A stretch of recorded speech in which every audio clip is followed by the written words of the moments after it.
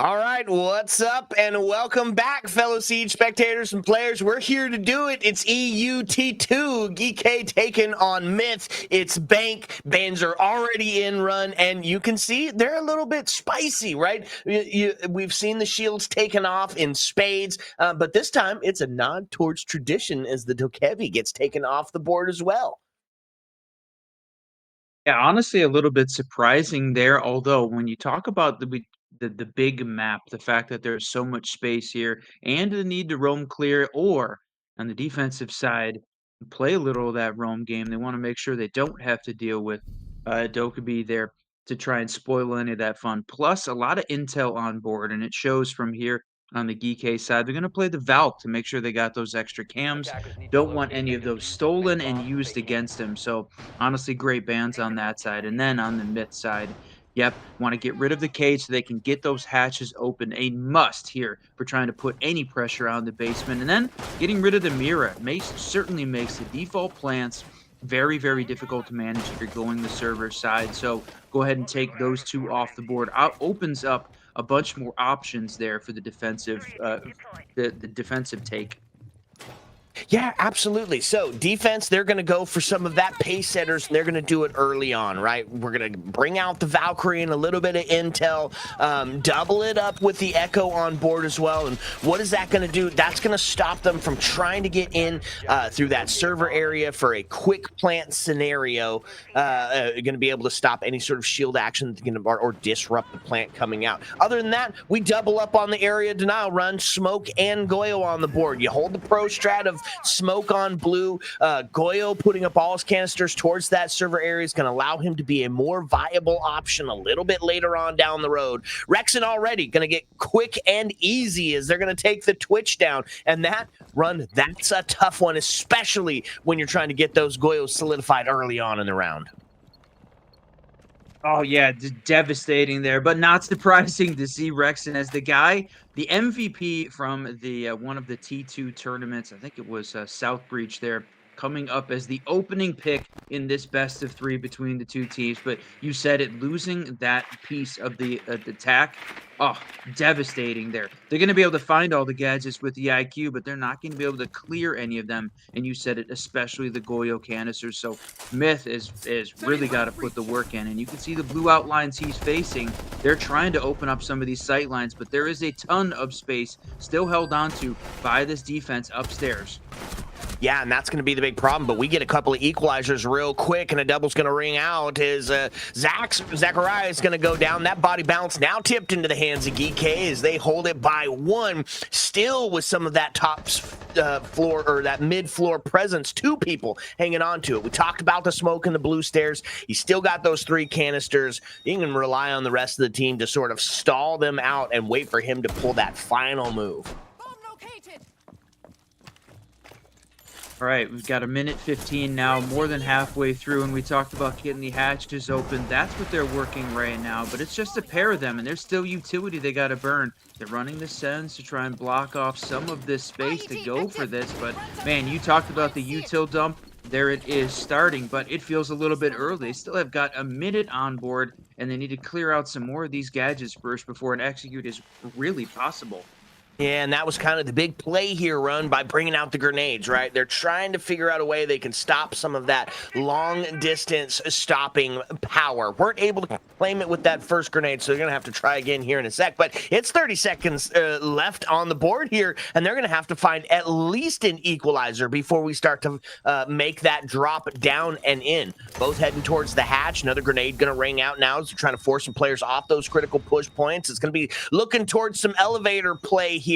A little bit of a split approach for this final 16. Looking for one, but going to take some shots on the marble. He's going to take a redirect down, but it's going to taken off the board. Vector finds one. There's a pistol in hand as they make their way down marble, and it's a shotgun to end it as Kano's able to take him off the board. Sheesh. Yeah, a lot of action, and you got to say they had all of the main executes there covered. The fact that they had the top of the white stairs gone, no possible way to make the way down those the marble stairs. You had Smoke covering the server side. He still had one left in pocket, which is burning them up. Plus, before they even got close to the execute, Pac-Bull was still running the Echo and was able to deny the plants, even if they got close. So they had to go for the kills there and completely fell apart at the end. But when you're down a man and when you lose the Twitch early to be able to clear out all this utility, certainly made that a much more difficult play.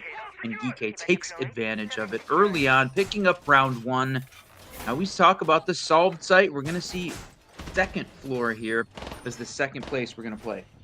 Yeah, there's a couple of avenues you want to approach this, right? 2F, as you just alluded to, is one of those sites that it's like, you know what? We've played this a million times. There's a huge variety of ways to attack it.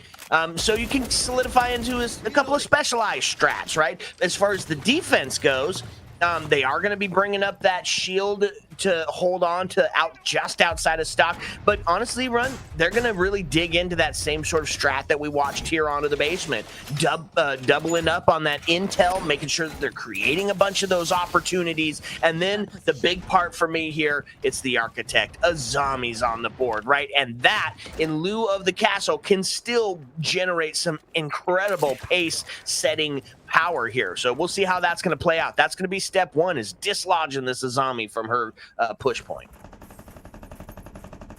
I love how Pac-Bull here is using the Echo to try and cover more ground in the lobby, waiting for it, watching, and that's exactly what the Twitch is working on this time. Needs to win this battle, needs to keep that drone alive to be able to clear some of this out early, and I was going to say start looking maybe for that Echo drone, but for sure, walking and using the IQ there to try and give them some of that extra intel where exactly all of those pieces of this defensive setup. And gotta say, just in general, both of the teams moving very quickly, a lot of action. This is not a static wait and play or wait and see kind of siege. There is a lot of action on both sides of the board here. Yeah, it's hungry for action early. Keep a barrier there on the corner is going to stop some of that presence towards that square take, but it's all repels here, right? And they've got some presence to hold it off from the push down in main lobby as well. So we're at a minute and a half, no contest yet between the two teams, which means as we start to get a little closer here, it's really going to turn into an absolute bloodbath. Somebody, though, is going to have to make the first move. To me right now, big question is, do they know that Kano's downstairs running that the Valkyrie on that first floor holding in tellers? She's got a little bit of a power position here, watching the spiral stairs, and can easily rotate over to try and find for a C4 down below. But there's the drone coming in. Dynamite, Ooh. there it is, picks her up. Big find there and does not realize that she's been droned out. Yeah, so now it's like a predator hunting their prey as they start to move up. A couple of shots is going to give a warning that somebody's getting themselves up. Eli, this time, instead of being first off the board, is going to find the first. Couple of shots as the ping starts to come out here from the Grim Bees, but nobody worse to wear outside of that body bounce that is going to get tipped into the hands of Myth. They've now got themselves a little bit of momentum, starting to try to suss out this player locked up here inside of CEO. As the Grim Bees go off, Tuberal Canister going to try to keep his position unrevealed. Rexon's able to find it. Dynamite is able to answer back. A second now as Zachariah takes one as well. And just like that, the collapse of Geeky sees all of a sudden a 4v2, a 3-2 with 11 seconds left in. They claim that man advantage. They're starting to get the plant to go down, but gets equalized. There's Rexon's able to find one. In fact, give Rexon 2 as it puts him onto the triple kill now into a 1v2 scenario. Geeky's going to get it done on time alone. They open up the site like a can of sardines, but still not quite enough to be able to pull that one off. Geeky sits up 2. Well, that one didn't go the way we expected there. When you're talking about 30 seconds left and Myth up in a 4-2 scenario, there is no way I was thinking that Geeky was going to come away with a win. Honestly, a bit surprising for that for it to finally come their way. Myth sort of fell apart there right at the end, even after having a bit of the advantage. They were not prepared though for Rexon and how well he played that end of the match with a huge important double to finish that round off. So Myth a little bit on the back foot. They lose both of the primary and the secondary sites, and you talked about the tertiary as the place we were going to see this first sort of test here on the defense, and it's going to be the office side.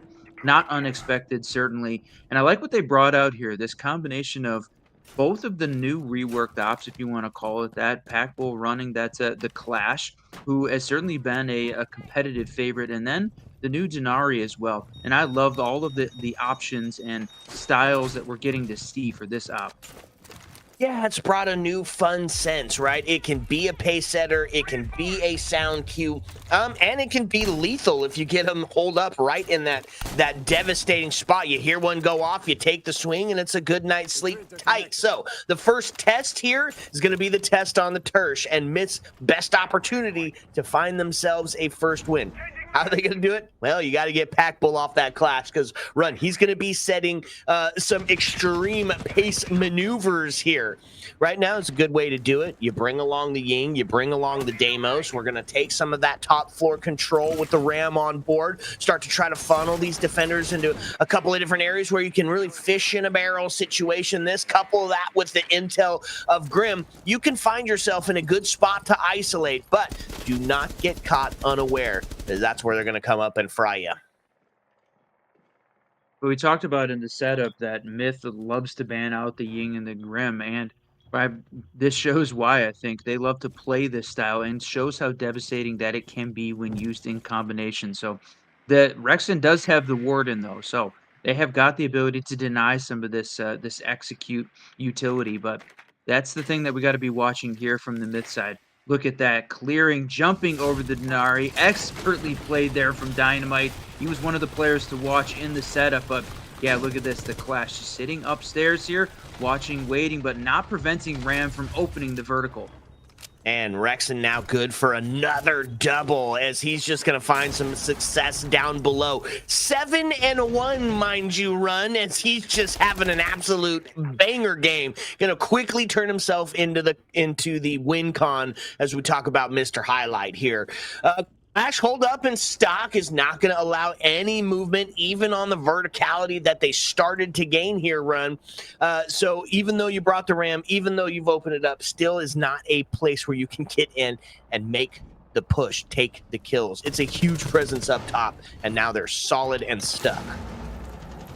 Well, and it was a great combo play there from the Geek when you talk about Pack Bull running the Clash and then Rexen downstairs running the Warden. They're focused on the Clash upstairs and didn't even see the vertical play through the floor down below that cleared both of those ops. So they have to try and push Clash out of that position, but she is absolutely locked in, and they've got Janitor covered at least partially on the other side, but Tridley takes down Lonely.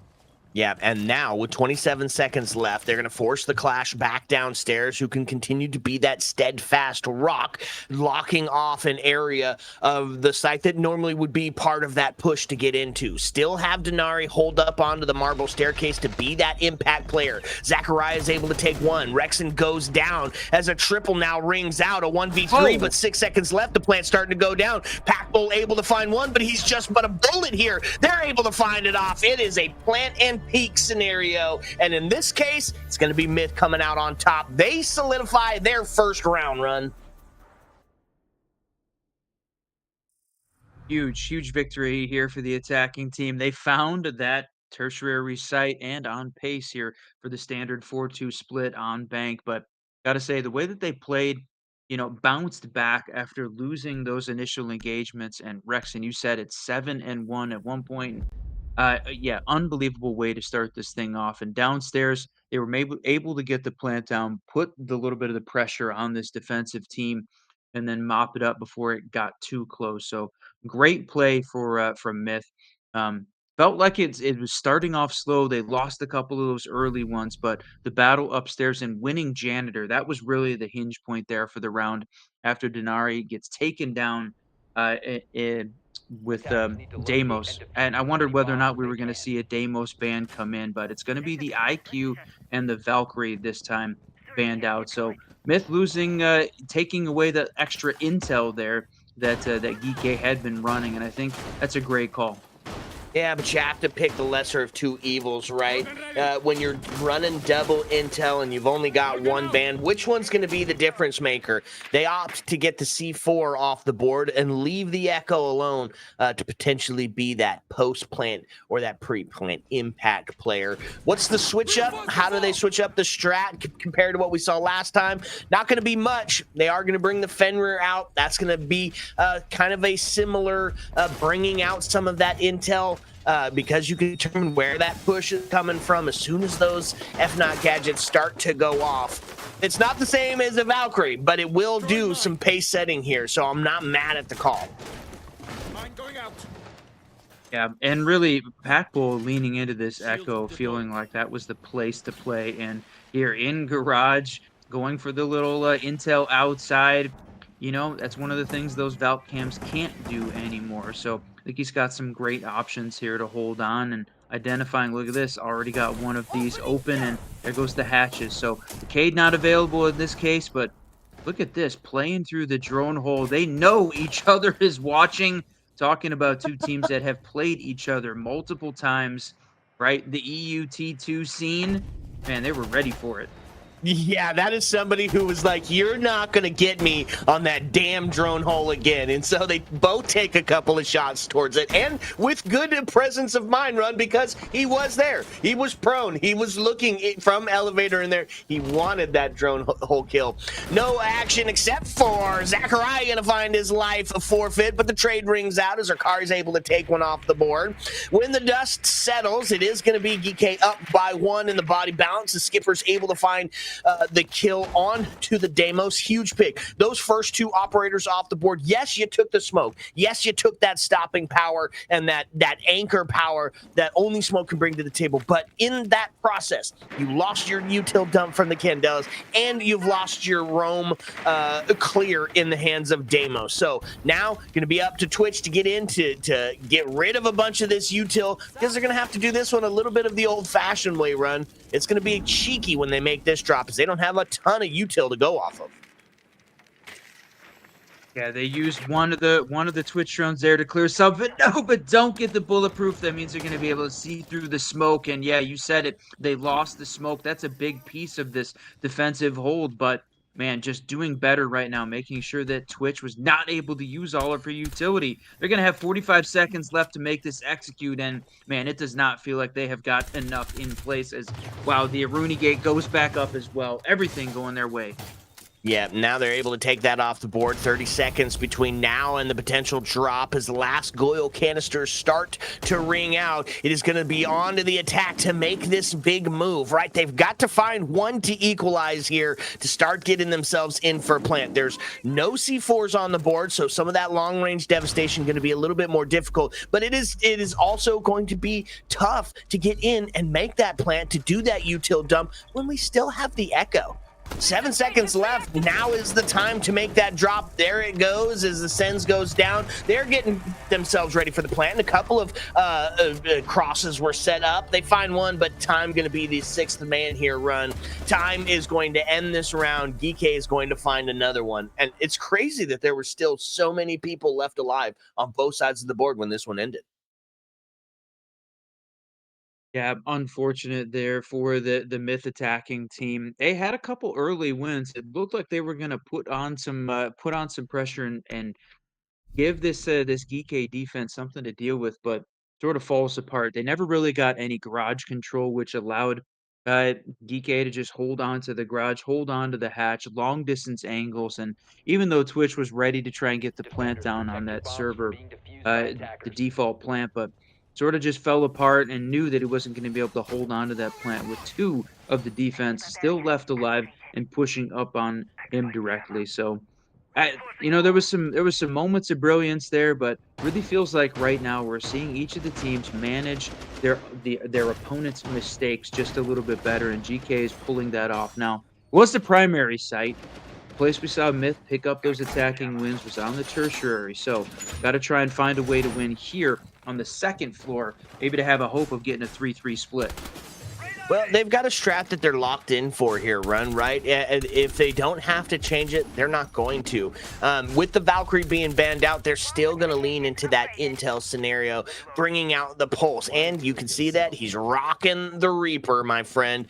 Not quite on tech, not bringing out that Pulse shotty, but still enough to get the job done. And down here in server, going to play that impact role potentially very early on. You're going to be looking for some top-down clear out of Myth, which might leave Pulse to be that impact player early or later on in the round.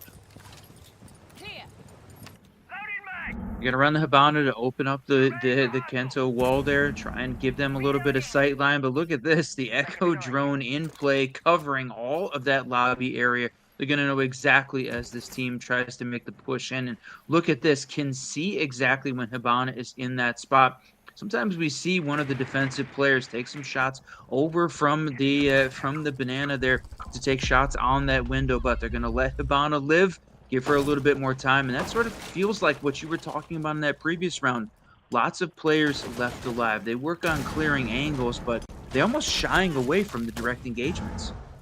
Well, Dynamite's able to find 2 off the board, and Eli to find a 3rd as 2F seems to start to be falling. Pulse does have the intel, so a C4 could find 1 to start up being a problem for this Myth team, but at the moment, they sit 5-2 and are in a really good position to find themselves round number 5. Yeah, with 1:30 left in this round, you still have, like we said, playing downstairs on that first floor. He's going to have to try and get one of these C4s. And then, well, yeah, there it is. And it's down for Akari. That is unfortunate. But the defense here upstairs just had too much control and forcing the fact that he had to try and get back upstairs after getting the C4. His position was directly known at that point. Only so many places you can try and get back upstairs, and it was well defended by the Myth team. So 3-2. We said they needed to win there on the secondary. Now we'll see. Are they going to go back and play the second floor one more time or continue to rotate? That's exactly what they do. Open office. I like that strat, right? It's a business as usual. You don't ego it. You learn from your mistake, and you come back to that with fresh eyes. So keep that status quo going, which means we are going to see that terse sight here. And it's the last round of the half of the first map run. And honestly, Myth has already done their job. They hit their 2. They got their quota, which means the pressure is going to be put on to Geeky here to try to carve out a win run. And they lost open area last time, so the adaptation going to have to be on them this time. How are they going to do it? Well, step 1, they're going to change up the ops a little bit. Sentry's on the board. Impact Bolt switching off of the not going to play the Echo this time to give them that extra intel. So expecting that it's going to be the vertical play, running the Clash, definitely a good call. And also, interesting, running Rexen, running the Warden again to make sure that the attacker util was a little less effective this time around. So, but it's not going to stop, like the fire from Capital, not going to be able to shut down all of these extra heart breach gadgets that the Myth attack brought along as well. They want to make sure that they have got open sight lines everywhere they need to with both the Ace and the Hibana. Back Bull on a little bit of that zone defense here as he's going to try to hold on to some key parts of this top floor, and including looking towards that that square area where a bunch of presence is going to start to happen. Right, we're talking about one of the best rappel maps. You can see 3-4 people getting on it at a time, trying to isolate one of those players who's going to be holding up top. They would love to get Pack Bull off the board here. Yeah, he only sits 2 and 3, but he's a Clash. His ability to maintain control of the pace is huge. So looking to see Zachariah get active with that Capital and try to suss this one out early. The other thing that Myth has really been able to do at this point is manage Rexen. We talked about him being 7-1 early on. Since that point, as soon as you brought it up, has not found another kill at this point in the next 3 rounds. That for sure has given Myth a boost. They won 2 of those 3 at this point. So they've finding a way to manage the MVP, find a way to manage him, and right now making that work. But it's going to be Kano the first to find that first engagement downstairs, running the FMG as well, and talked about opening up the sight lines. Yeah, bringing both of those hard breach operators along, and you still have got the Deimos left alive. You lose the Buck for some of that direct vertical, but Deimos deadly. Run, we've still got Packbull up on the second floor, right? Like, hello, there he is, and he's gonna find himself a kill. What a play! Like, how is Clash gonna be left uncontested alone on an island and be able to manage to get a kill? That's a double down on the death as Deimos and Buck are taken off the board. You lost your investment in finding out where the roam game is at. You lost your investment in the vertical play here, and we're looking at potentially seeing a standard split. We're going to have to see Myth get active. They got to find two. This first one's going to be as the yellow pings come out. A quick contest on a marble. Takes a shot towards the head, but not going to find it just yet. There's Zachariah to get active here for Myth as they get a little bit closer to bringing this one back. What and a now, shot. in fact, Skipper goes down. We do find ourselves equalized now into a 3-3. They've solidified a little bit of a hold everywhere. The Capital smoke's going to go out. The drop-down hatches are going to start to get ready for it. A flash goes out as the Warden is somehow not killed. 3 seconds left. C4 is going to ring out, and it just falls apart for Myth. They started to show a great response. You're down by 2 in the man count run. You find one, you find the equalizer, but in the end, it's just too little, too late. The time battle being won as the stall game rung out. We're 4-2 on the split here for map number 1. It's a 4-2 split, but what a back and forth battle this has been. After Geeky picked up those first 2, after that, it was Myth and Geeky back and forth, and no one really having a distinct advantage. And man, it came down to that Warden play. He's able to see through the smoke, take down one, and then pick up the C4 kill on the plants. They had the util, the attackers had the util they needed to get that execute in play, but Warden still left alive was really the difference maker that was able to shut them down and force them into a panic scenario with those last couple seconds ticking down, and they're not able to win all of those gunfights, unfortunately. So from a standard, you said standard split, but really it felt like this thing has been back and forth and was almost feels closer than the scoreline shows. Yeah, well, here's where the big difference maker is going to be. Now, Geeky is on attack, right? And Bank can favor that if you are very well coordinated, if you have got the room to take space and isolate. And you're kind of seeing how that come up in this attacker lineup right now. On the side of the defense, going to be a bunch of similarities here. You can see there's going to be an investment into at least the extension upstairs. I wouldn't be surprised at some point to maybe see a castle help hold on to some of that. But I mean, Run, we're going all the way up to the TP top, right? It's going to be a 2F force your hand sort of play here for the defense. Interestingly, we didn't talk about the bans. What Myth really wants to avoid with banning the Ace and the Hibana, making sure that you're forced into using the can openers to try and open up those hatches. Of course, you're going to ban the Cade on the attacking side, so they know they're not going to be able to protect the hatches with the electricity. But in this case, they're going to go ahead and take those hard breach operators off the board and force this team into using the can openers. And they brought along 6 to make sure that they're definitely going to get all of those open. It's interesting. It puts you into a little bit of a vulnerable position to use the can openers, and maybe Myth is going to try and take advantage of it. They brought along 2 C4s, but that means Eli and Tritty need to stay alive long enough to be able to use those. And both of them right now holding down first floor positions with a little bit of extension upstairs. So they didn't go all the way to the 2F yet, and damn, said the C4s needed to stay alive, and unfortunately Eli goes down.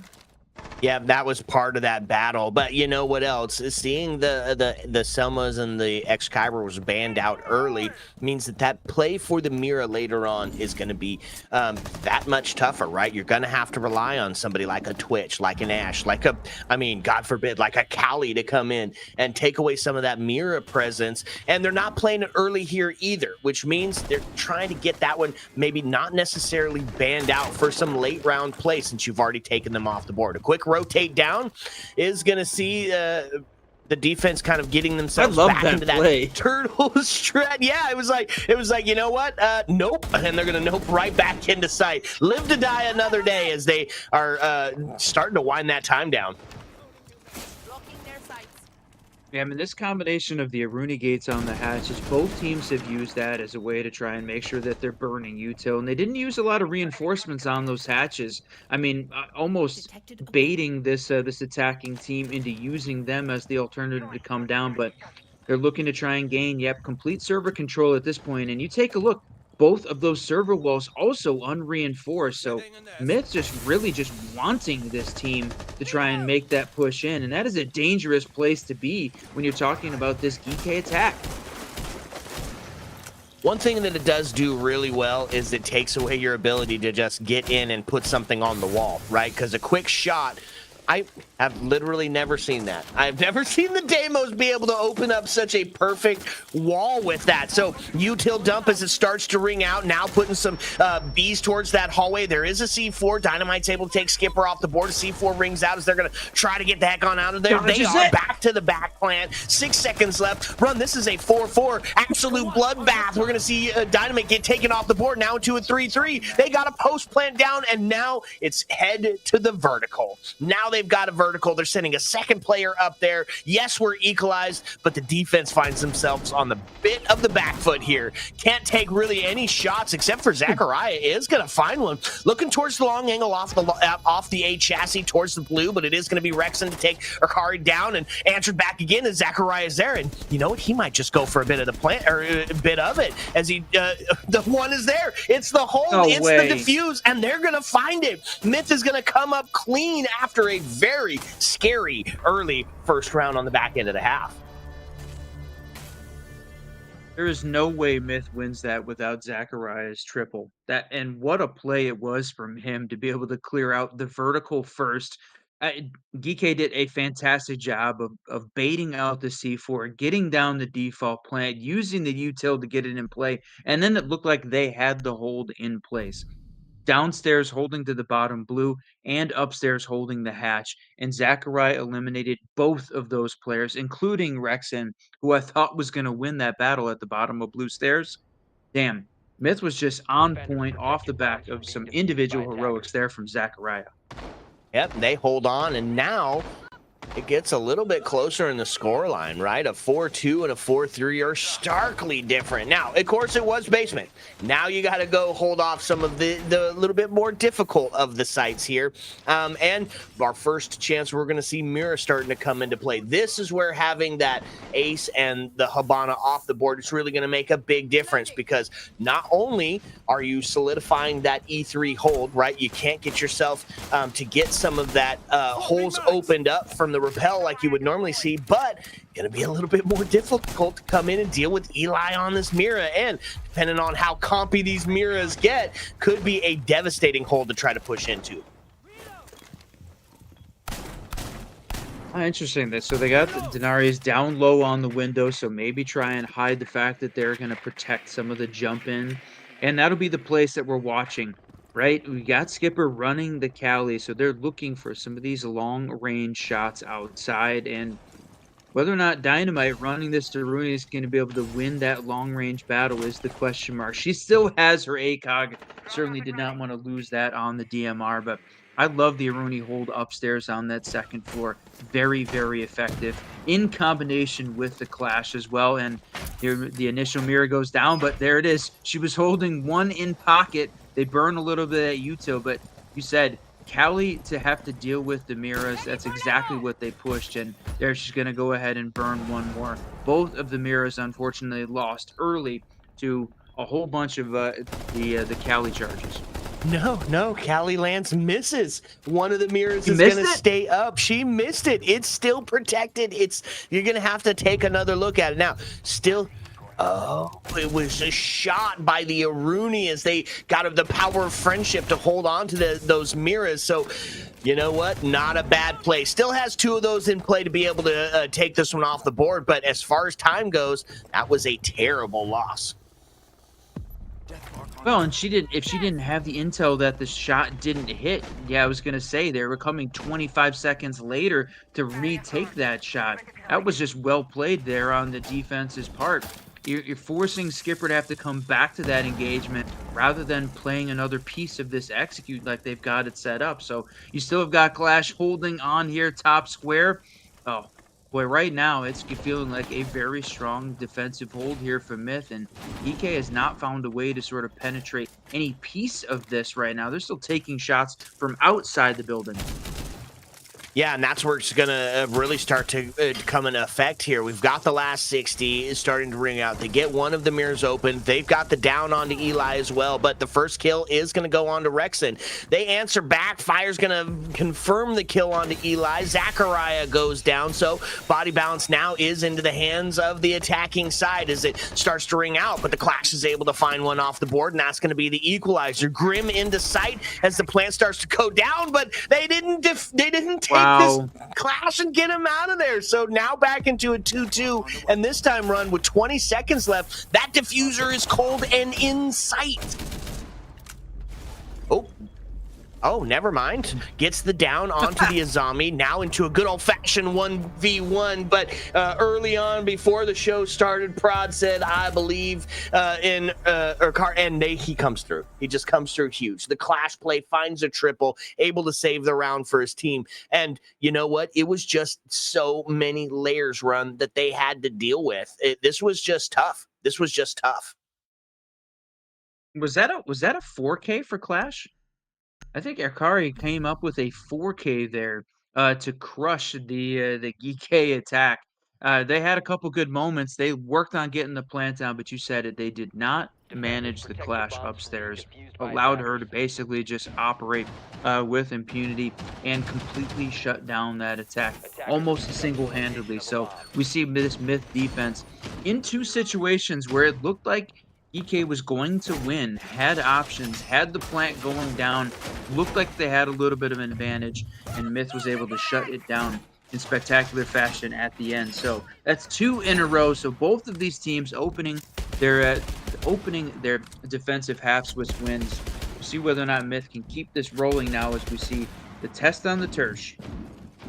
Run, I just loved the setup. When you take those Selma charges off the board, when you take the X Kairos off the board, 2 things happened on that defense that really just solidified the hold. You can't push Clash off holding that top square, and you can't push whatever player is holding on to stock, right? You have to take a less linear approach to clearing those positions. And man, honestly, Myth just did it beautifully. They played the time torch game, and then when it came down to it, some individual heroics see them through. They find themselves tied up here on map number 1, and a little bit of momentum starting to head into their favor. We're going to see how the adaptation comes through from GK when they see this site for the second time, because at first, and even now, even on the test on the Tersh, they still can't quite push those players out of this critical push point without getting physical and in their face. Yeah, that's a great point. They didn't have anybody upstairs pushing Spiral to try and gain some of that space because Aruni was holding on to it, much as she is doing again here, even though it's the alternative style of play. And then, yeah, not able to open up that Kanto wall. Nothing to try and put pressure on that. Didn't really push stock. They're very focused on the walls and windows side of that site, and it just completely fell apart. But look at this! How did he come up with that win on Rexen? I don't know, but it does find one of the lives forfeit, right? They got themselves a bit of a trade, but when the dust settles, it is a 4v3 with a low health Azami to try to hold on to this round. Still plenty of time left in here for this attack team to readdress and reassess. Get your drones in, find out where these last few are, try to isolate your ones, and then get started towards an execute.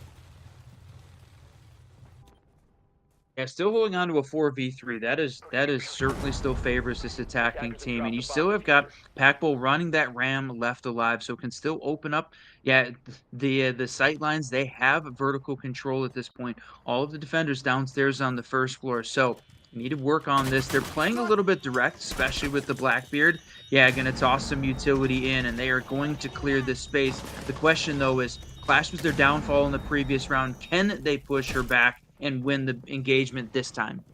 Well, it's going to be shield on shield here as in this 2-2 scenario, Zachariah able to take Skipper off the board. It is going to be Blackbeard versus the Clash as they go to take this space. Couple of shots here from the office as Blackbeard's going to put some damage onto Zachariah. C4 is going to ring out, but now effectively solidified a hold inside of the closet, right? And they can make a rotate around, and in fact, that's exactly what Capitao is going to be doing. They start to put some pressure on it. Hello?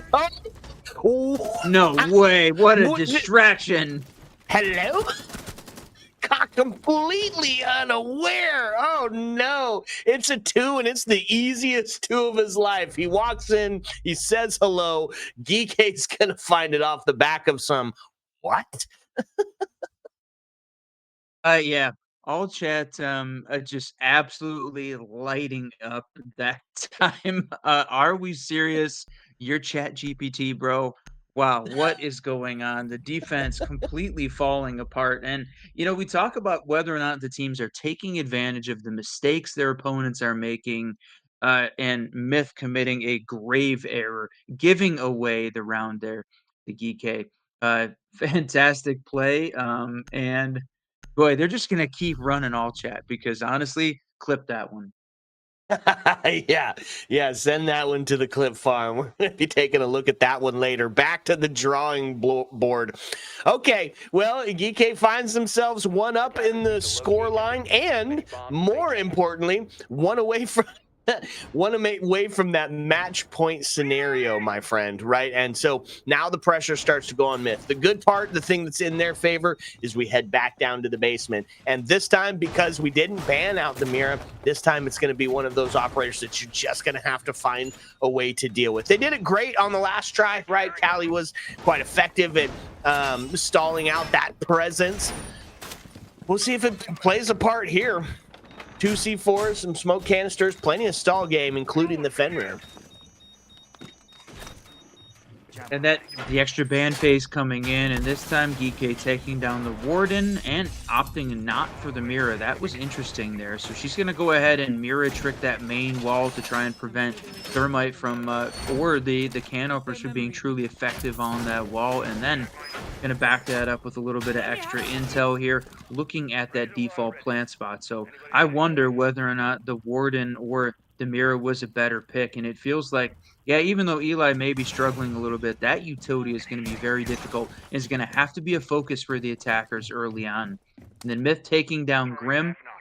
Good call. I don't feel like Geek had used the Grim as a significant part of the reason they won that previous round, or, was going to be the piece that was the difference maker here. Going to leave the Cali, which we said, to deal with those mirrors on the board. So Skipper's got to stay alive long enough, but main pick, I love that fact that we got the fuse on the board. I honestly, like, what this attacking lineup, it just reminds me of a simpler time, right? This is just traditional Siege in full effect, and this time, except for without the hard breach, yeah, gonna do it with the can openers instead. Cali has to be brought to take care of those mirrors, and in fact, it's gonna be a Cali top floor clear as they make sure that they're not going to have anybody playing onto that lurk roll. A fuse charge, as you alluded to, is going to get rid of all of that util that was holding on to that potential hatch drop here. Yeesh, Cali going to find one run. Yeah, huge opening pick there, taking down Dynamite. Now, it is the mute, so he's got all of that utility in place. But, yeah, the battle on the blue stairs going to go down with the combination of the Ying and the Fuse putting pressure here. So they've cleared off all those Denari charges. But, no, he loses that battle. No way. No way is he going to get away with 2 in there. Finally, Skipper comes in as some just terribly timed Candelas are just going to make that hold on to blue easy. That's all it was. It just made it absolutely easy. They pushed in one at a time. They fed him the ones, and the man absolutely ate him up. Cali finally able to get the kill. But damage done. Now into a 3v2 scenario. DMR is going to take Zachariah off the board as the pressure starts to mount here for the defense. They still have 3 of those smoke canisters. They still have a diffuser in hand. So as the util starts to drop, this is where it's going to become important. They bait out the C4. They bait out one of the canisters, 2 of them now with the last 26 seconds. Not able to solidify a hold to open up, which means they're going to have to do this one the old-fashioned way. Candela's ring in. You're going to have to push through this smoke to get to it, breeze it in a little bit. Smoke canisters kind of stopping that view, but all of your util is now gone. And as the last Candela gets in, it is going to be Smoke to get up close with a shotgun in hand and start doing some denial, but it's not going to be the case. Cali on a 4K for the Cali push. Sheesh. She holds back, takes the shots, the long angles into this from the server into sight, and just wins that battle versus the Mira playing behind the wall after taking down her window, giving her no peeker's advantage there. Boy, Cali just holding on to that. But you said it, that battle on the blue stairs we're seeing on the replay completely fell apart there from the GK side. You said that played that just wrong on the Candelas, just giving away. There's no reason that he should have been able to win both of those battles. And the fact that Fuse pushed in too late, like after the Candelas had happened, I don't know whether or not that was a self flash or a teammate flash there that prevented that from working correctly, but played poorly. But in the end, it was Cali that was able to come back and win that round off of her individual heroics. Yeah, absolutely, right? They fed him ones, he ate. They almost brought the round back, but Cali proves to be just too powerful. That's all it is. And what a statement to be said. Cali too powerful on the basement push. Feels like a wild statement to say in the Big 25. But here we are, Run. Here we are. Now it's a match point scenario. Now it's got to see Myth being perfect for 2, where map 1 is going to be over and done. And what do if you're on the side of GK and you know you just need 1 to get it done? You send some real aggression in. They double up on the shield play. Cali back in hand. Dokebi to make sure that they can suss out where the hell this roam game is sitting at. And then because she wasn't banned, Candela's yet again.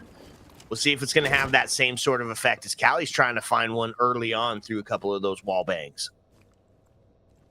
It's actually interesting. In the setup, we talked about the fact that Myth generally loves to ban out the Ying. Like, they don't want to have to try and deal with that attacker utility, and they did not this time. And wow, what an engagement. Completely falling apart for this GK attack. What is going on downstairs? Yeah, well, you feel a little bit guilty when you win a basement site because you got away with something. This time, Myth is not going to allow that to be the case. They solidify the hold on the first floor, and now everybody has moved up there as they're just going to try to suss out these last 2 players, right? Now, the problem is, on the other side of it, Cali with a 4K, you give enough distance, time, and opportunity, that math equation will start to play out in Cali's favor, unless you're dead. Skipper goes down now into a 1v5. We got to see Rexen be perfect and on pace for the ace to try to bring this one back into a win category. Yeah, sniper shot. He comes up big versus the actual sniper, and what a win that one was. And last attacker left outside. Rexen may be sitting at 13 and 4 assists, having a hell of a game at this point, but feels like it's a little bit more evenly matched on the Myth side. And yeah, starting to call him out. But you guys were sitting on match point here, Myth. You were down to 2 and about to lose 1. They did have a good pickup here, but I'm going to go ahead and take like, sort of a faux timeout. All he needs to do is take a couple shots and see whether or not Myth is going to throw bodies at the problem. Yeah, take a little time, talk about it, hold outside of the map a little bit, as you call it, a faux timeout. And you've got plenty of time as well, as there's still just about a full 60 to go here. So now that they've kind of solidified what the problem was, a couple of Candelas are going to ring in and cause some distraction, but he's got the case, so he's going to make the big rotate. It's the scenic route down into servers, and he's pulling out the Reaper to get this one done. A little bit of speed. Nobody's down here, so he might get rewarded with a plant. That is kind of wild, actually, but all unfortunately runs through. Yeah, the trip connectors in this now is going to have a little bit of debuff and give that position away, and it is going to be a flawless round for this Myth defense. So It was not a hold in the basement. It wasn't their incredible play downstairs. It was the early engagement upstairs where it felt like GK was just looking the wrong way at every point. Okay, so this feels a lot closer, Run. All of a sudden, we are one away from tied up here on match point. And when it's grand finals on the line, this is exactly what you want to see. Two powerhouse teams going back and forth. The proverbial David versus Goliath fight here. In that Geeke has, as you mentioned earlier in the broadcast, has just been running the T2 scene, just allowed to do whatever they want. Myth coming to put an end to that here, and they're going to try to tie it up and send it into overtime for map number 1. Problem is, they got to now do it up on the second floor. And while it was a successful hold the last time, I believe, because they were able to, no, not I believe, because Clash was able to remain holding on to that that square presence, because they weren't able to push those two defenders off. It just made it incredibly difficult to get in. I'm curious to see how they're going to combat that this time. It looks like they're already showing the Nook, right? Which could be a little bit of that difference maker where they get in and make a little bit of that sneak play. But I'm going to Caster Curse them off the board. We're going to change it out for the floors and some Roteros. And that feels like a good play as well. This Myth team's using a lot of defensive utility. They're not going to run the Twitch. They're going to run the Flores as the alternative because they need to try and clear some of this. And boy, I don't know whether or not they didn't identify that Mira was on the board, but they didn't bring anybody to deal with the Mira. That, I think, is going to make this push in the second floor really difficult. They're running the glass to try and take a couple shots early, but wow, I don't know what happened there, Zachariah. That is a huge, unfortunate loss for this Myth team. Yeah, that was a tough one. Trip Connector is going to be the only defense now that Denari is going to be able to bring to the table. And not only that, you took the top frag off the board, right? If you're Geeke, that is part of the win con, is to see Zachariah not being allowed to just push in and grab multi-kill scenarios, which he's been doing all game. So, yeah, you got a tough situation ahead of you in trying to push out this Clash and try to take some of this stock control in dealing with the Miras, but you made a really good first step by getting rid of that top frag early. Yeah, and feels like a little bit of a mental victory as well. Early pick, like calling him out on making a mistake, standing in front of a window. They've got good intel here, so they're playing this one a little bit better strategically. So it felt like we sort of moved into a little bit of a run and gun scenario in the midpoint of this map, but it's coming down to the strategic end. It is match point scenario here for Geeke. It's map 1 of the best of 3 though, so still plenty of time from both teams. Well, we were going to say, what did they do? It's just push in, take space, and that's exactly what they do. They find a couple of isolations, they push in, they punch them straight in the face, and map 1 is going to go to Geeke in a 7-5 fashion. Run. That was an absolute banger first map. Yes, it was, my friend. We talked about it early on that this was going to be the team to beat, certainly. And Myth put up some great moments during that match. There were places where it looked like they were going to find some wins, took advantage of some Geeke mistakes, but overall, Geeke just played that one better, whether it was on the basement, second floor, first floor, managing around the bands really well that Myth tried to throw at them, try to throw them off their game a little bit, deviating from some of the usuals, but they just played this big map very well. We're going to see how that translates into the next map, going into Cafe as map 2 of this best of 3, and still plenty of time left. But now Myth again, a little bit on the back foot as they lose. This was their map pick, so they were expecting to win Bank. They're going into Cafe, which was picked by Geeke. This was a map though that Myth did win previously, so it is payback time on map 2. Yeah, interesting, right? One of the key takeaways, Run, is that we could see that Myth was definitely locking down some of those number battles, right? Zachariah having just a very phenomenal game, being active around the map is going to be sort of that similar win con on Cafe if he's allowed it to just flourish. But you said it, Myth now a bit on the back foot. And what do? I think you got to start with the band battle when you start getting in here, right? There was a couple of operators that were just difficult to deal with. Clash being one of those, Echo being one of those. And Echo somebody that we see a ton on Cafe, right? A lot of that plant denial where you're holding on to some of those long distance gunfights. I honestly, we could see a bit of a switch up here in the way that the bans play out, and you're gonna need it, right? Because Myth is gonna have to do something different to bring this one back.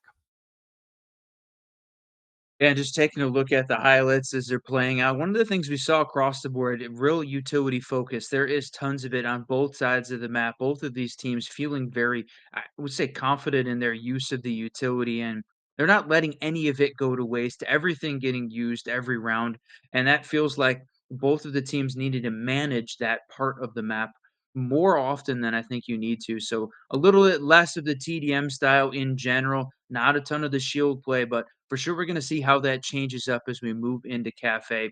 There's been a couple of the comical moments, and I love that they got captured as part of the highlight reel, and I'm really looking forward to. Yeah, I think this is the end of this round. Please tell me they're going to show it.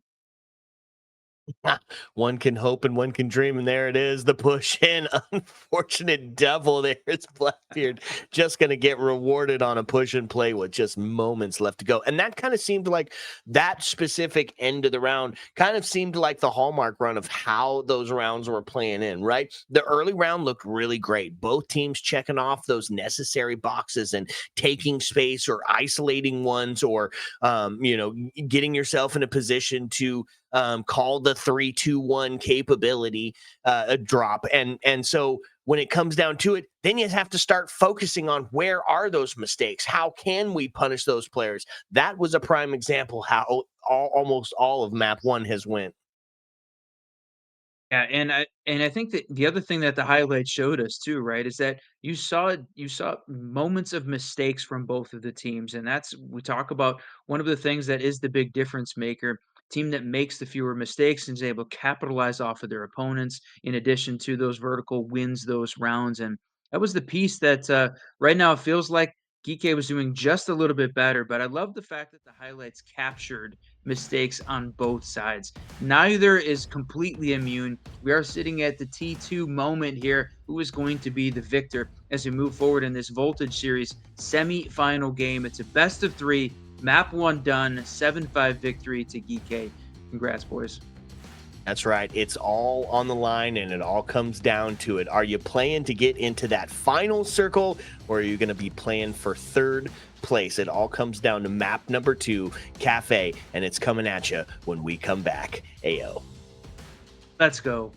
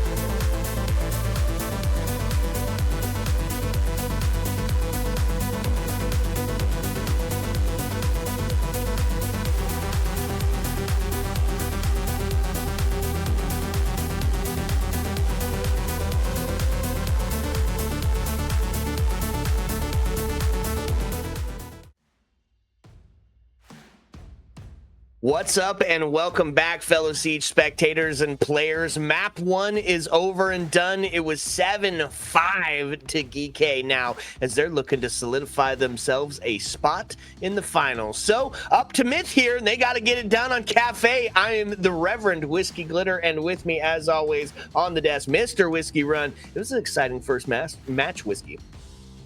Yeah, it was. It had some great moments on both sides of the map, and both defense and attacking for both teams.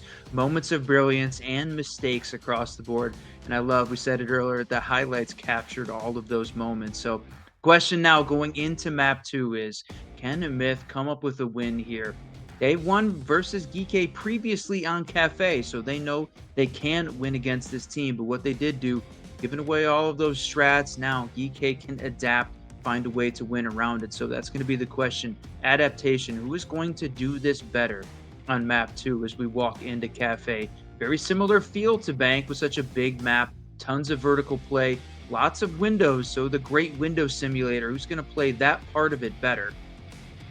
Yeah, I guess that's going to be the big question, and especially how are those bans going to start to play out? You said it, right? We've already seen this matchup happen earlier on in the season. So GK picking into it means they've done something different, right? They readdress, reassess, bring a new set of operators, a new set of strats, yes, and hopefully try to catch Myth off guard and solidify themselves into that finals and continue that reign of terror that has been the T2 Warlords that is GK. Cafe Run, this is going to be a fun one, and we're going to have to see something different, and it starts here right now.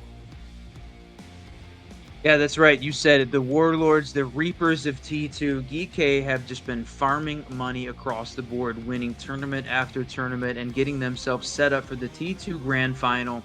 They are on their way. One more stop on the train, though, is the Voltage Series. They're going to play out the semi-final here today. And we've got one matchup coming after this. The other semi-final is going to finish immediately after this, and that'll be Panu versus the Psicopatas. So that'll be the question. Who is it going to be versus these two teams? Now, as the ban comes in, yeah, Azami and Dokkaebi, the roam clear and the operator that makes it much more difficult to manage upstairs with that the architect changing those sight lines.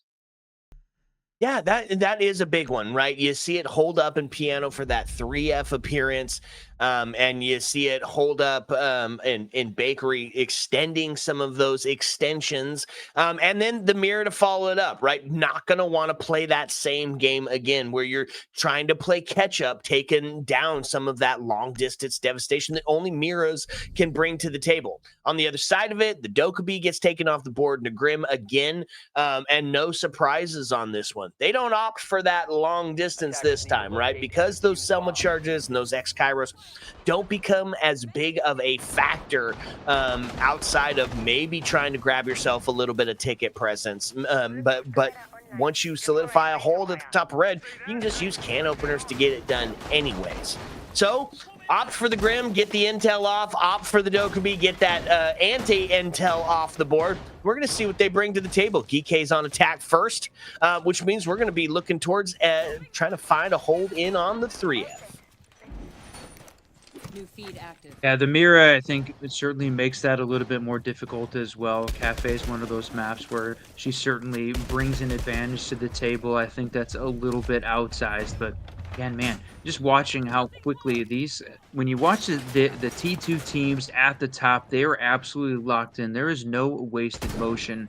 They are always moving immediately to where it needs to happen. Now, this is one of the things Myth has been running over and over, this Aruni. I really love this style of play, just burning attacker util and continuing to use that rather than using the projectile deny of the Wamai or the Jaeger. They're using the Aruni to try and pull that off. Okay, a little bit of some of that outside intel here as the drone's going to try to find themselves a little bit of intel. Where is that push specifically coming from? Well, you can tell there's already going to be some second floor action as they get some claymores down to stop what potentially is going to be that really aggressive jump out. They do opt for the double intel on the side of the defense, and so what's the fun part to counter that? Brava's on the board, and that can be huge when solidifying some of this hold here, Run. Yeah, and that's the big change. I don't know if you noticed at the bottom of the screen, but Hungry was in the chat during map 1. He's in the game on map 2, switching out for Lonely. So it's a big change up here for the team, getting them back to the 5 stack. And that, I think, is even more dangerous for this Myth team. So more of the standard lineup here for this team. And look at this. They have managed to gain control here at top red. There's really no pressure coming from this defense. They're certainly much more focused over on the cocktail side. And they do have 2 C4s down below as well. Mozzie and Valkyrie both going to try to lean into some of that vertical devastation as long as they don't get sussed out first, right? Only one member of this attacking team is inside, and there's going to be the first one. The hero of the last map ripped off the board. Zachariah with his life forfeit. Now they claim that pivotal real estate, and they've claimed themselves a body balance. 7 seconds left. The first 2 minutes of gameplay done. The final, and there it is. Another pick coming out from Hungry, taking down Dynamite. Devastating here for this defense, sitting in a 5v3, but still have got a lot of the GK players outside of the map. Only one right now actually inside. So the Window Simulator living up to its name. They've got to get in the building though in this next 30 seconds, or take down all of these defenders. But with Eli so low in the building, it's going to be tough.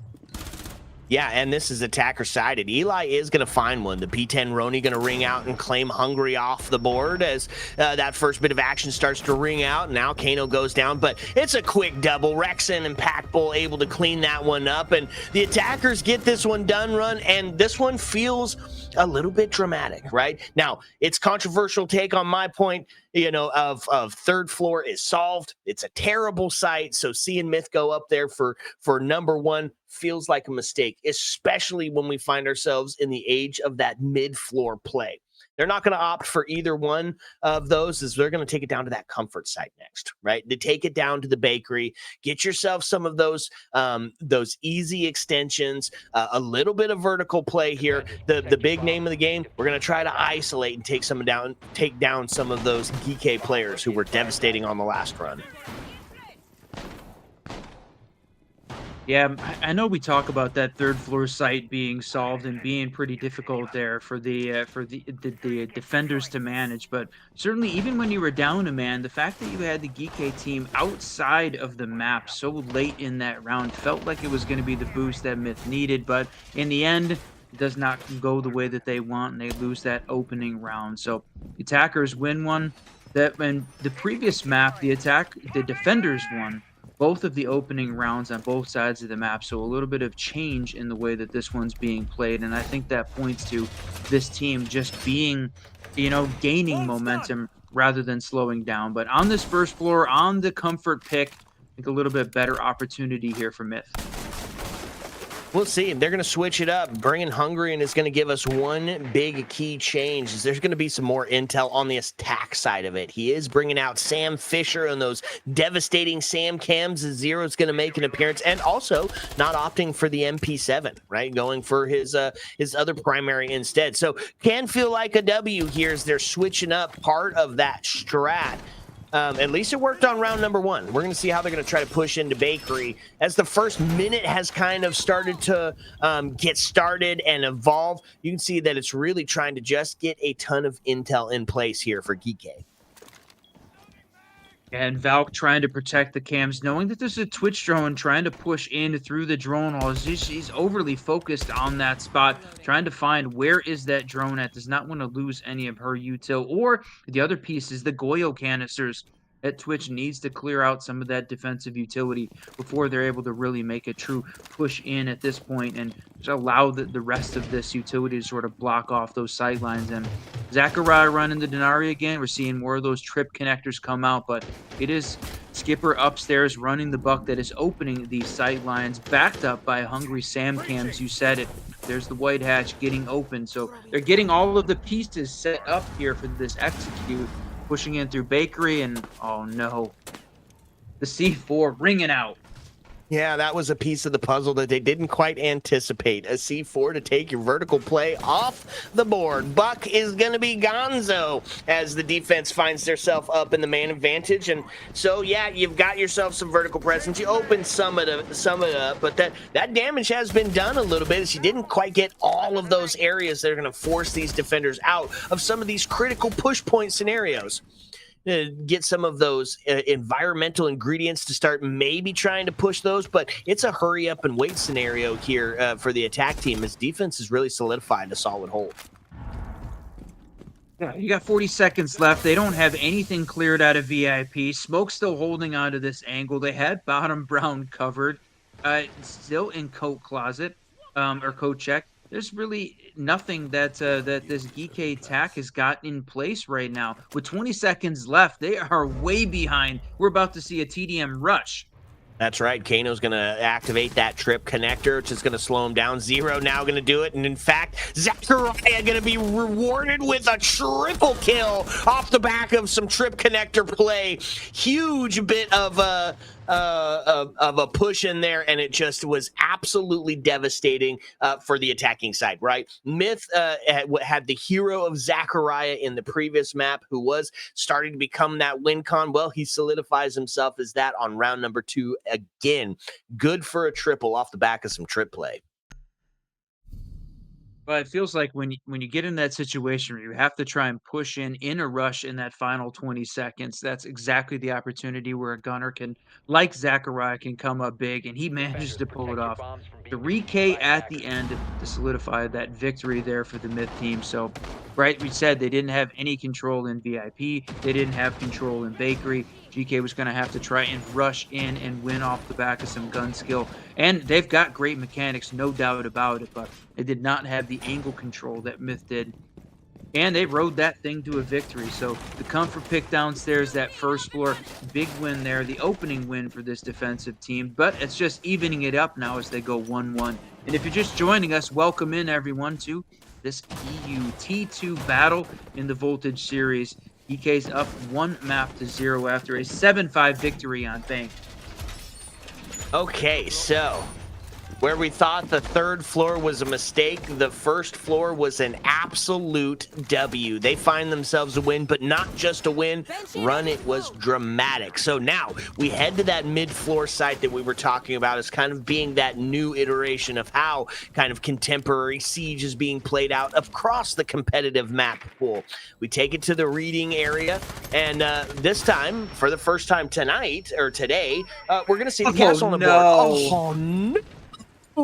Skipper, not Packbolt. Does Castle get to claim that kill? That feels like it gets to claim that kill.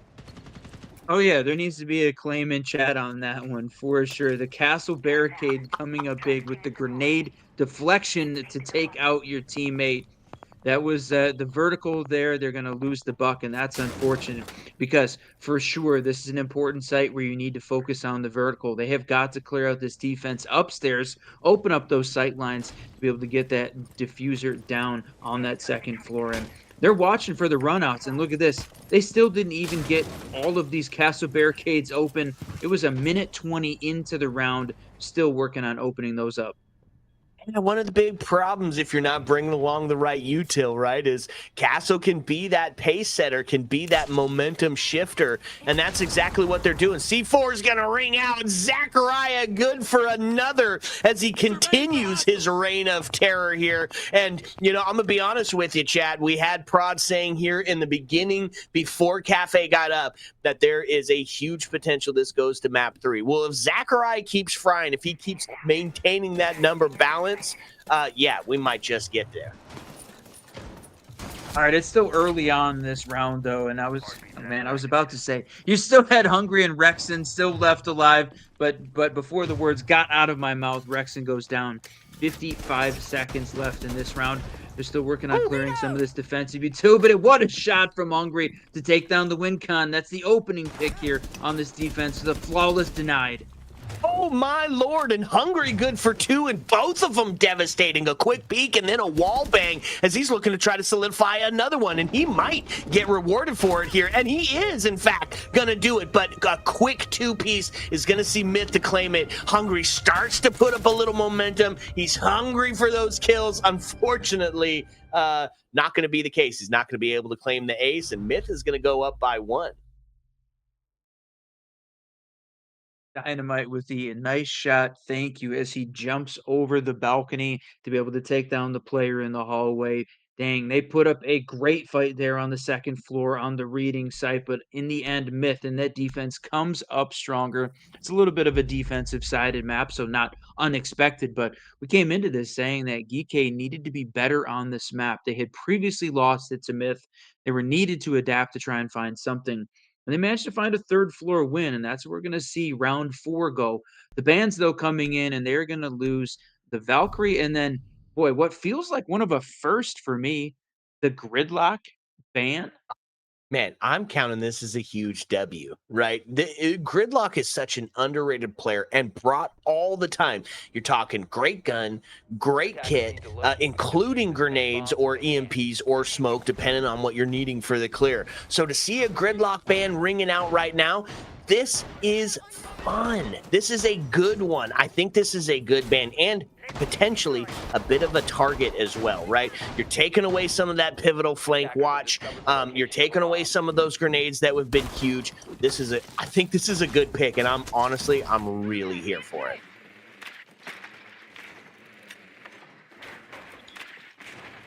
Yep, they're going to have to manage the flank watch in different ways, and you can see Rexen running the Nomad here as the alternative, and I think that's a good call too. We've seen some success from him on that op, and you can see, look at this, they're changing it up. Initially Hungry running the Brava, this time Kano going to run it, so they feel comfortable switching ops, switching roles as the map continues on. And honestly, I like the fact that they're bringing out the Ying. Try and blind and disorient this Myth defense. They do not bring the ward in, so she's going to be a little bit more effective this time around. Trying to suss out any of that potential spawn peek. A couple of pre-fires at the windows as you're starting to get those pivotal steps put together. I don't know, Run. Back up to the 3rd floor. It was a devastating loss the first time. It's a solved site. If we see the defense lose it, I'm not going to be shocked at that one for sure. And I think the big test will be how do you respond to those other 2 sites that are just as devastating, right? That mid floor and that bakery. This is going to be a big round for GK, I think, as they're going to try to claim a equalizer here on the scoreline. It's a good way to start it. Yeah, Packwool picking up a shot there, taking down Eli. So the mobile intel there from Mozzie, at least those cams going to be stuck in play. But what a run out, going for the window, and nobody there this time. I love that initiative and playing a little bit extra aggressive here on the defensive side. We have not really seen that from either team at this point. When you talked about that classic siege early on, the strategic side, it doesn't feel like we've seen very aggressive defensive play from either team on either map yet at this point. So we'll see whether or not that changes up as Myth starts to show a little piece of it initially. Hungry going to get active again as he puts himself onto that 5-3 KD. And Bravo going to spot out the player holding into Cocktail. And that's going to be Zachariah done and dusted as they just find the isolation there. It is going to put us into a 5v2, excuse me, a 4v2. Skipper going to get taken down off the board as a SMG-11. Going to reach out and take space. And no way are we going to see that again. Another TK on the side of Geek, and it's Rhymes. So you know that science run. They're going to find another one. That's tough. Now they still maintain that body balance as they do sit in that 3-1 scenario, and Malusi just under a barrage of util and bullets. That's a post-plant scenario, so likely to see Geek solidify this one up, although there's a good start to it. Headshot's going to ring out onto Rexen as now they find themselves into a 2-1 scenario, but you have to have 7 seconds on the clock run to be able to start that defuse, and it's not even going to get close. Kano's going to take him off the board, and that's going to see us equalize. And what do you guess? 3F gonna go attacker side. Yeah, that's right. The solved site and Geek picking up that one now 2 times in a row, both times that we've seen it played, and definitely makes me think we're not going to see Myth try and repeat that anytime soon. It certainly feels like, even though mining is maybe the less desirable, the quad site here on this map, they certainly have not found a way to manage the 3F versus this particular team. So, yeah, rotate back down, play the mid floor site as the alternative. They're going to go back to the first floor now, though, where they did pick up a win back on round two. This one felt like DK made a lot of mistakes back on round two. We talked about it, not clearing VIP, not clearing Bakery. It really didn't feel like they were very coordinated in their attack. Lost a couple of the battles upstairs before this round even really got going. So that'll be the question. Are they going to focus on either one of those sides initially? Try and gain a little bit of space here versus this missed defense, or is it going to fall apart one more time? Well, we'll figure it out. They were solid on their last Bakery hold. We'll see if they're going to be able to make that same difference maker. Everybody on that first floor outside of Pulse, who does look to play spoiler and impact player here up on the second floor. But even now, he's going to move and get himself down to that first floor position as well and try to get as much intel as he can out of that heartbeat scanner. Say a little bit of a late round reinforcement coming out there as they've opened up the sight lines, and we're seeing this this play out after the recent change. And it's one of the other things I wanted to bring up here. We haven't really seen Solus, right? With the Solus change in the Pro League, we saw the analyst talking about it, that she was played a huge increase in pick rate for play in the Pro League, but we haven't seen her, I think, 1 time so far. So neither one of these teams really wanted to change up that defensive style, is where they've sort of settled in, even after integrating Denari so thoroughly into their defense on both sides. Sussed out here by the IQ, as Pulse is also going to bring a little bit of that intel to the table. They're having a intel off, if you will, really, but solidified the hold inside a coat check, not being able to be pushed out just yet, and a small bake to boot as Pulse is there just feeding that intel. Nobody there on the scanner just yet, so not knowing potentially that somebody's so close outside of potential sound cues. Doubled up on that not aerial, doubled up on that vertical play here, as you've seen Buck get taken off the board early a couple of times. This time you got to back up in place. And the way that they've lost Buck previously was this fact that he's very easy to identify. Where is Buck shooting that floor? You can try and get a C4 in play, but right now they don't have any C4s on the board, so no way to take him down. And he takes down one vertically, loses that pulse, pushed out of position out of small bake, and that's unfortunate. Lost the opening pick for Myth, and then, oh no, Dynamite goes down, as well as Rexen continues to try and pad this kill count, but it is much more even across the board here for the Geek team this round. Yeah, maybe this round, but Rexon is in that standout. He's on that 2.0 KT marker as he puts himself in a solid 6-3 spot. Last two are on the same side of the board, one coming down Brown, and that's going to be the sound cue of the barbed wire starting to ring out, and L85 going to claim one, and now it's all up to the aforementioned hero of the first map. Oh, He's going to be no. done and dusted, and they find themselves a win on Bakery Run. Yeah, just Whiff City there at the end as GK picks up their third attacking win here on Cafe. We talked about them losing this map previously. I believe it was one of their only losses in the entire Voltage series was to this Myth team on this map. We knew that this was the revenge map. They needed to come back and win big here if they were going to try and carry forward into that grand final. And that's what's at stake. The grand final here position available to the winner of this best of three. And DK now looking at least a little bit better. In general, they've been taking advantage of the Myth mistakes overall. And if they continue that trend, it's going to be over in two. Myth has got to come up with something. And all right, back to the second floor site. They did pick up a win here back on round three. It's really the only time we felt real confident, it feels like, in the Myth overall setup. Yeah. A best outcome here, Run, is that 3-3 split, which if you're a Myth fan, doesn't hit the same on the defensive side of it for Cafe, right? You're going to have to bring along some of that crazy, aggressive attack action that we did see out of Myth in the previous map, right? They brought that same vibe. They matched that same vibe on the first map. So, yeah, they're going to have to get it done this time. Castle is back on the board, and hopefully, if you're a GK fan, you don't see another TK as they try to deal with those castle barricades. Not nearly as many grenades on board this time. In fact, opting for triple breach charges instead of grenades. And you know what? Honestly, that feels like a better call. Oh, and Zachariah almost gets caught in a crazy scenario there. Happened to be standing next to the breach charge as it goes off, loses half his life and goes down. That's a seriously unfortunate scenario to lose half your life to that position. So right now gives Geek a little bit of a boost. They still have got him left alive, still got that mobile intel and the C4 in hand, but he needs to stay alive long enough to take down a DK player with that. Well, and I think he's rocking the P10. Yeah, so only 16 bullets, which means your first couple of shots have to be perfect in this one-shot headshot game to be that impact player, because it's only going to take a couple of body shots to take him off the board. Summon charge is going to ring out as they start opening up into freezer and into that bathroom area, meaning that repel action from Piano can really start to force some of these players off this side of the map. And as you start condensing them further and further, you get yourself some ticket control, some new hatch control, and by the time you look up, you're going to find yourself in a position to find yourself a plan.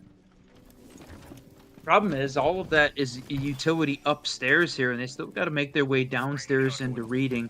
This Myth team really reinforced the hell out of this upstairs scenario. That was like 6 reinforcements just on that bathroom wall, making sure that those sight lines are protected, and you can play a little bit longer on the cocktail side. So Blackbeard's going to be the one that try and takes this engagement, but I think he's rotated down through the hatch. The question, do they know Kari holding on to Cocktail there? They've really had no information over on that side. And boy, just as I say it, Skipper takes him down. They did know. Yeah, it turns out, chat, they did know. They knew he was there, and of course they did. Dynamite's able to find Skipper off the board, but quickly returned in favor as the body shots get taken on to Rex, or taken from Rex, and Hungry able to find one with the L85, and it just completely, yet again, falls apart for this Myth defense. So the last round of the half is going to see Cade the last alive to try to bring this one back. It's a good start as he finds the first one, but now his locations is known. As the flashes start to ring out, the plant starts to go down, and it's a retake scenario here. A push in towards readings. Gonna take a look, but Hungry's ready for it. The cross is set, and he's able to take him off the board. L85 claiming another live. Wondered whether or not Hungry was going to come into the game a little bit cold, missing that first map, but he has absolutely been on fire. What a way to bring in the IGL here to take over this team. And yeah, 4-2 half for the attackers, putting Geek up in a big lead here. Now Myth is really on the back foot. They have got to win here on Cafe if we want to see the decider. The redemption round, though, looking very clear for this GK team.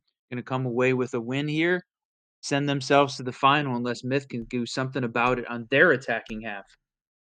Well, as the bands start to come in, the first taken off the board is going to be the Mira. It's going to be followed up with the Valkyrie, two really huge ops for Cafe, right? Valkyrie really great at extending the defensive play, including that C4, where they're able to just continue to hold a tremendous amount of space, and then getting the Mira off the board as well. It's that solid hold when you're playing the mid floor, claiming that third floor presence. When you're playing in Bakery, holding on to that the actual Bakery hold. Mira just a huge player in this. So both of those defensive bands, they make complete sense. On the other side of the board, Grim, Dokkaebi, both taken down. No surprises there. It's similar as the first. Attackers have located a bomb. Whew. All right. Get into this round early on here, working the setup, playing this first floor. So rather than opt for that third floor, yeah, gonna play downstairs here. And I think honestly it's a good call. And I love the fact that they're running the Maestro. This extra intel. It's one of the things that we saw from the GK side. Loving running the Valk, the Echo, and now this time Hungry joining. So they're changing up the strategy a little bit. Gonna run to the Maestro, and look at this Denari setup in Bakery. He's got the shield in the center of, I think, basically all of those trip connectors, just completely covering the Bakery floor. Yeah, I like all of the util being brought here by the defense. It's kind of, or by the attack side. Well, I was gonna say it's gonna allow you to take up some of that critical space, but as a Sense gadget goes out, Dynamite gonna lose their life in the push in. So a tough play here for the attackers as defense is able to find themselves an early one. And when you claim that man advantage, you still, and even if you play life out in these extended areas, you still have the Maestro cams that you're gonna have to deal with once you actually get in towards site and start setting up towards that execute here run. First couple of trades happen. It's going to see the Deimos taken off the board next, as now they claim that man advantage in kind of a big way here run.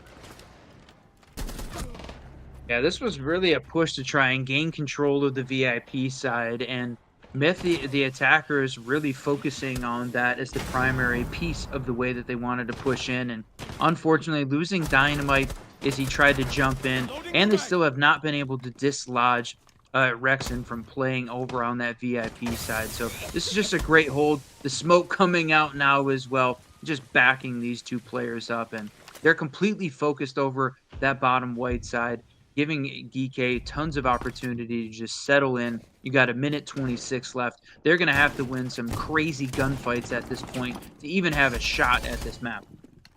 Yeah, and they're not going to throw bodies either, right? Diffuser's cold, which means you're going to have to go on an absolute frag fight here to bring this one back into contention. Claymores do go down as they're going to try to stop some of that potential flank game from ringing out, but I don't know that the defense is going to even attempt to grab that because you've got so much stronghold here, so many layers that these two are going to have to get through. It's just not going to be enough. Kano's able to find Urkari off the board, which means it's all going to be up to Zachariah. He finds one in the climb back in 44 seconds. Still got plenty of time, but just not going to be enough. Rexen's on a tear, and he's going to go up and meet face-to-face up white, and they're going to claim that one. Yeah, great hold there from GK, and some mistakes on the Myth side equals another GK win, and this time on the defense. So very much focused on the on the VIP side of this map, but the vertical coming into play at the end as well. They just had this. They had this hold better, and Myth struggling right now. This is not the same team that we saw pick up a couple early wins versus the GK team back on Bank. They feel like they're really struggling at this point. That's 4 rounds in a row for GK. 4 in a row. The last time we saw a Myth win was back on round 3, as we're sitting here on round 8, and they are up now at 5-2. And Myth, you have got to come together. This is your time to stand up and fight. Otherwise, you're going to be fighting for 3rd place later in the week.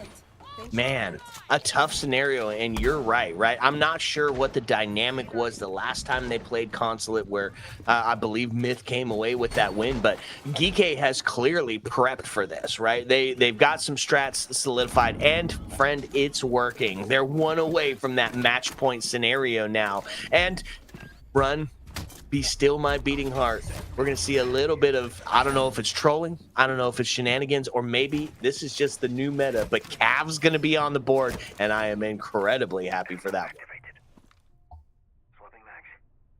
Yeah, Hungry has brought out a trio of ops across the board in his playstyle here that have been a change up into the way that we've seen this match go so far. The Cav, the Sledge, the Brava, we didn't see any of those three prior, so he sort of changed up the way that this round is being played, and absolutely love it as well.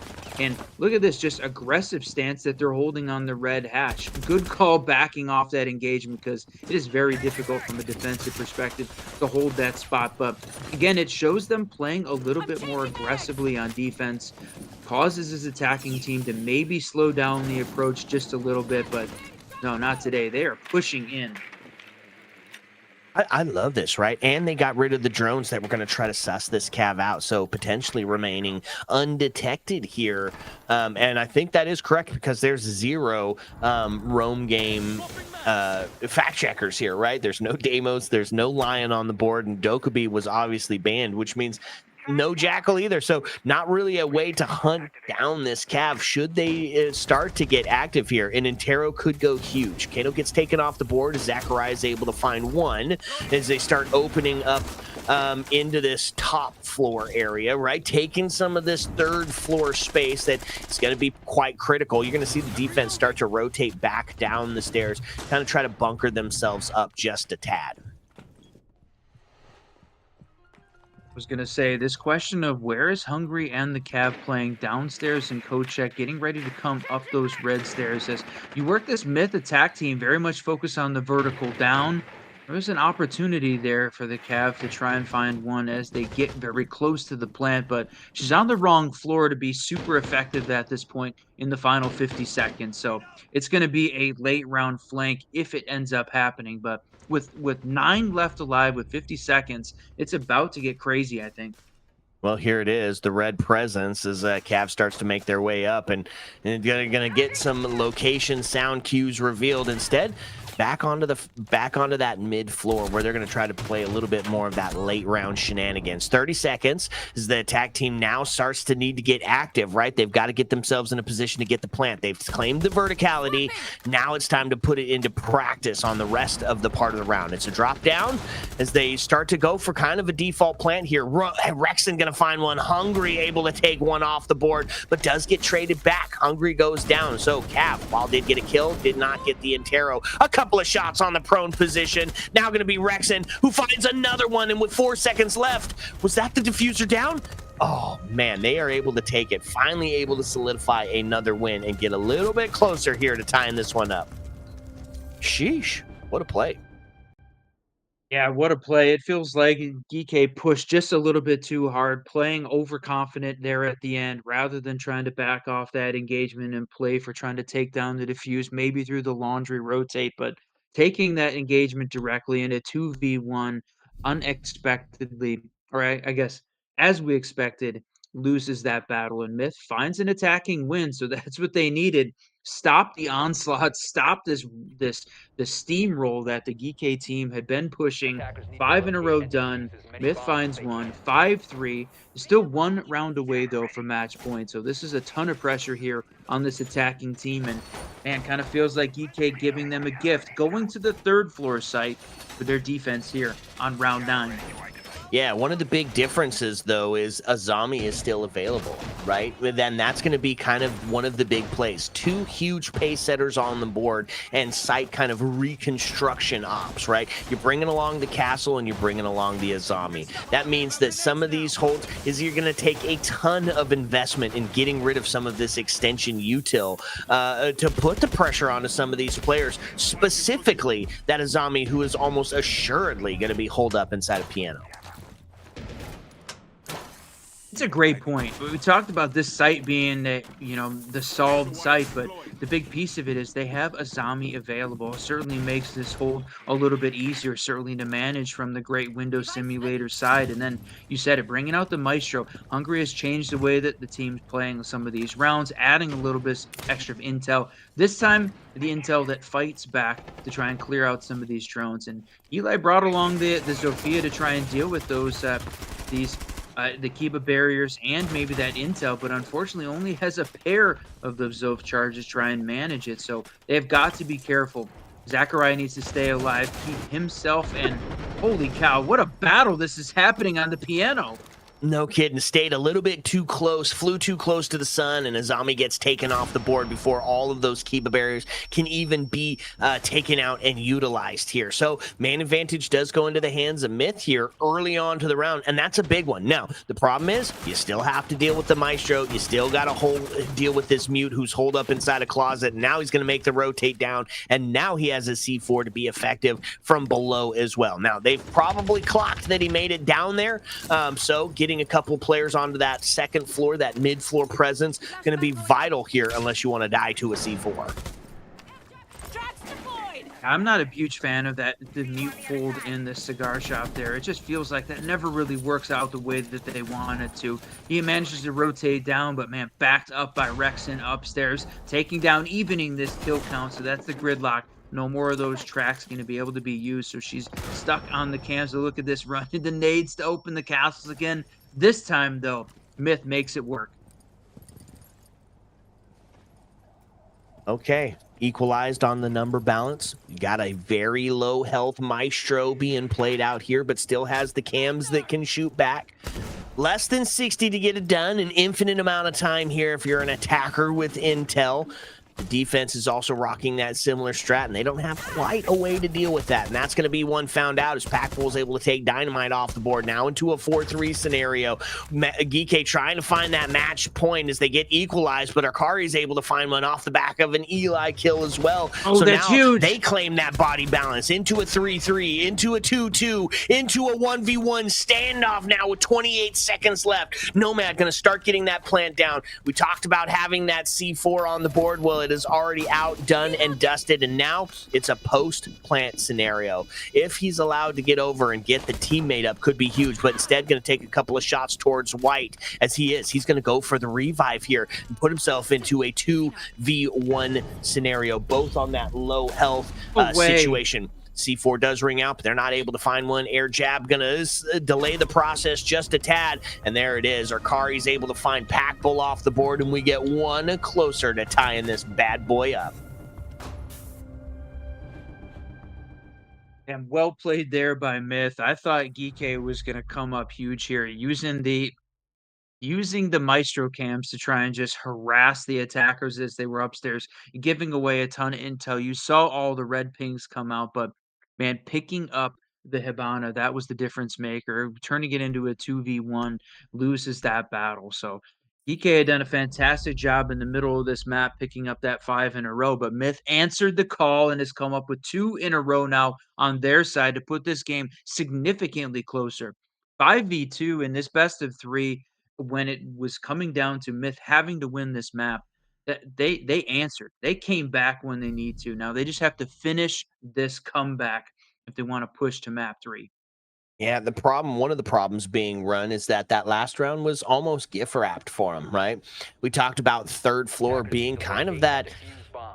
It's just a tougher site to hold. And yeah, we're not sure what's going on in the comms. We're not sure what the strat is, of course. But when Myth comes up on a dominant win there towards the end of the back end of the half, well, you got to start to question making that decision. So now they go down to Bakery, and something that we saw at Geeky before, they're bringing the Echo back out again, my friend. A little bit more of that intel since both Maestro and Valkyrie were going to be banned out here.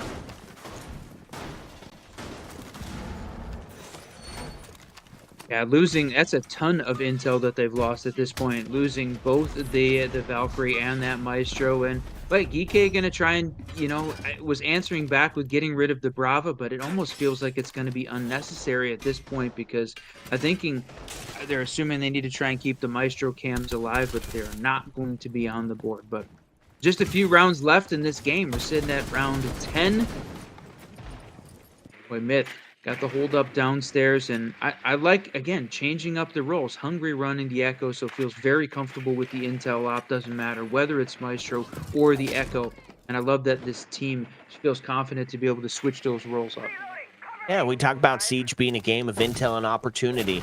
Almost none do it better than the two banned and the one that has been brought. So no Brava on the board to take off those Echo or Yokai drones. No Brava on the board to take off those Banshees as well, which means, yeah, we're going to see some pace setting capabilities and some early intel as those Echo drones can get in and out of sight. Be outside for 10 seconds, claim a little bit of intel, and then get back in to be a devastating towards the back end of the round.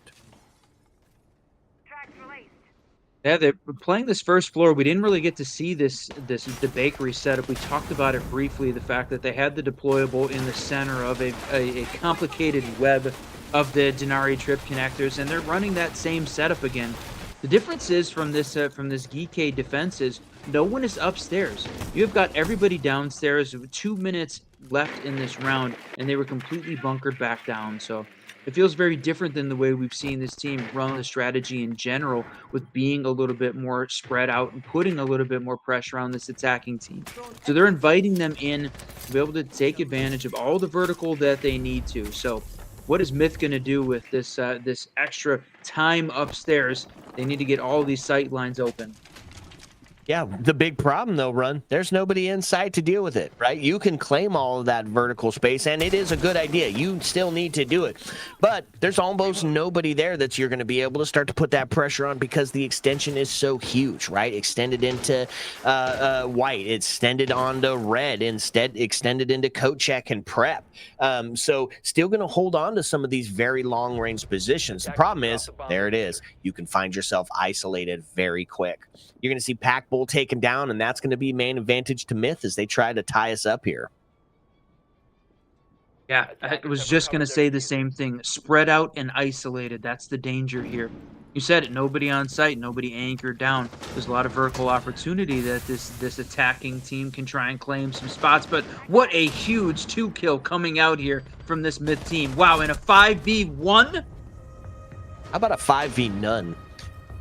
How about a 5v none? We're going to take ourselves to a tied up scenario as Myth trying to show us how they won the last time they played Cafe. And they're getting a ton on the attack side of it. Very aggressive, very gap shooting capable team. And they're proving it right now. What was looking like a potential 2-0 start is now starting to see maybe a map number 3. I thought the Broad team was crazy when they said, oh, don't count Myth out yet. They're going to come back here. I thought, no way. Geeky had prepped. They had prepared for Cafe. They picked into it. They know what this team was bringing.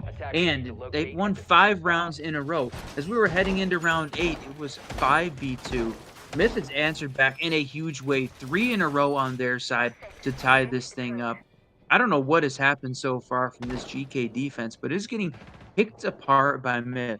They're finding the gaps and exploiting them. We saw it on that last round, taking those individual gunfights, isolating the GK players and making them pay for it. Last time we saw a GK win, now was back on that first floor play, but Myth has shown that they could answer back. So what's the change up from this defensive side? Run the mining site. So the first time we're going to get to see it today at all on this map. And is this going to be the difference maker here for this defense? Still running the extra intel of the Echo and a little bit of that deny from the Fenrir. So I like that choice that they picked. And Pack Bull playing this pulse. That's the extra intel. And they've got a pair of C4s. Oh no, 1 C4 on the board. But the big thing for me was 3 of those bulletproofs. They are looking to add intel here to shut this Myth team down. Yeah, 3 bulletproofs and the yokais and the heartbeat scanner. Really, as you said, every single operator bringing some intel on this defensive side of it, and I ain't mad at it, that's for sure. Okay, so Cafe is one of those unique maps where you do have 4 viable sites here, but unfortunately not going to be viable for Rexon, as the first kill is going to take his head clean off the Legion, completely done and dusted, which means those goos that were in pocket not going to be utilized here towards the late round. Yeah, that's unfortunate. And that was the kill, the frag leader over here on the GK side. And if you caught that message, it looked like somebody had asked for a rehost, but it's awfully late in the round there with some damage being done. Plus, you're ahead. We'll see whether or not we're going to need a pause at the end of this round. But look at this. Yeah, taking a shot through the hatch, taking down Eli, but he's recovered. He's just going to be down on the health for the majority of this round. So we're seeing again, Myth feels like they're running around like crazy. DK holding some of these power positions, looking, waiting, watching here. But again, it's an intel game as the drone game heavy from this Myth team. I'm actually wondering whether or not they were going to run more of the mute here to try and deny some of this to the attackers. Oh no, and now in a potential pinch point here as the pressure towards White started to ring out. Flash is going to blind the player sitting there, but repel action, unfortunately, is going to move around. Just maybe thinking that they made that rotate into Cocktail instead. Either way, it is going to allow Kano to stay alive and able to be that viable option a little bit later on in the round when they start to make that push. 53 seconds as it starts to count down, now claiming a bunch more of that vertical space, just really opening everything up and still having that C4. Pack Bull going to try to be that that impact when it does start to get down to that late round scenario, when you start to see the plant going down, which with 35 seconds, I was going to say, it's going to start to become that problem point, but Kano allowed to stay alive on White's, able to claim 2 huge plays, including part of that vertical. Eli's able to take Pack Bull down, which means that C4 going to be a non-factor here towards the end of the round. But look at this, tucked close, tight, going to find one, and as he just holds on to it, he's going to be good for 2. Skipper with the patience and the presence of mind not to just leap to the trigger is able to take him off the board, and with 2 seconds left and a cold diffuser, that's going to be a DK win and a match point scenario. What a play. Oh, beautiful. And really, that time they had all the intel they needed. They leaned into it this time and catching Myth off guard. It seemed like they were, coming into this round, lost a lot of their drones early, so did not really have a lot of drone util left available. And they made 2 critical errors. They lost 2 of those engagements from GK players hiding and waiting and having incredible trigger discipline to just shut down this Myth attack. And we find ourselves on match point, and not just match point, but match point and semifinal voltage series point here for GK. 1 round away. And they take it back to the mid floor. This was a W idea, right? I was a little concerned that might ego check the 3F, but not going to be the case. They're going to lean into this mid floor extension play. Azami still going to be on the board. Hungry bringing back out those trip connectors of the Denari. Okay, well, this is a big round. I mean, it may be the biggest in the entire series for these 2 right here, because if GK takes it, they're moving on to the finals. Myth going to have to play out for that 3rd place consolation prize here. So this is go big or take the proverbial bus ride home, Run. All the pressure here on this Myth squad. They have fought so far in and trying to shut down what has been a very dominant T2 GK team, right? We saw them in SI in 2024. They've come back with a different roster and absolutely dominated the EU T2 scene. They're continuing their path here on the Voltage series. Another $4,000 on the line prize pool, looking to try and just pad that winnings one more time. Now, Myth looking to shut this thing down. They want their opportunity at T2 greatness. Voltage Grand Final is where they're trying to find it. They've got to win, though, here. 1 round to send it to OT before they can even have a shot at sending it to Chalet. Right, and then be the team that took down the giants, the T2 warlords that is GK. Bada boom! boom. I was going to say no way. No but way. Unfortunately, they do find a triple off the back of some crazy play. Azami allowed to live as they push back into that ticket area, but huge damage done. Gridlock able to find 2. Eli able to take Hungry off the board and run. It's kind of looking like we might see a little bit of OT here unless Geeke pulls out something absolutely beautiful. Oh, it's still Azami left alive, so she can change up these sight lines, protect and try and fight behind the one-ways. And Rexen, 11-7-2, tied for the kill lead on this team, had been the guy who come up with multi-kills several different times during this matchup. So he has got the opportunity and the power to be able to shut down this Myth attack. But you said it, it is a 2v4 scenario with a minute 20 left, and they still have got a ton of attacker utils. 4 flashes still left on the board, 1 nade. So there's an awful lot of utility they can just dump at this defensive team before they even really need to take a direct engagement. And now it's going to put themselves with just over 60 left here in the round as it's a 1v4. The aforementioned Rexen hero not even going to be able to claim one as he gets taken off the board and run. Looks like we're headed to overtime. That's right, my friend. We are going to overtime. Myth comes up with a big win there on round 12. Man, GK falling apart at the opportunity when they needed to close it. They cannot deny overtime here to the Myth team. So we're going to see GK back on this defense. They're going to continue this run. And speaking of, going to run the second floor again. So they didn't find success on reading in round 12. They didn't find success on reading on round 8. They're hoping round 13 is going to be their good luck charm.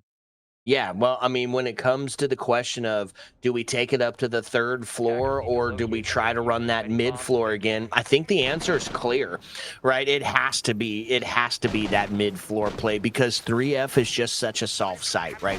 There's definite steps that you need to take, and there's no like incredible way to stop that specifically unless you're 100% counter stratting here. So I like it. Take it to the mid floor. And one of the things I like about that run, what I love about this mid-floor play is that if 3F is a solved site, if you're going to have to take that battle anyways, why not make them have to push down to the 2nd floor afterwards? After you've taken that space, after you've finally claimed yourself any sort of man advantage and space advantage, you still have to push down to the 2nd floor to get in and get yourself into an execute. Now, if it's similar to what we saw in the last one, you didn't even need to do it, right? Didn't even need the diffuser. Push in, take space, punch him in the face. It seems to be working for Myth. Let's see if it works on this first round of overtime. Yeah, that to me is the dangerous part, right? You said, yeah, run the mid-floor site. I'm not mad at that strategy, but right now Myth has won this site both of the times that Geeke tried to defend it. They have had 0 success winning the reading site. They won mining. So now for the 3rd time, they're going to try it again. And honestly, this feels like maybe a bit of a mistake. This is like Myth's like locked in attacking site. 3rd floor might not be the place, but I don't think reading is either. So that's the danger. What are they going to try and pull out here? Again, running the deny. The difference is Packbull running the clash. That could be the thing that slows down this Myth team, or could be a problem. She doesn't bring an awful lot of utility, more direct control, and so far Cafe has been very utility focused between these two teams. A couple of operators in to try to push this clash out of play, and I'm talking specifically Rotero drones, the air jabs of Nomad, and of course that vertical play that only Buck can bring to the board. From that bottom up sort of play. So as long as it puts yourself in a good position where you can't get taken down by any of those factors, Clash could be that impact later on into the round. And now they solidified a hold inside of the freezer area. It's just going to be a really difficult position when you're trying to take Cocktail and take that vertical space.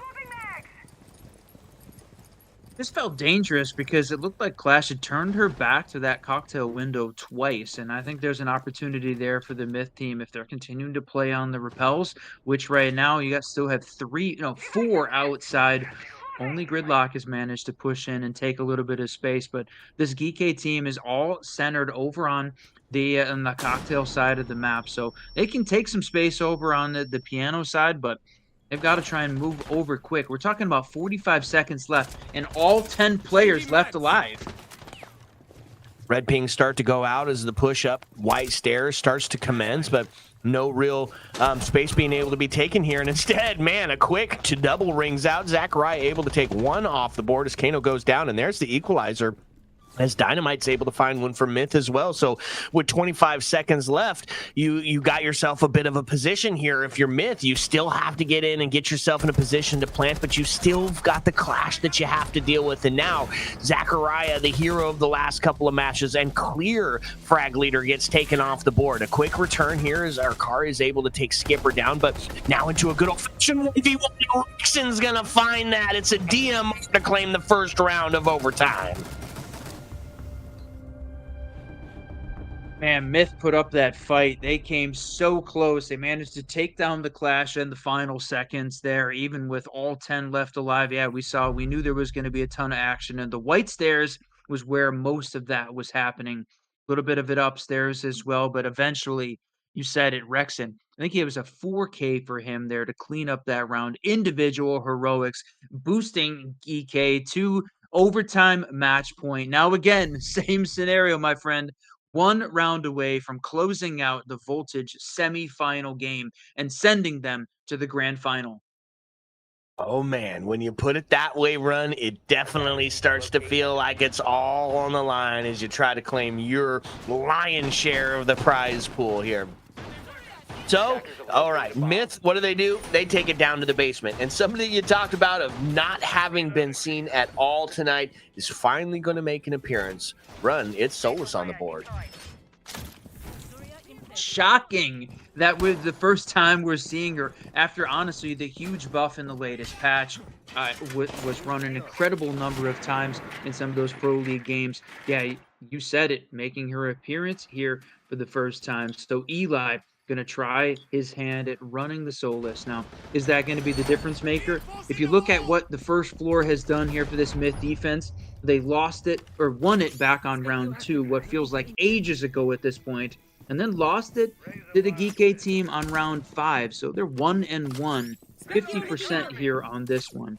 It was part of Geeky's incredible 5-0 run in the middle of this map, and they have definitely slowed down that pace and seemed vulnerable after the fact. So feels like right now, Myth can find a win here on this round. Nara does move back into prep as they start to solidify their hold there. They had a pretty good power position the last time they brought that specific one to the table. A DMR is going to take Hungry off the board. Is that intel? Those Sam Cams not going to be... Oh, whoa, almost catches one off the wall bang there. But as they're able to take that first, a quick shot towards Hatch, not going to find one, and now some danger, as Goyo tries to get himself out of there, and does. So now they maintain that body balance run, and they've got time on their side. Honestly, given a gift, I don't know if Rexon didn't realize or didn't drone the stairs, but jumping in when you had the Goyo sitting right on those stairs, covering the jump in, and the fact that he whiffed that is going to live rent-free in his mind, I think, for a little while, especially if Myth loses this round. But Rexon taking that extra chance, given a gift, and survives that battle.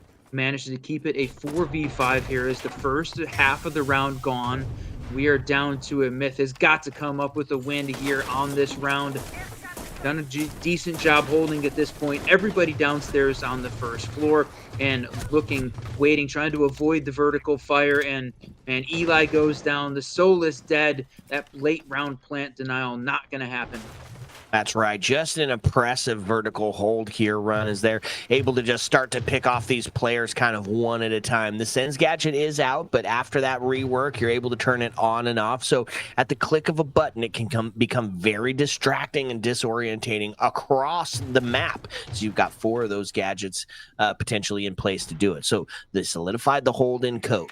This is going to be where one of those main points of pressure is going to be contested as they start to come down red and as they start to take that bakery space. You can see that he's holed up here looking for anybody that's going to make a peek towards that bakery area, but nobody really giving away that at all.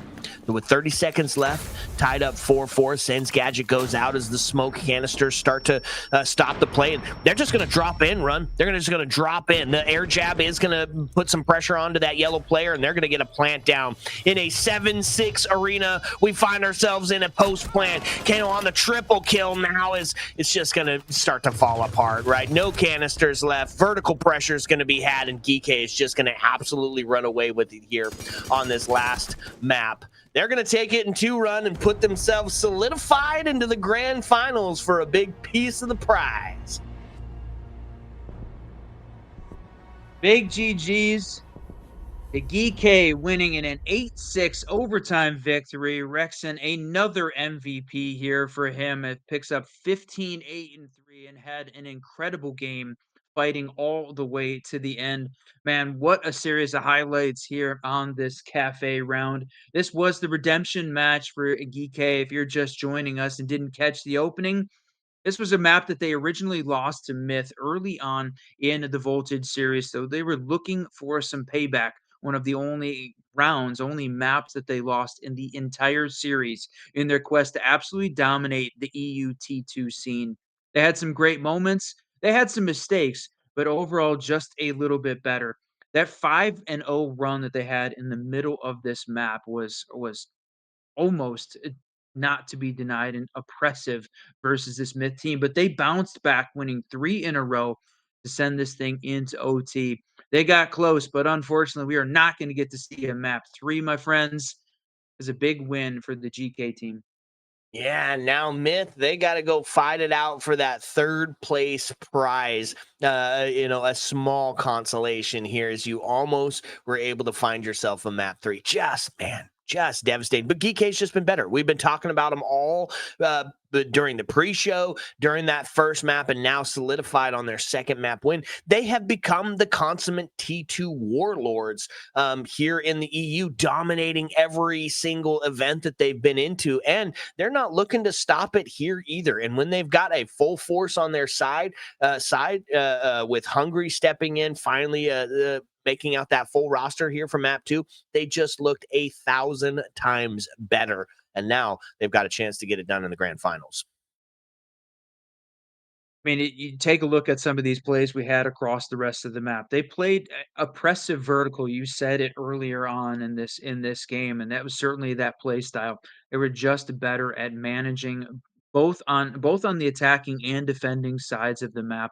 They played the vertical just better than Myth did, and that was really one big piece of this focus. There was some individual gun heroics. There's some mechanical skill on both sides of the team, but ultimately, even though it really felt like this cafe was utility focused. Man, you can see all of the drones, the nades, the Kiba barriers in that epic battle upstairs on the 3rd floor.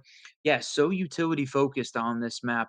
Both teams playing it really well, but overall, Myth's just not able to find the same success that they did earlier in this map. So they had an incredible run. It was a great play by Myth. Both Bank and Cafe, I think, showed some moments of brilliance, and this is a team that is certainly set up to be contending for it as they move forward in the T2 scene this year and next. Yeah, and so now you just got to start looking ahead. How do you take on these giants, right? Is there maps that you don't take them to? They seem to prefer some of this big spread out sort of play, and that kind of was one of the win cons here, right? There always seemed to be a Geeky player in the right place at the right time, stopping some of those critical push points in. And when you find yourself down in the man count, but in the right position, it's a potential to come on back. And that's exactly what Geeky did. So now you start looking ahead to the future. How do you start? Oh, this play was so beautiful. That one specifically, that was such a game changer, tucked in close inside of mining and rewarded with a double for some game presence. And that's just kind of that next caliber of player, right? Just not going for the insta kill, but waiting for that second bit of push when he wasn't looking at you and getting rewarded for a double. That seemed to be exactly what Geeky was doing the entire time, is having that sort of counter strat in mind. And they win it for it. Now you got to look ahead. How do you take down the Giants, and who's going to be the team to do it? We're going to solidify that one run potentially on this, or not potentially, this next best of 3 is going to see the contender towards Geekay, right? Will it be Psychopatas? Will it be Panu coming in to be that ultimate contender? Honestly, that's going to be a fire game, man. I know, and we get a chance to cast it coming up here. That's what we're going to be looking for next as we roll into the second best of 3. But Geekay has had an incredible run, both in the Voltage series and in the T2 scene, as we had talked about. Overtime match point, not deterred, getting this objective-based gameplay, and really, you see, this was Kano picking up a triple here at the end of the round. So it could be Rex and it could be Kano, it could be Hungry. Everybody on this team was in a position to be a contributor, and not just individually, but multi-kill potential makes them a very dangerous team. And you said it, going into that next best of 3, it's going to be starting in just a few minutes. We're going to find out who is facing EK in the Voltage Series Grand Final. That's right. So what we're going to do quick now, a bit of a treat here. We're going to get the who, what, when, where, and why of what just went down. So give us a few seconds as we give you a quick break screen while we set up an interview so we can get around and chat about it. When we come back, it's going to be the interview spot. Ayo. Let's go.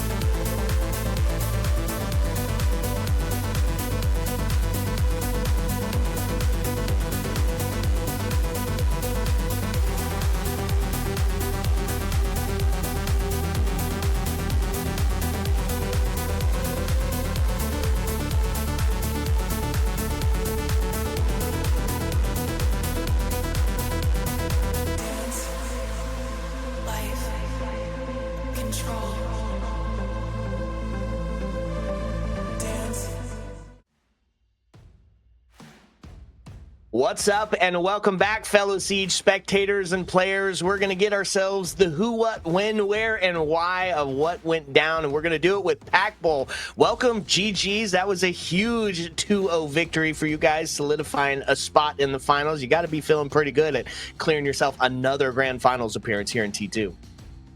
Yeah, I mean, it can be easy to kind of like make this the expectation that you just always expect to get to the finals, but we're aware that, you know, it's still a privilege to have this kind of good form, and we're gonna still cherish these moments while we can.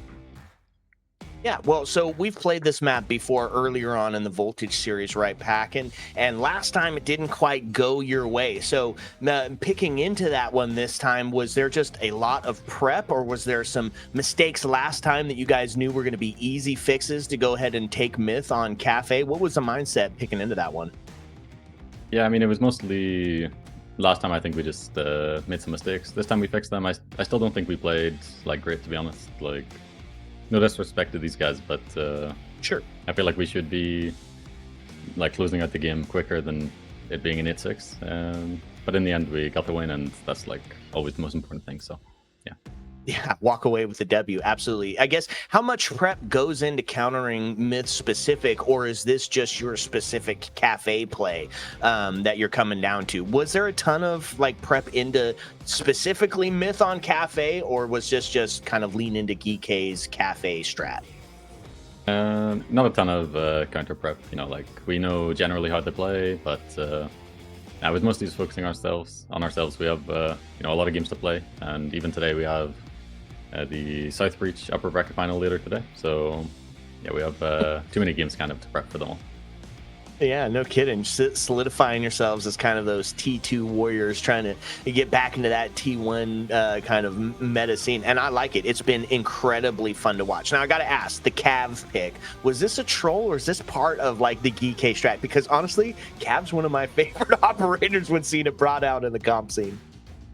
Yeah, so I think it was mainly Hungry called like, oh, I'm going to play Cav this round. And I think the reason why is just because these guys are kind of a little bit of like a ranky team, you know, like lurking a lot more. I mean, to be honest, on Cafe, they were actually playing like really together, you know, like they were all coming from the same side a lot. But still, normally they have one or two guys lurking, and you know, Cav is kind of a troll, but also if you got someone lurking, it's like a 3-round win. So not Listen, if you can make that a thing, I just want to see Cav played all the time. Make it, normalize the Cav play, Pack Bowl. I'm here for it. Speaking of operators, though, and since we don't have a lot of time, I like to kind of ask this fun one.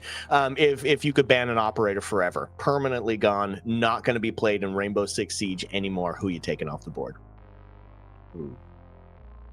I don't know, to be honest, something like Azami is it's just always annoying to play against. So maybe, and I never get to play it because I'm always stuck on site. So maybe just take it out. Yeah, get the Azami out of there. I feel it. Well, I mean, you solidified yourself into a Grand Finals appearance yet again here for EU T2. Is there anything that you'd like to say to the waiting teams or the people watching here on the Twitch stream? Just good luck. I mean, I think people know what they're going to get when they play against us. So it's Panahuna or someone else. I actually don't know who the other team that Panahuna is playing against is, but it'll probably be Panahuna that makes it to the final, and we'll play against them for the 20th time. So good luck to them again. Yeah, good luck to it. Appreciate you stop by. Great win today on the 2-0, and we can't wait to see you guys in the finals. Big GGs to you, Pack Bowl. Thanks for stopping by. Thank you. See ya. See ya.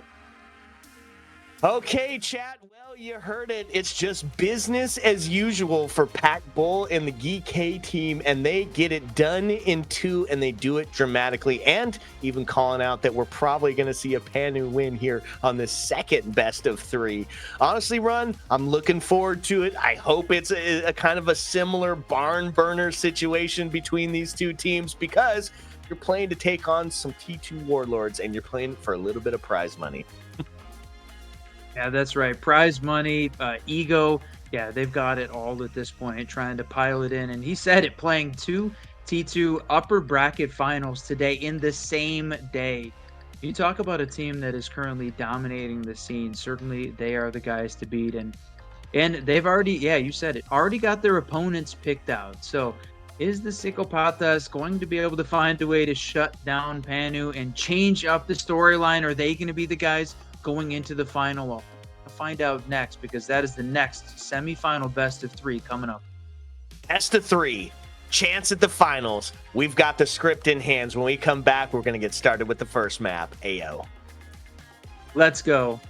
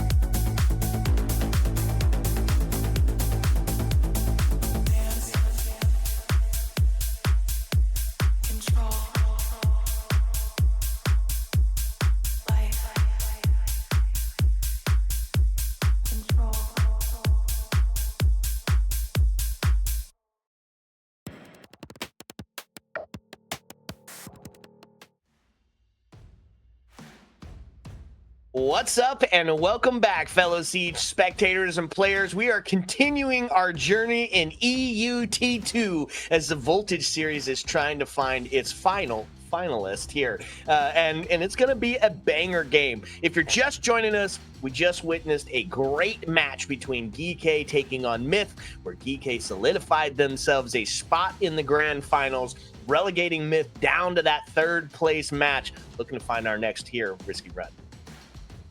Yeah, that's right. And it is Psychopatas versus Panu.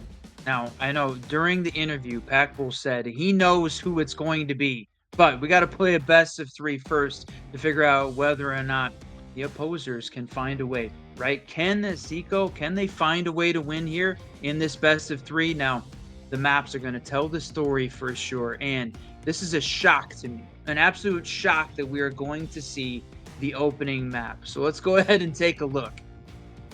Oh man, I can't wait to see it. You got the call before we made it in, so I don't even know what it is. And you're right. Okay, it is quite shocking. We're going to go from one of the most defensive-sided maps to the one of the most attacker-sided maps, and ending it off, if we get there, in a textbook classic of Clubhouse. Run, I know you're not a Skyscraper fan. In fact, you're a D1 Skyscraper hater, but we haven't seen this thing in probably almost a year, at least on our casting side of things. So honestly, I'm here for some Skyscraper play, and I'm hoping that both of these teams are going to bring something a little different to the table here when we go into it. Yeah, this has for sure been a map that the competitive teams really dislike, right? And it's interesting that both Skyscraper and Border are very small attacker-focused maps, and interestingly, both teams picking in to start on attack, and that feels really surprising. One of the reasons that it feels like Skyscraper is a map that really teams shy away from is if you pick the map, then you're forced to play attack to start. So the fact that not only did we see this map get picked, they're also going to start off on attack is really shocking. That feels like a little bit of a miss from the Panu team. So we'll see whether or not that changes up when it gets into it. But man, you take a look at this team, Rafa going, well, I was going to say he was the guy that was going crazy, but some of the stats they're missing on the screen. he's to be determined on whether he is. He's got a name that knows you want to watch it. So we're gonna have to look to see if the stats are gonna improve.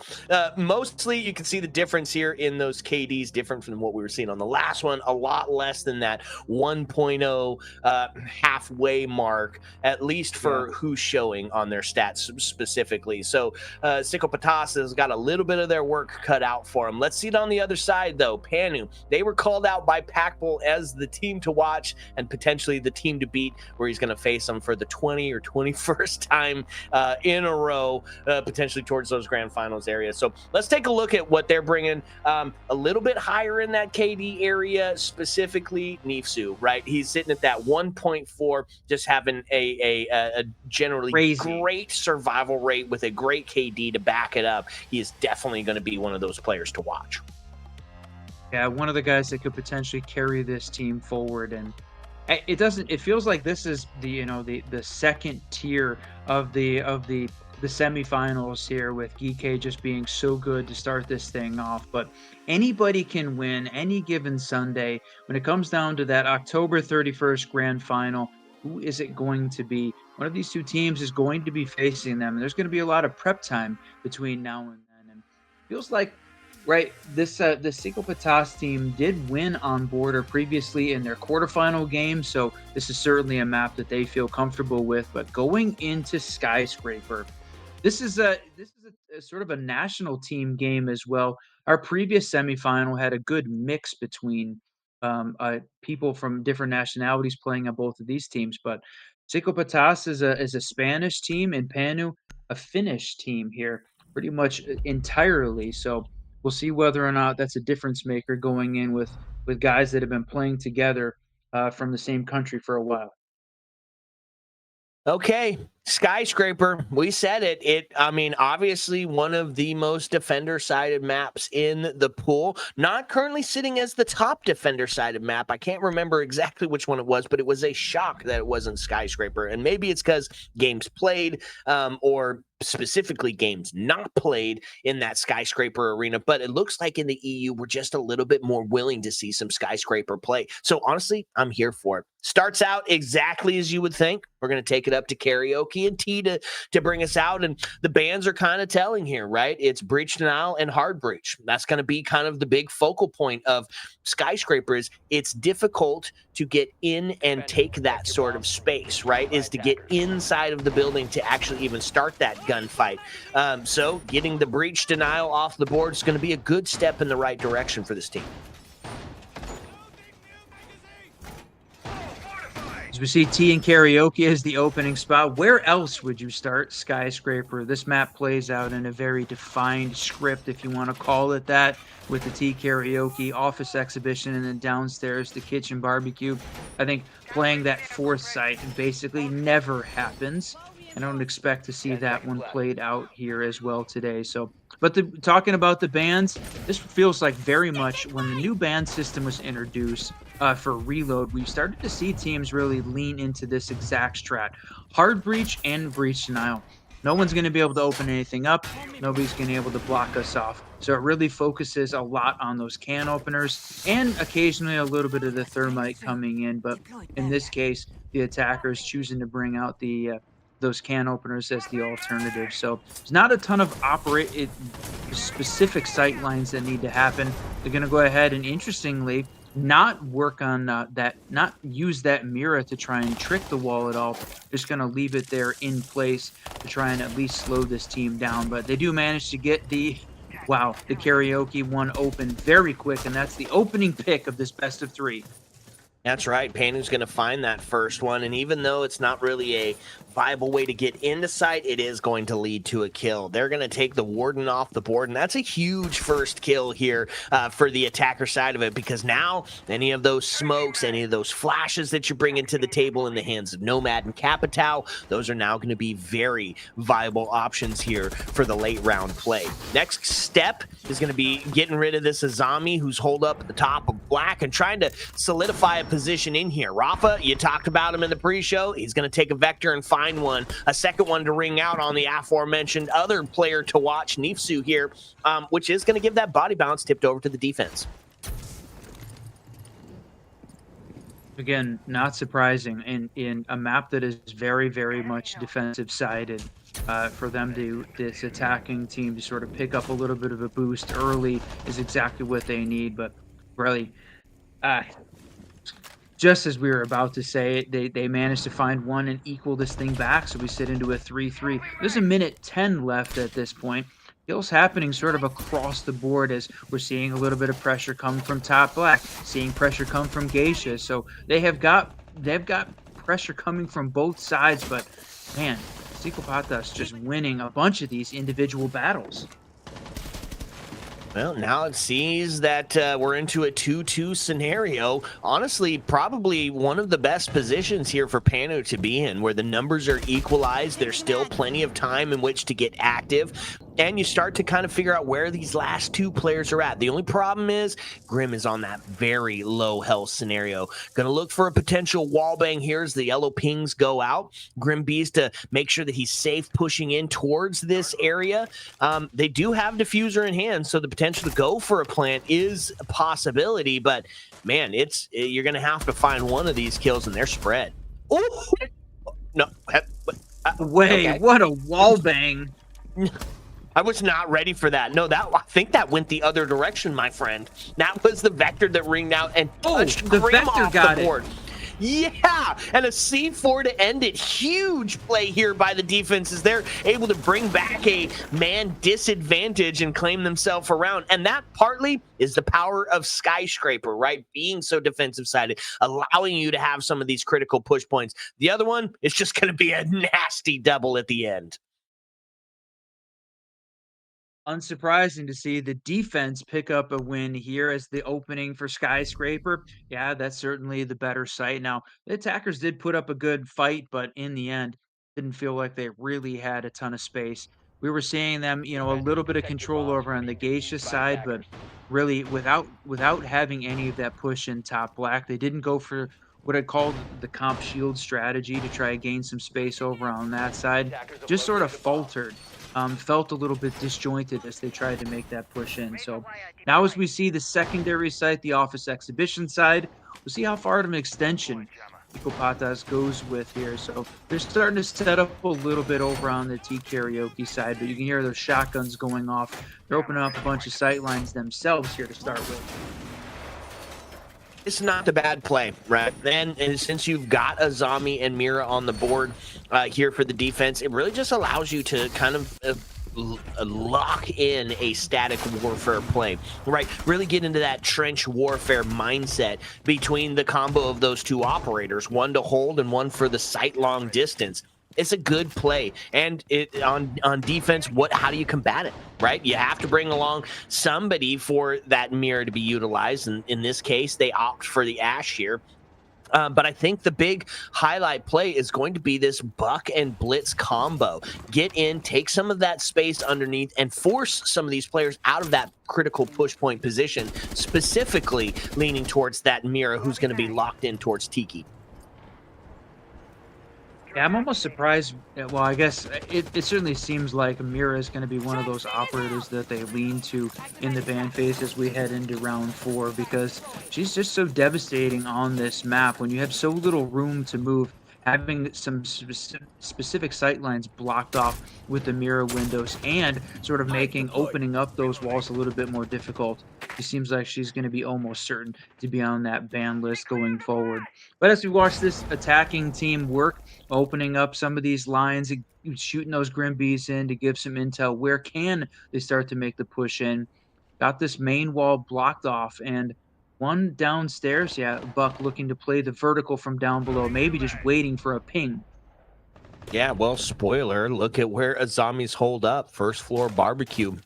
Looking to get into that lurk roll here and catch this Buck off board. They've already done a little bit of damage to the Mira, and now as the canisters go off, you can start to see the shield pushing up and making his presence known, and here it is. Azami on the hunt. Looking for that vertical pressure. It is going to get sussed out by Cam, so a big rotate around. Now Buck, still unperturbed, is going to keep opening up this floor. Puts himself in a good position to potentially suss out this Azami. They take it from above, and that's going to be Blitz taking smoke off the board as the shield trade rings bash out. All of a sudden is going to be a 4-2 as the defense solidifies by 1. A C4 to ring out. Not going to be able to... Oh no, just kind of holding on to that potential push in there.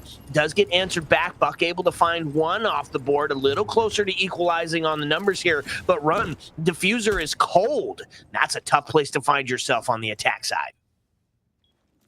There was some great shots in that interchange. It was seeing long distance across the board, and then, boy, the shield bash there to just take down the smoke. Completely unfortunate for this team, but you said it. No diffuser, 20 seconds left. What is the attack going to do? And now in a 3v1. I think, what are they going to do? They're going to die to a 5-0 Rafa, who just seems to be on an absolute tear. A shotgun to follow it up as it's R&R to claim the last 2. Oh, man. I am just shocked that we're seeing... Oh, man. Skyscraper. It's early. You know what? It's early. It's early. I'm not going to say it. Seeing 2 defensive wins. Stico Patas pick up both of the upstairs site. Can they find the same success downstairs on the kitchen barbecue side? Man, 3v1, it was oppressive, and you said it, backed up by Rafa in a 5-0 fashion, running the shotgun. But I mean, Prim also sitting at 3-0. Yeah, they're having tremendous amount of success right now. So Panu's going to have to find a way to change this up a little bit. And now that they're on the first floor site, how well are they going to play the vertical?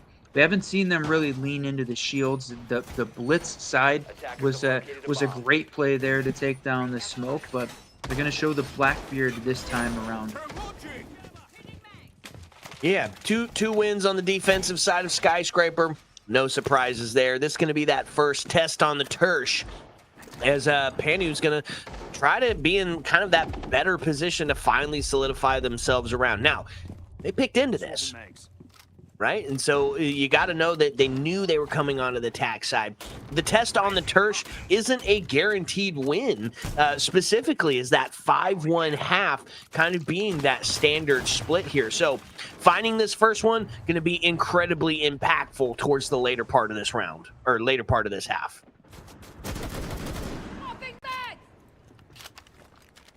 At that first 30 seconds down, seeing the Twitch open up the window, toss the drone in, looking to clear out some of this utility. So certainly this map not nearly as utility focused like we saw on Cafe previously in that best of 3, but there's a couple important pieces. This has been certainly more about the direct mechanical gun skill of the players and the direct engagement. The only thing we haven't really seen so far, and we'll see whether or not Psicopata starts to do this, is a little bit of extra aggression from the defensive side, the run-outs, the jump-outs, that external pressure on the team as they're playing off on the repels, playing on the windows. Talk about this one of the difficult things about Skyscraper is you can't even enter the building. And here we're seeing that play out real time. We're nearly halfway through the round, 0 of the Panu players in the building yet. Yeah, that's definitely part of the problem of Skyscraper. And what did they do to help solidify that? Castles on the board, making that extension just a more viable option. So as the Sense Gadget rings out, they're going to try to put some pressure onto this player sitting on the black stairs, and they're going to find it. What a flank! Yeah, first kill rings out, and that's going to be a Warden taken off the board. So the flashes, the smoke's going to be a little bit more viable of an option. C4 is going to be gone as Mute goes down, and now find themselves in a pretty good position here. They're going to get the player back up, and that's going to equalize on the body count run. Oh, that was huge. Huge play. The flank coming in off the black stairs. I thought we were going to see the defender playing on the barbecue side, using the feet holes to try and clear that out. But boy, just a miss. But the cross held as Lambie goes down. Boy, right now sitting in a 2v3 scenario, the best opportunity attackers have had on the Tersh. This is a spot we expect to see them pick up a win, but they got 30 seconds left to pull this execute off.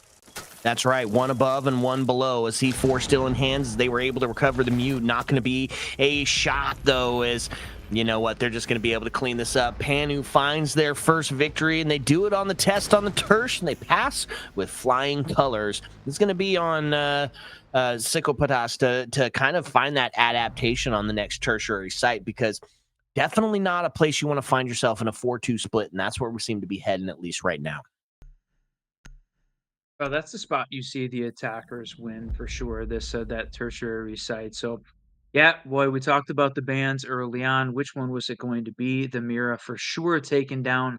I think was giving the defense a little bit of a boost, but on the other side, losing the Grim gives the defenders the ability to roam, ability to play some of those positions without having to face some of the intel here from the attacking team. So both of those feel very standard coming into this map, and both is going to sort of even this thing up. The change in the ban phase has really, I think, brought a whole new dynamic to competitive play. Love that we're getting to see that, because it actively changes up the way that the game is played mid-round. So even if you could expect you're going to lose the Mira, you don't know for sure. So you got to have strategies developed around both with and without the Mira here, setting up upstairs now to replay the T karaoke side again. This time you go into it with a little bit more information, right? This time you got a couple more operators sussed out. You know how the defense is going to be playing some of these critical push points. And so what do? You bring out the Deimos. You bring out a little bit of flank watch and that chaos-causing agent that only Ying can be. Candelas are on the board.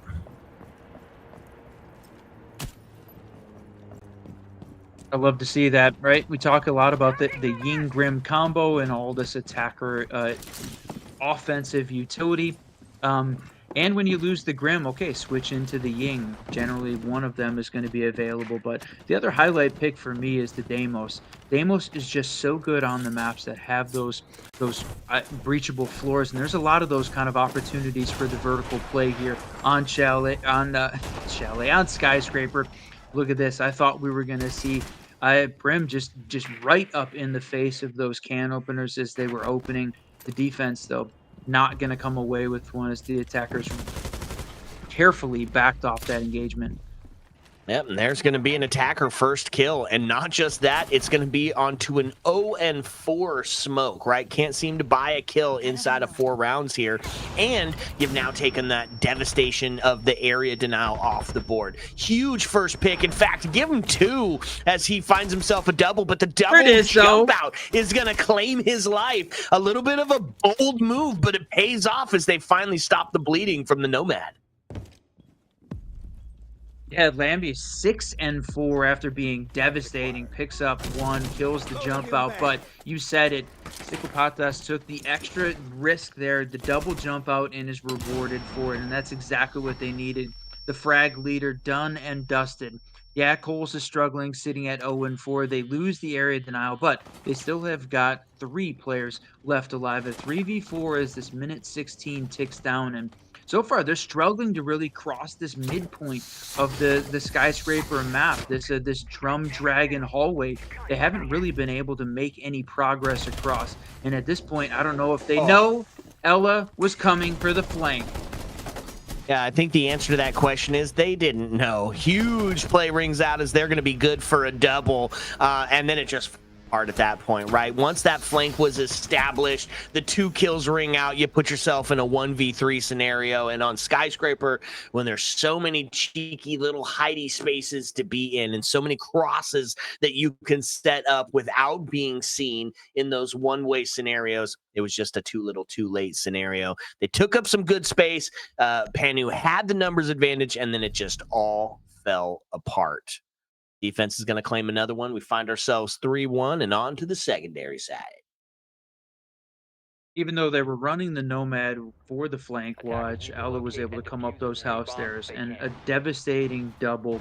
So a couple really aggressive plays here from this defense. One, the double jump out, and then the aggressive flank there coming up the house stairs, rewarded and really shut down this Panu attack. And those are sort of the turning points. So things that can certainly be managed by this attacking team, but you know, it's not a team that's going to just sit back, relax, wait, hold those angles. They're playing a very active defense here, and so far working for them. But it's been on the primary and secondary side so far. We're going to see this secondary one more time before we're downstairs for that third and final site rotation.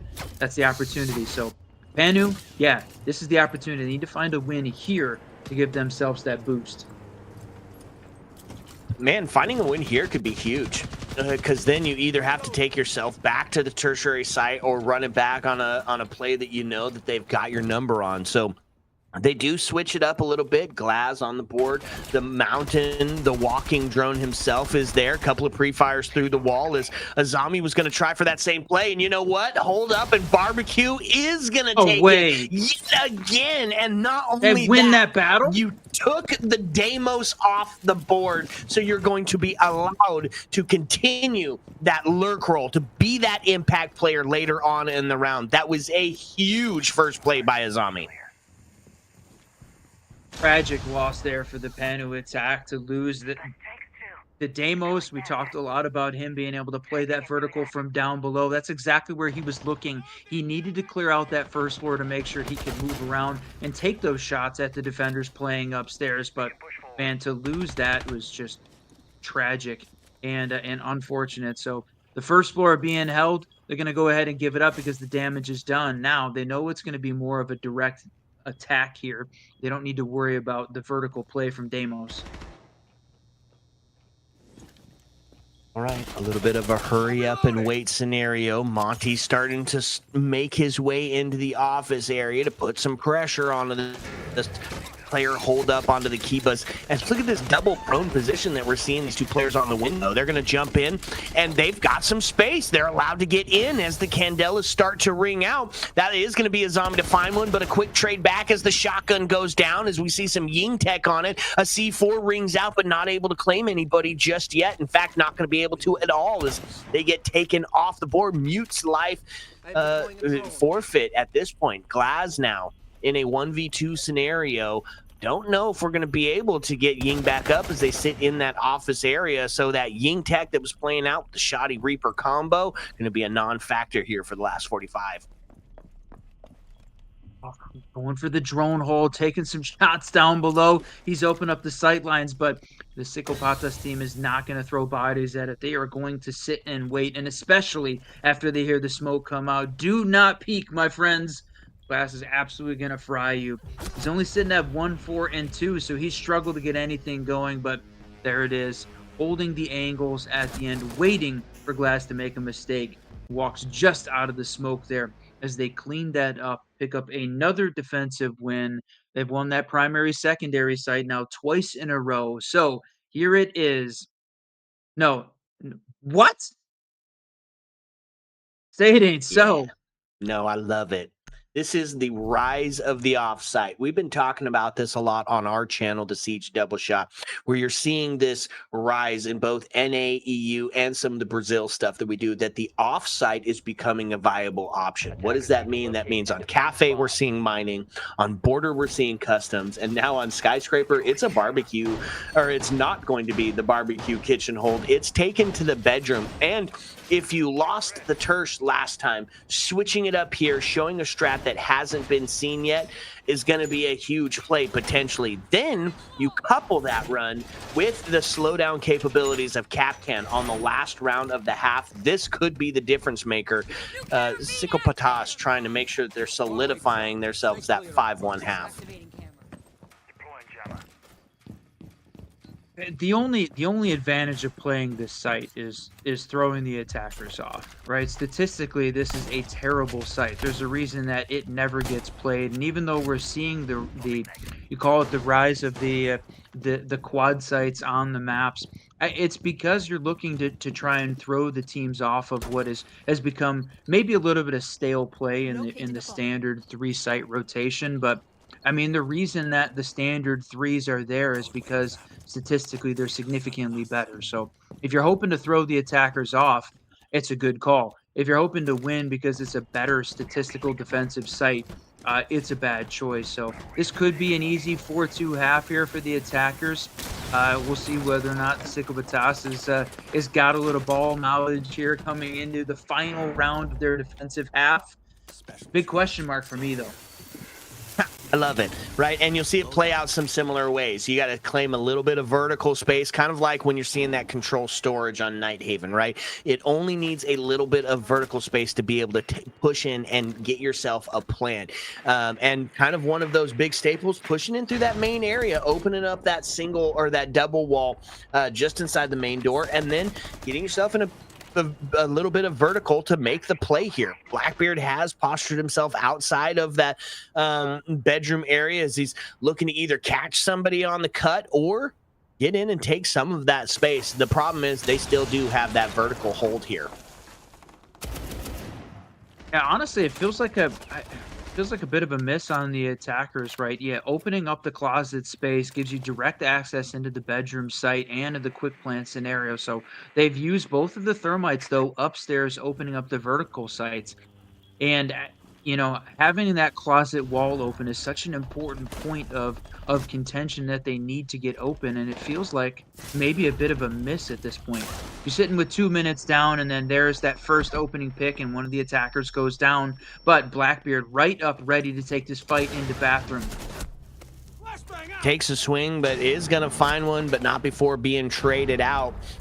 Cole's going to find their first kill of the game as they get active in the last round of the first half. And geez, just like that run, it falls into a 4-1 into a 4-0 scenario. And if you're the defense, then you choose the offside for the Tersh and you win it dramatically. Well, that feels like a pretty big W. Yeah, and certainly feels like they caught this team off guard. We talked about it. I don't know why they chose to use both of the thermites upstairs and really pieces that didn't really lend themselves to trying to make that direct push. That they ignored the part of that site that makes it such a bonus or a boost there for the attackers is opening up the main wall into the closet. So interesting approach, didn't work out for them and leads us to a 5-1 half, which is totally not unexpected on Skyscraper. That is absolutely the standard at this point, and one of the reasons why it's generally avoided in competitive play. So Psicopatas to find a little bit of a boost here to start this best of three. We got Skyscraper and then Border and Club to follow it. Should we need all three maps? You can see the band phase come out and definitely different than we saw in the first half. They're not going to go uh, Breach and Breach Denial. They're going to go with a little bit of a mix. Breach Denial and losing one of the shields in the attacker Attackers need to util of the locate and Ying. defuse as many bombs You know as what? I'm not mad at it. Right, getting the walls opened up, almost a foregone conclusion, right? When you're bringing impact EMPs, when you're bringing can openers, you don't even need to bring your standard hard breaches here. What's a better play? Getting the shield off and that chaos agent that is Ying off the board, right? We use the Monty to take that space onto top black effectively, and it can be any shield, but nobody's going to do it better than that Monty or that Blitz combo. So they do take Monty down first. And they do show a shield, not going to opt for it on this specific scenario, as they're going to kind of lean into a little bit more traditional play here. Maverick is going to be brought along, kind of that highlight pick here for the attack side. I'm curious to see how he's going to be utilized to bring about some of that aggressive attacking action. We'll see if it pays off. I'm not sure if that's the right call or not. As that first 30 seconds of the round ticks down, we're watching this attacking team try and find some space. But the interesting thing was they go for the office exhibition to start rather than the T karaoke side, and Psicopatas adapted to that really quickly. So they're was going to say gained a little bit of space over on the karaoke window, but man, completely shut down by the defense as they lose that, just feeling like they were caught off guard by the defense pushing up very aggressively, those footholds giving them all the intel that they needed.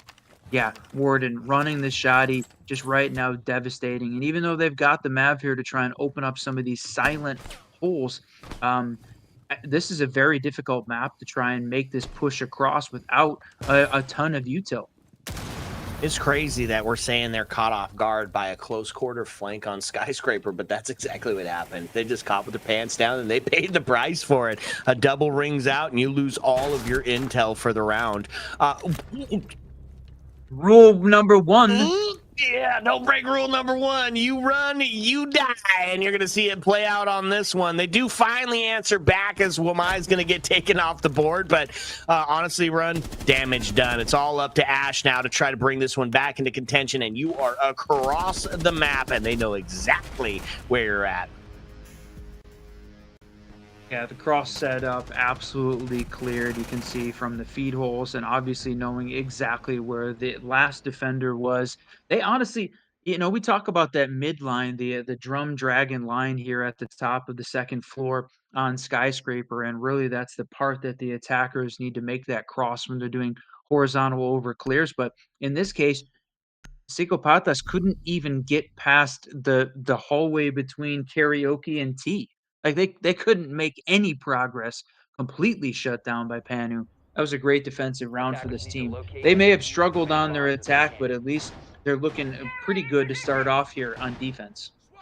Yeah, but even still, you picked into this, right? You're wanting better than that 5-1 half, or it's just going to see some back and forth on overtime and who has the stronger defense. So honestly, Panu, if they want to come out on top here, they've got to have a perfect half. They got to have a perfect half, or Psicopatas starts to feel a little bit of that momentum being switched into their favor.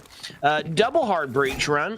They might potentially be bringing along a two-pronged approach. No, negative. It's the attack. They can repick. And so instead, we're going to talk about the defense. And it's kind of stock standard, honestly. Valkycam's up, denying some of that space. Tubarão and Bandit to make sure some of those walls stay closed.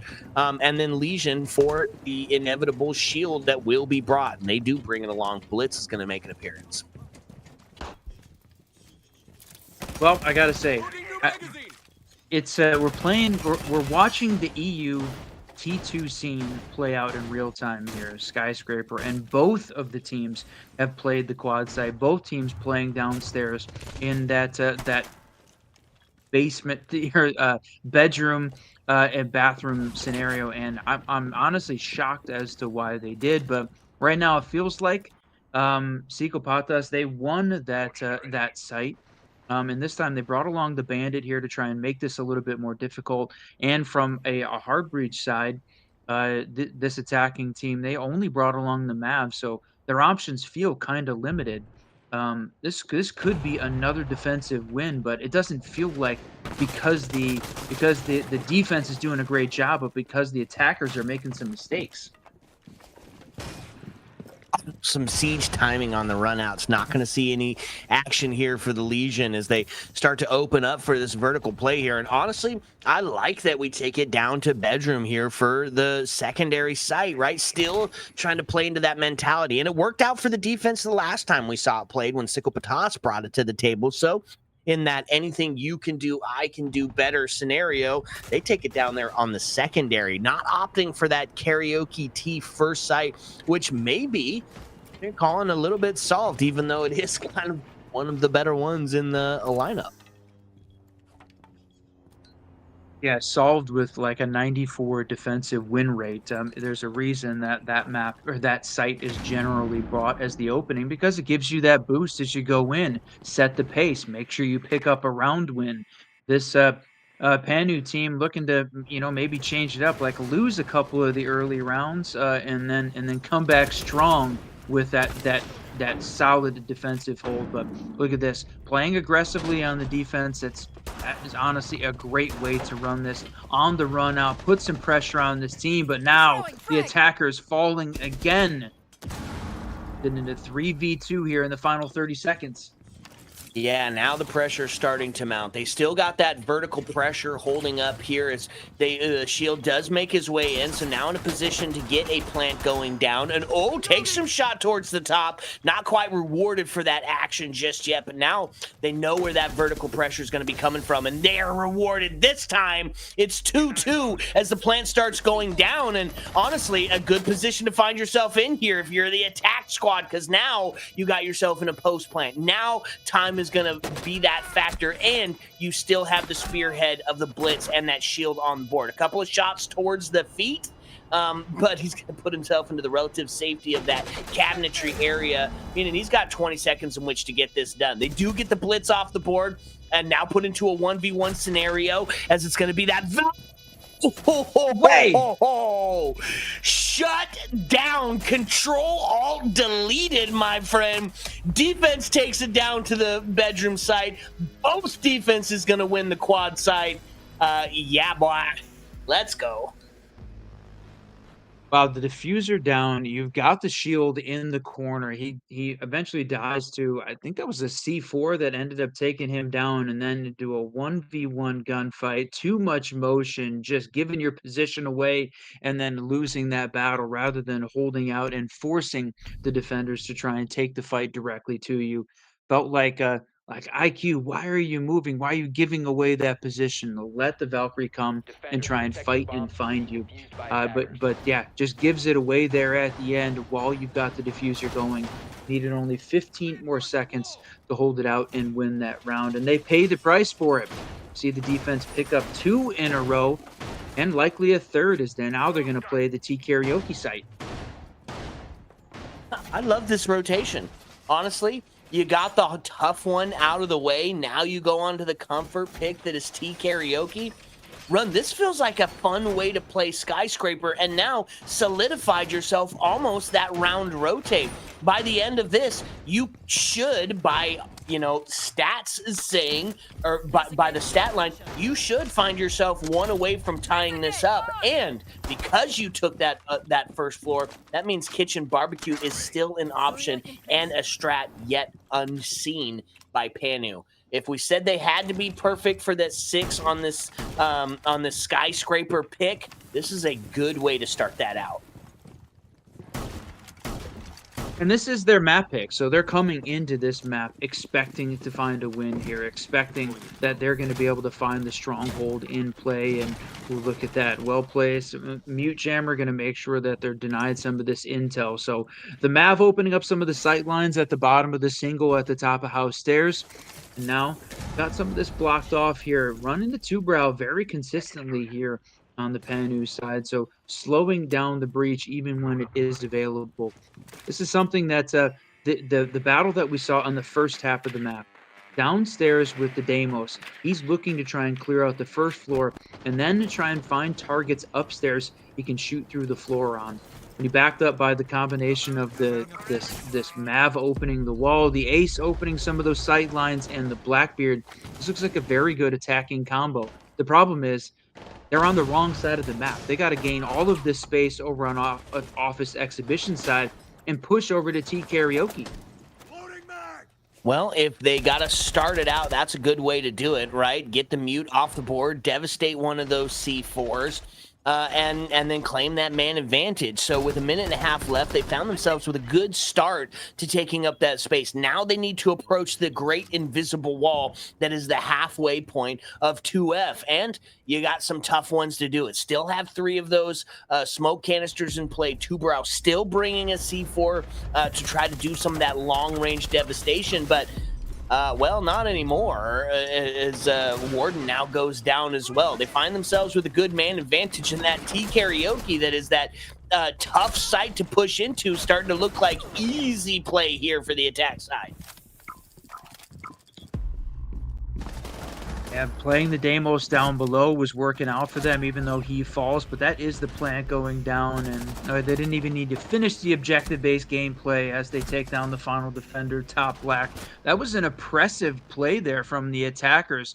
They work on clearing, gain space upstairs on that second floor over on the Office Exhibition side, and then Deimos backs him up downstairs just a little bit, but that was all they needed to just completely shut down this team.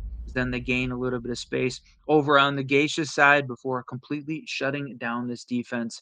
Well played. And then, boy, that pair of bands that come out, the Bandits are going to complete the breach denial side of it. They are eventually going to lean into that. And then Blackbeard was just a little bit oppressive, like we talked about, especially on that previous round. Defense does not want to have to deal with that again.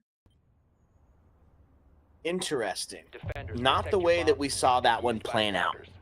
Right? T Karaoke, kind of that solid base for a start on your defense, is going to see Panu losing it.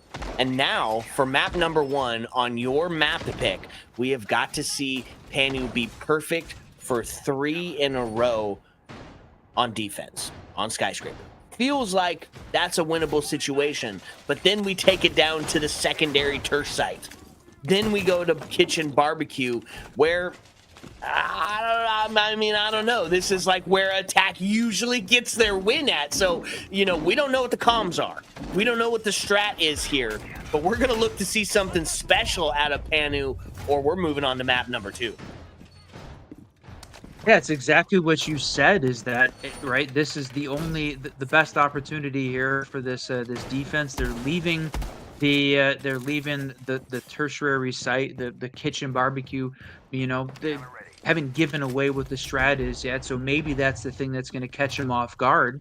But wow, look at that! The run out, playing super aggressive on defense. That may be the thing that carries them forward, but they're going to have to continue that for this entire round. Because you said it, even though this is a defensive-sided map, certainly picking up 3 in a row is not unusual for a defense. But the problem is, now it's under threat of match point scenario. If you lose 1 round, you're done and the map is over. That, to me, is always the difference maker on this map. If you can pick up a 5-1-1/2 on your defensive start, you only got to find 2 attacking wins here to shut it down and win. And it feels like it's an awful lot of added pressure for the team that's playing defense second. Panu is going to have to hold on tight. They find the first one, and then the second. Boy, that's a big down. They are on their way to picking up some great moments here in this round. Yeah, imagine a world we live in where the tersh sites both are going to be more oppressive than your standard stock start of T Karaoke on Skyscraper. Honestly, I love it. Jesus, and that's a big one too. Now Frost is able to find a headshot, all but solidifies a win here for the defense. We said they need to be perfect for 3. Well, they had a good start as Coles is only good for 2 so far in the entirety of the match. It's a flawless Panu win on the Tersh site yet again. All right, Kitchen Barbecue. Uh, a another defensive win. Yeah, this map is just feeling completely backwards, and I don't know whether or not it's the fact that that it's not played very much in competitive play, so teams have sort of gotten rusty on it, or this is just Panu's map. They wanted to come into this one. This is their map pick. They've got the strats in place, and the alternative is on the Psicopata side that they weren't ready for it. What it feels like Attackers need to right now, locate but and the defuse problem bombs. is that they only have to win one. We're sitting on match point here, and if you're just joining us, welcome everyone to the Voltage semi-final. We are in the second best of 3 today, and the first one, EK already took down 2-0 versus Myth. Right now, Psicopata is looking pretty good to pick up their first map win in this best of 3. 2 more for Panu. They're going to take it back to that exhibition office side where they did see that first bit of success. Kind of leaning into the similar strat, although we do see the comfort pick of Ela being brought out now. The Scorpion, of course, being one of those crowd favorite weapons to get the job done. They're going to be on it's Psicopatas, right? They've got kind of 2 rounds to play with, and even if they lose this one, they've had some success on some of the others. The big question will be is if we see this win, do we see it taken down to the bedroom again, or are they running back that T karaoke site? I know you said the stats for it. I know. They got devastated the last time they brought that one out. Yeah, who is going to lock in here at the end of the first map of this best of 3? Psicopatas only needs 1 round. They're going to try and pull it off. A little bit extra attacker util, bringing along the Flores this time, plus the Grim, plus the Ash. So they have got plenty to try and shut this team down. And this is an interesting shot here. Looks like they opened it up, and then did he put the mirror on after or before that charge went off? I honestly, I couldn't tell you. I got no idea how that scenario plays out where half of that is done. That is a devastating mirror to try to get up because now you've got basically a solidified deployable shield holding onto the single wall there, Run. That's a tough one. A reinforced mirror window crouch scenario. I mean, we see players, great mirror players, go for the crouch on non-reinforced walls to be able to give that, because sometimes you're faster and more deadly in the crouch position than you are when you're trying to peek around the edge of the wall. So you said it, that is going to be devastating here for this attacking team. That is going to have to certainly be a push point that they try and manage early on from down below. You know what it was? Is that they mirror tricked the second part of the Selma charge. That's got to be it, right? It was a crouched mirror trick Selma charge secondary. Not honestly beautiful. First one gets off the board. Cole's going to continue his devastating streak of death as he puts himself into the 210 scenario. That's man advantage over to Panu. Yeah, they've been managing around him, struggling to get anything going so far for this entire game, so it doesn't feel like a huge loss at this point. Except, yeah, you're going to lose the Grim and his utility. Even if he wasn't picking up the kills, he's giving out the intel for the rest of this team. But, oh, Nifsu takes down the frag leader, and now both of the high fraggers for this team go down in a little bit of a trade, but we're down to a 1v3 scenario. This one is going to be nearly impossible, I think, for the attackers to win. 3 C4s, but they're not going to need them. It's a Vector to ring out and claim the headshot, and now we're a little bit closer to tying this one up, Run. And now where do we go? Now what do you do? Is it back onto the Tersh site? Do you go to the site that you lost so convincingly the last time you brought it out? Looks like we're going to see Karaoke T, and honestly, feels like the right call here. Yeah, even though that was a struggle for them, where it sort of the defense fell apart.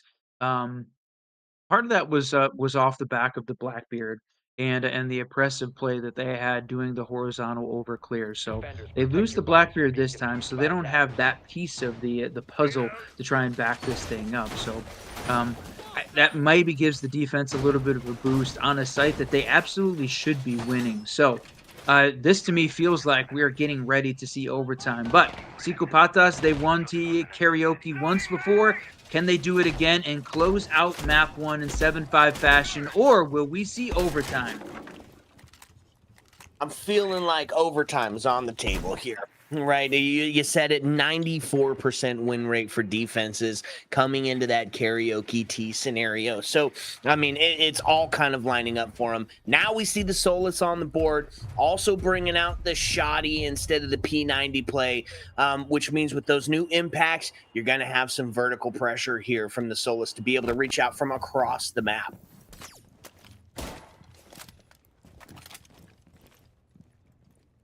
Once again, not an awful lot of Solis play in general, right? Only I think of the second or third time that we've seen her so far today.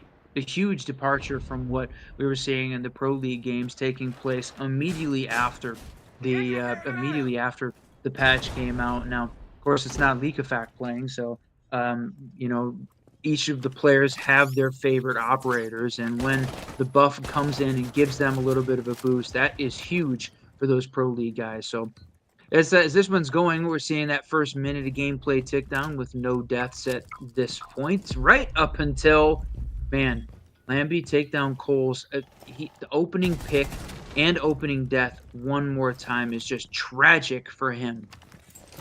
Yeah, sometimes it's just not your map, and that seems to be where Coles is actually sitting at it. They do find that numbers advantage now for the defense as they claim it by 1, but still plenty of time, right? So just got to suss out 1. The Deimos has got to find themselves, and he is the frag leader. He's got to find himself a kill to get close to equalizing, so they can get themselves set up for a plant here.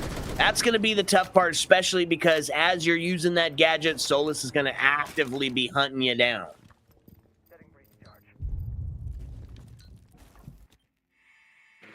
3v4 scenario, minute 20 left in the round. Yeah, you said it. Pressure's on Deimos here. He's got to carry his team. Rafa as well, sitting at that 10-6-2. So look at this, putting pressure, giving Deimos the information, fighting from down below. Oh, unfortunately, it takes a couple of shots before he backs off that engagement, but he gave away enough information for his friend to be able to take down 1. So now we're sitting at a 3v3.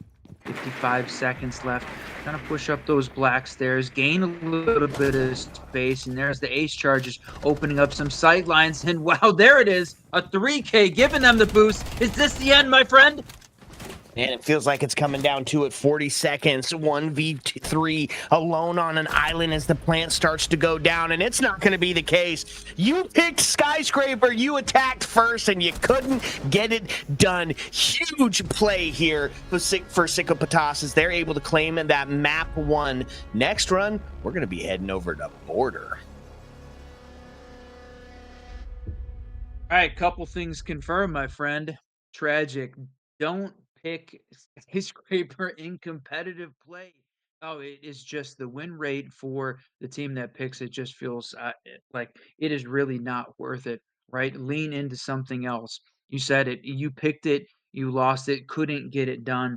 All the pressure is on you. They were sitting on match point for 3 rounds in a row. They're able to find 2, but even when you're talking about a T karaoke hold, they were not able to find a win.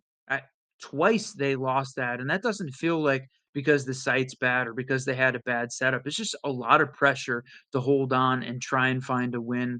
And they folded, they caved, which is a little surprising. I know we talked about it at the start of this map that Packbull said and is the team that they're expecting to face in the finals. They've done it. They've been there, done that before. But Psychopatas doesn't want to be in that scenario. They want to be the guys in the grand final. They pick up map 1, and you said it. Going to Border. How you feeling about Border, my friend? Man, I'm excited for it, especially if it's going to be in that same vein of what we just watched on Skyscraper, right? It was absolutely back and forth on some parts of it. The expected sites were lost, the off sites played through, and that can really ring true on Border as well. When you start getting into some of those late round plays where you're bringing about that customs potentiality, and I want that. I want customs play, and I know the stats are saying that it ain't the play play? Well, we just watched it play out twice here on Skyscraper. Bedroom 1, both times it was brought to the table, and it's not because of, the site. It was because specifically Strats built around it, and they were able to capitalize. Sicko Patas, they find themselves a map 1. Wasn't necessarily the team that we thought was going to bring it about. They do it, and they do it dramatically. Now, can they continue that momentum? Can they continue that forward march and solidify themselves a spot in the T2 Voltage Series finals, or they be playing it out for that third map? Oh, man, I'm really excited to see this one run. Yeah, and as we're watching some of the highlights, right, there were some great moments in this map, but honestly, it was really strange the way this thing played out. The fact that we saw 2 attacking wins on T Karaoke is a little bit shocking, and then 2 defensive wins on that offsite, I think almost cancels each other out. This was just a weird map to play out, and doesn't feel like the teams were, I don't know if the wrong, not the right holds, but certainly we were seeing some strange attacking patterns. And I don't know whether it's just a bit of a mistake of the way that this whole thing played out, but ultimately, yeah, Panu, bad choice on picking Sky as the place to go to open this thing up, because now you got to win both on border and on club. Those are a little bit more standard maps, a little bit more, you know, uh, things where we could see the standard plays go. So maybe that's going to give them the boost that they need. But Sicko Patas looking to shut them down here, find a T2 victory. Man, and there's so much EU T2 going on. I love the fact that this series has expanded, that there's more opportunities, and for somebody else here, for maybe EK to try and fight. Yeah, that's right. Okay, Borders coming up next, and then Clubhouse, where good teams go to die. We're looking for some really exciting gameplay coming up. We're going to get that lobby going one more time, at least for map number 2 here. So sit back, relax, because when we come back, we're going to bring you a second map. Ayo. Let's go.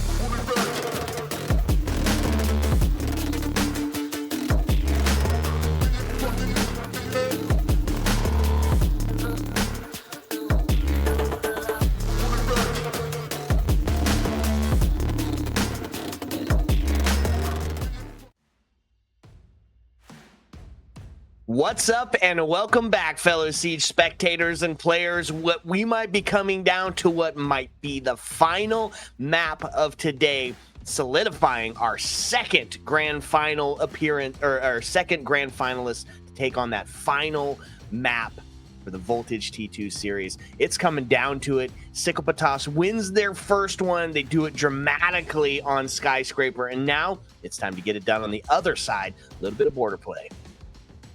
Yeah, that's right, Border. I love this map. You love this map. Close quarter combat. The difference is it's a little bit more balanced than it is on Skyscraper. So this is the map I wanted to see them play if we were going to go for close quarter. The decider, though, Clubhouse. I'm not sure we're going to get there, though. This is a big question. Who is going to come out on top on map 2? Big thanks, though, to Voltage League for inviting the Siege Double Shot, myself and Whiskey Glitter here to join in on the EU T2 scene. There is a ton of T2 action happening. We're going to be seeing that Spoit tournament kicking off on Monday, tomorrow as well. It continues on, and then, man, the EU T2 Grand Finals coming up. So there is so much action happening. Vibrant T2 scene. Glad to be a part of it. Thanks all for watching. That's right. And if you're just joining us, what we watched earlier today was Geeky taking on Myth.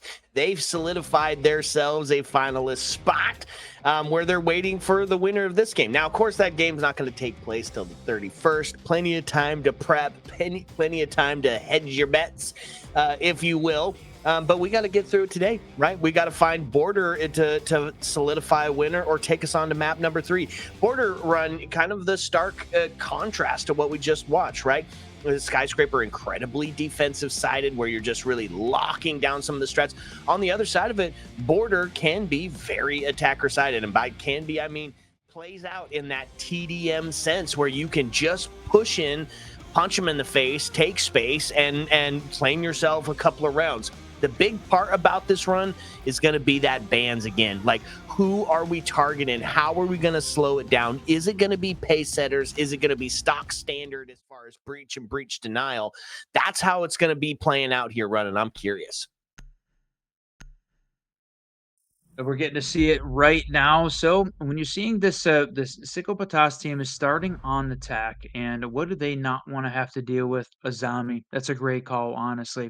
Jamaica holding on to the security break side, very difficult. Lots of one-way peaks, lots of opportunities to hold on to that area and just waste time if you're playing on the upstairs or downstairs, just blocking off those sight lines, holding on to the workshop. I think that's a great call too. And then losing the Mira.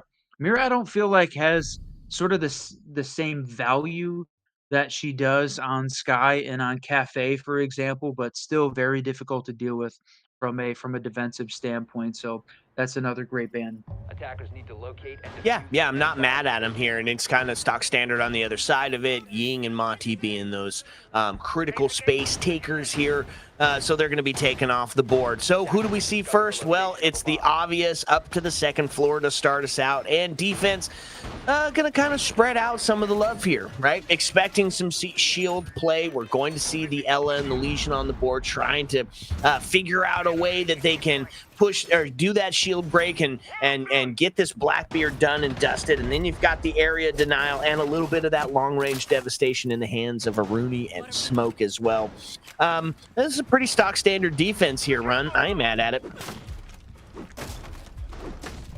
Oh, I think when you don't have the Azami available for trying to play out and hold on to the break area. But the other big thing that was talked about a lot as a part of this mid-season patch update was Doc losing the ACOG. We used to see Doc play over on the security side frequently, holding on to that corner area, play deep into the round to heal himself up as he's taking shots, taking engagements. So he's not going to play that role anymore. They're going to have to switch it up. And this time, it's going to be the Legion that's playing over on that side of the map. So I love this play, though. Look at this. Aruni taking shots down below, long range. Glass is going to try and answer back, but holy cow, what a dangerous push-up play he's making. No way he's going for this. He's going to, but the proxy alarm's going to give away his location, so it's just going to be another DMR to say goodnight to the Glass. As the smoke rings out, the DMR rings out when the dust settles and the smoke clears. Run. It's definitely in favor of the defense here as the attack was officially just shut down. Know what they were thinking, knowing that you've got that angle held by the Aruni, the long angle, already killed one of your players, killed the planter, just running up and trying it again with no other protection, not clearing her out of that space, no util dump in from maybe the main wall. You know, you're gonna get the exact same thing if you try and run that same strat again. That one was just absolutely thrown away by the attackers. Yeah, no kidding. On an attacker-sided map, you're going to give your first round to, we'll call it for the stream, right? Adding a little bit of drama here. So Sykopatas didn't quite pull it off, and now they got to go down to the first floor for the next set of rounds here. Well, Panu looked good. I mean, they looked good on a 2F hold. That was the excite that we probably did expect them to win, though. So now, what do you do on the defense to continue that momentum? Well, you're going to have to set some pace here, and I think Castle, a really great way to do that. A lot of shotguns on the board here. I think we were seeing the Vigil running the Boss G, Warden running the Shoddy as well, so sort of leaning into that close quarter combat. Yeah, this is certainly the second floor. Army Archives is the place you expect to see the defense win a site, but not in that way, right? The attackers just gave that one away for free. Normally put up a little bit bigger of a fight, and I love a good rush plant over on the east side, but I mean, backed up by the Candelas, backed up by Capital.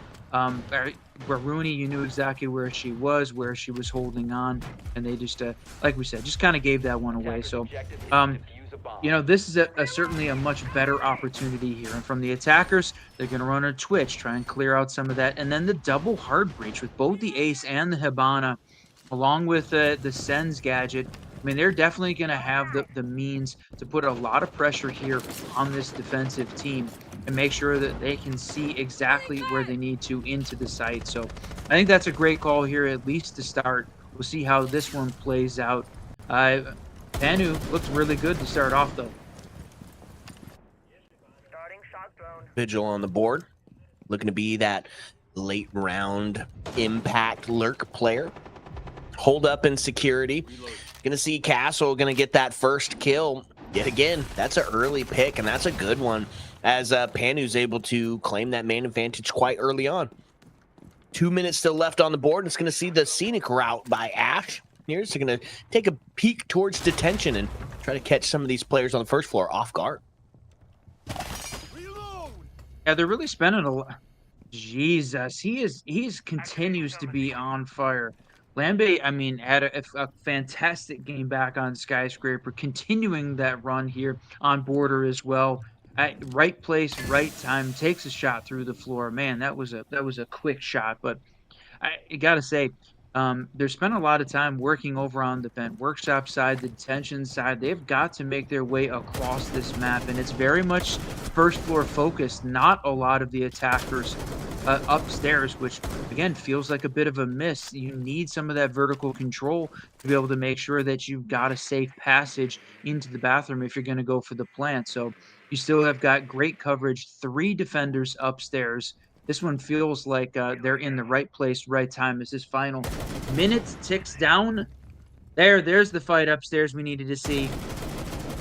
Man, almost rewarded with a double. There's pushing up to take this space inside of break room. They find the equalizer, right? And you still have a couple of these layers to the defense on board. It's those Fenrir gadgets, that Castle, the wall bang. What a play, as now the attack is going to find themselves with that man advantage. They claim that body balance. Still got 2 operators upstairs. One's going to be dealt with. Looking for that second one. Up onto the catwalk is going to see Nifsu take one back. The headshot rings out as the MP7 continues its devastation. But, you know, now you got to push back towards site, and they've got the plant starting to go down. So a little bit of a retake scenario as he makes the drop down. A couple of shots looking towards the back end, and not going to find it just yet, as now he puts himself into a shoot, pivot, shoot scenario. Got to find one and be on the lookout for the second, because it's going to be coming quick. Coles struggled in that last map. He's going to find that ender kill here. Yeah, clutching up at the end of the round. Well played there. And Man, I thought we were going to see a solid defensive win, but the DMR is just devastating upstairs. It was the push in through security and then the clear over on the break side that finally was able to gain that space upstairs that allowed them to get the plant down. And boy, seeing the Fenrir running the MP7 felt like a pea shooter against the AKs and DMRs Attackers of need the to locate and attackers, and they were defuse as just many bombs as they clearing can. opening holes, wall banging, just controlling the map with the powerful weapons here. And in that case, that's exactly what the attackers Cover the needed. location You of said a the bomb. second floor is the best opportunity for the defenders to find a win. As you move on to the first floor, the attacker-sided nature of Border sneaks out. Okay. Okay. Soul is back on the board run.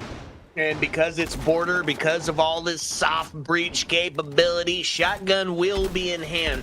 And this is one of those fun maps for that specifically. Solus being able to see some of that, or not some of that, every electronic gadget that's going on, can really have that wall bang or that run out potential here. Because of the soft breach nature that border is. So honestly, I love the pick here. Would like to see a little bit more potential dedication towards the maybe some trap stops trying to slow down this aggressive attack team. But again, Run, we're not in the comms. We're not sure exactly what the strat is. Sycopatas is the only one that can know what's going on here, and they're going to find that first kill. Mozzie off the board, relegated to his own cams. Oh, another huge pick. He was, again, one of the heroes of that previous map, down early again. I mean, yeah, losing Mozzie's already got the drones out if he had them, already given, a little bit of that extra intel, but he was one of the guys that was leading this team, so that certainly feels like a little bit of a bigger loss than just the loss of Mozzie. So this defense is taking a very aggressive stance, though, running out. There was multiple runouts taking place at the same time, and they pay for it again. 5v3 before the first minute of gameplay is done.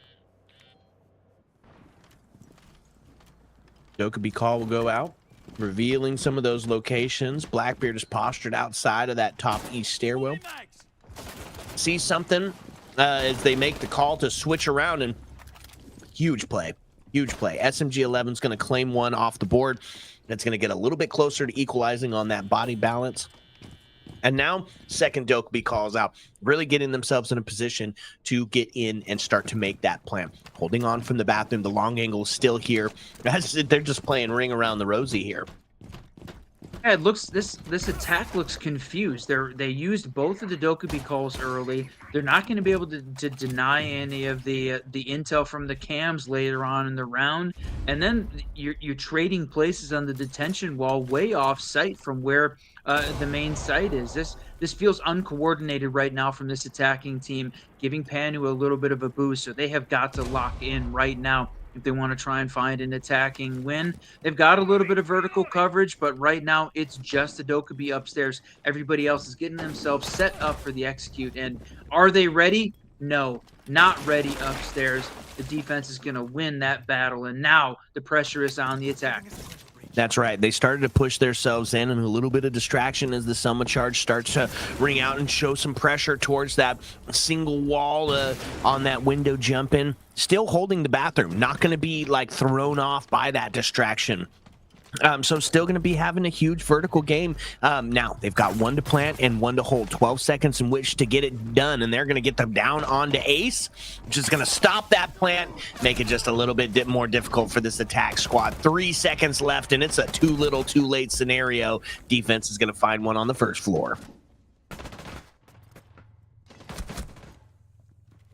It was an interesting setup there to go for the plant, right? Ace goes for the plant, and then they're using the Blackbeard shield standing in front of him to try and block the engagement. But he walks away just as the plant was going down. Felt like he didn't commit to the bit and hold on to that position as long as he needed to, allowing Ace to get shot. But again, that felt like a little less of a defensive win and more like an attacking loss, as the Psicopata seemed uncoordinated. There was a couple instances there where it just didn't look like they were they were on the same page about the way to push that site. And even though they managed to start to get the diffuser down, they didn't have good control over it, and weren't really in a position to be able to hold that if they were able to get the diffuser down. So Banu taking advantage of some mistakes on the attacking side and picks up a defensive win.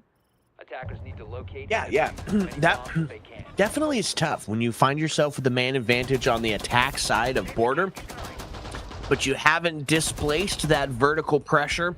Ah, man, it just, yeah, definitely a miss there. So what are they going to try to do? They're going to try to change it around. This time they got to fight through the Tachanka, the Lord himself, who has been brought out. A different sort of area denial because the smoke was denied. Huge ban by Cyclopatos because smoke was utilized almost every single round on both maps so far. Could be a huge devastator to what the defense is bringing to the table here. No, you're not a huge Tachanka fan. I think there's certainly some situations where he can be warranted, but whether or not this is one of them is a bit of a question mark. I haven't seen the way that we typically are going to use the Tachanka upstairs. He's got an awful lot of area denial, and this is definitely one of those sites that we expect the defense to win upstairs on the 2F. So if he's sort of bolstered over there on the office side, just slowing down this attacking team, but again, we talked about attacking mistakes. It's very much similar to what we saw back on round one was, you know, making some mistakes about rushing in and going for the plant.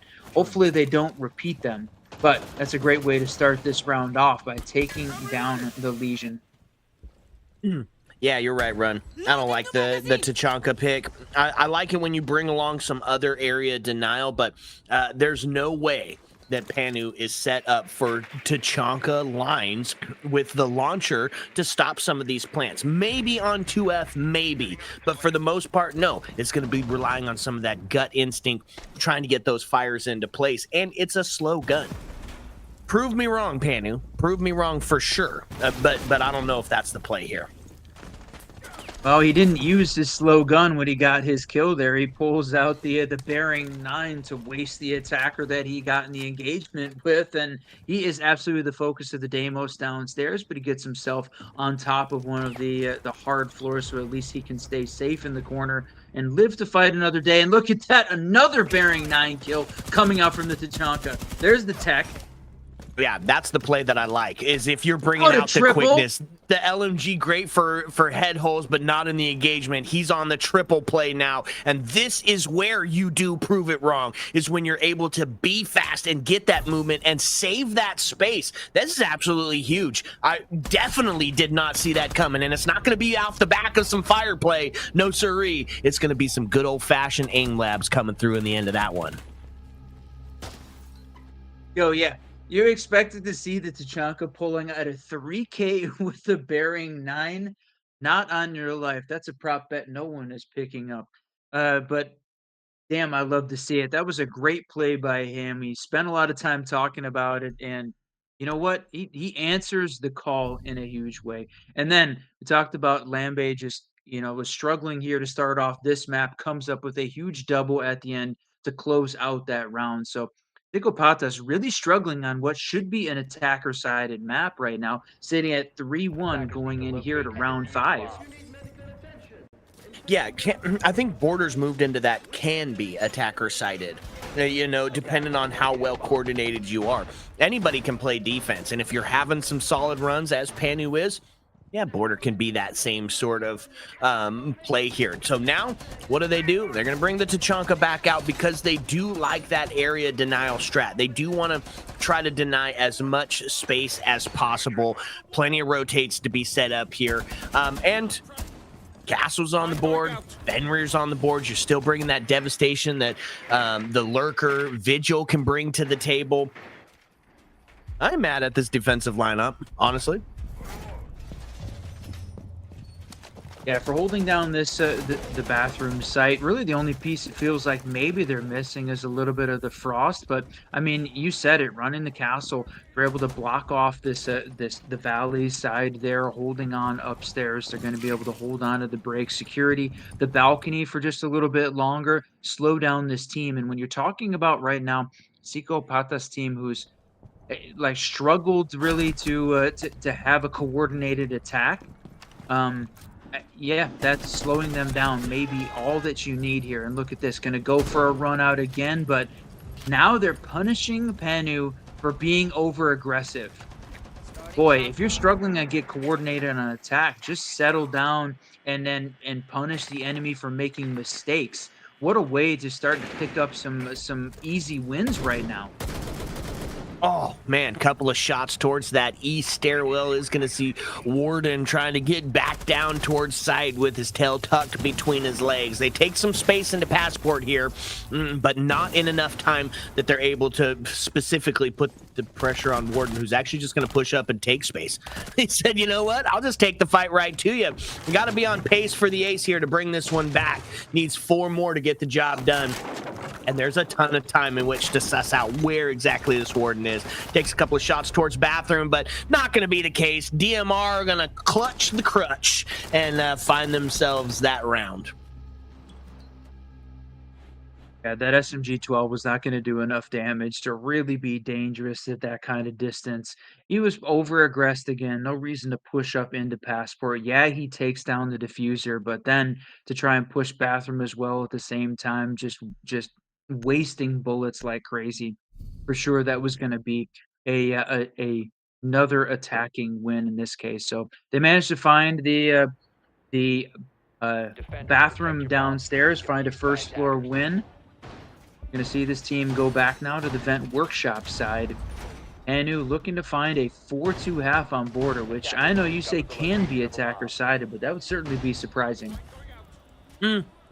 Surprising-ish, right? It's across the regions. Border is starting to even out just a little bit more, where we start to see Chalet become that more attacker-sided map, and some of these other ones in the comp pool. So, you know, I'm not so completely surprised to see Panu up in the scoreline. What I would be surprised about is a 3-3 half here, right? And I think that might, honestly, and I know we call it attack side, that might start to play out into Psicopatas's favor, because not only did they win that first one, so the nerves for getting shut out or shut down in your map 2 on your potential for a grand final appearance is here and in your head, but then you go on a defense where you just feel more comfortable. You're just more comfortable on defense almost no matter what.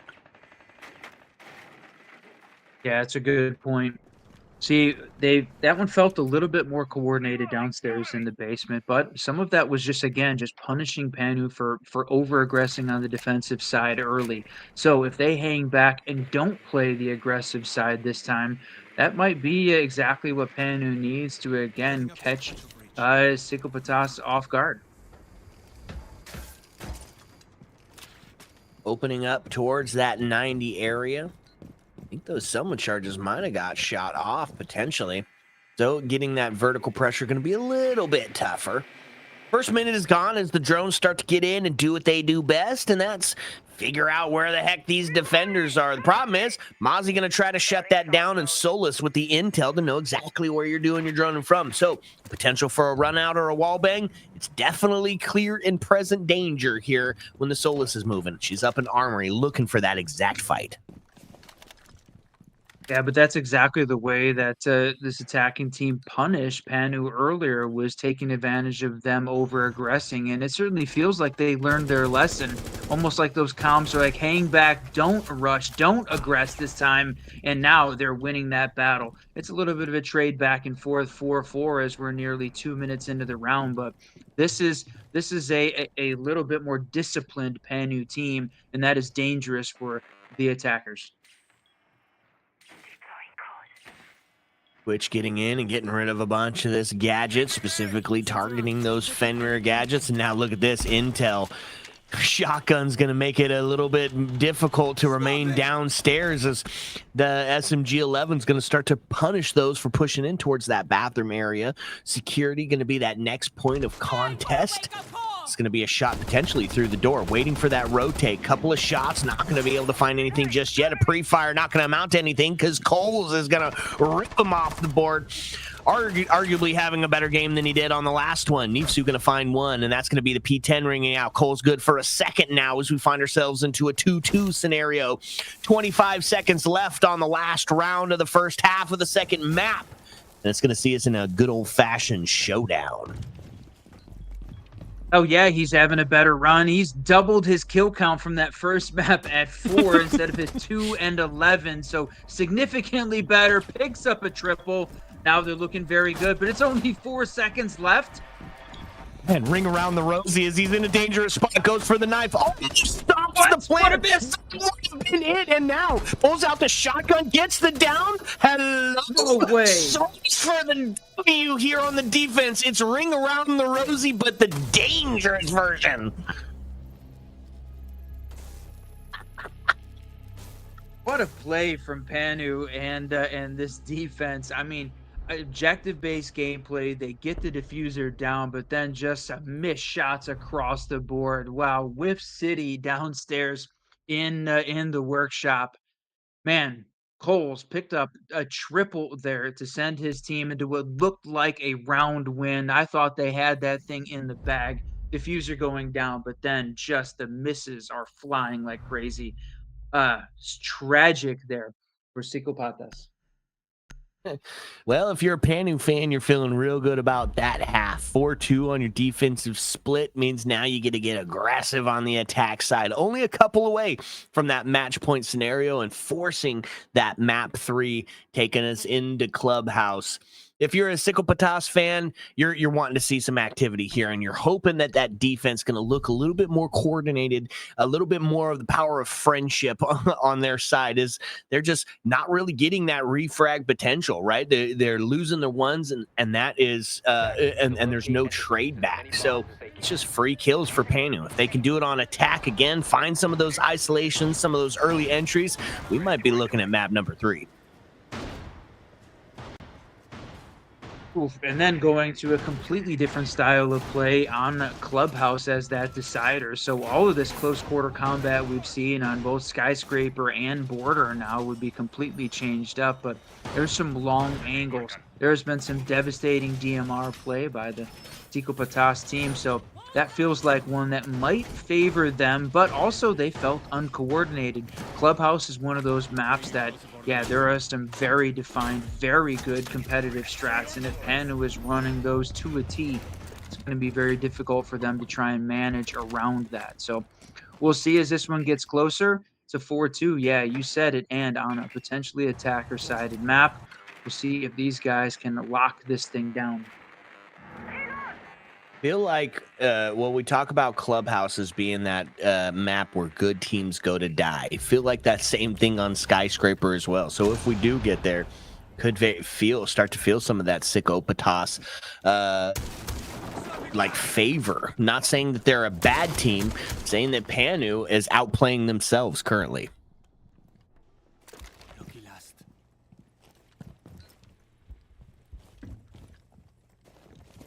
All right, first minute of gameplay ticks down, and even though they banned out 2 shields now on their side, both Blackbeard and Monty banned by the defensive team, they're expecting Panu to run shields, and they do. They're gonna run the blitz, the last one left alive. So even though Sens goes down as the early pick in that first minute of gameplay, they're gonna try and push the main wall over here on this side. Combination of smokes and the blitz come out, but Warden is there ready and waiting.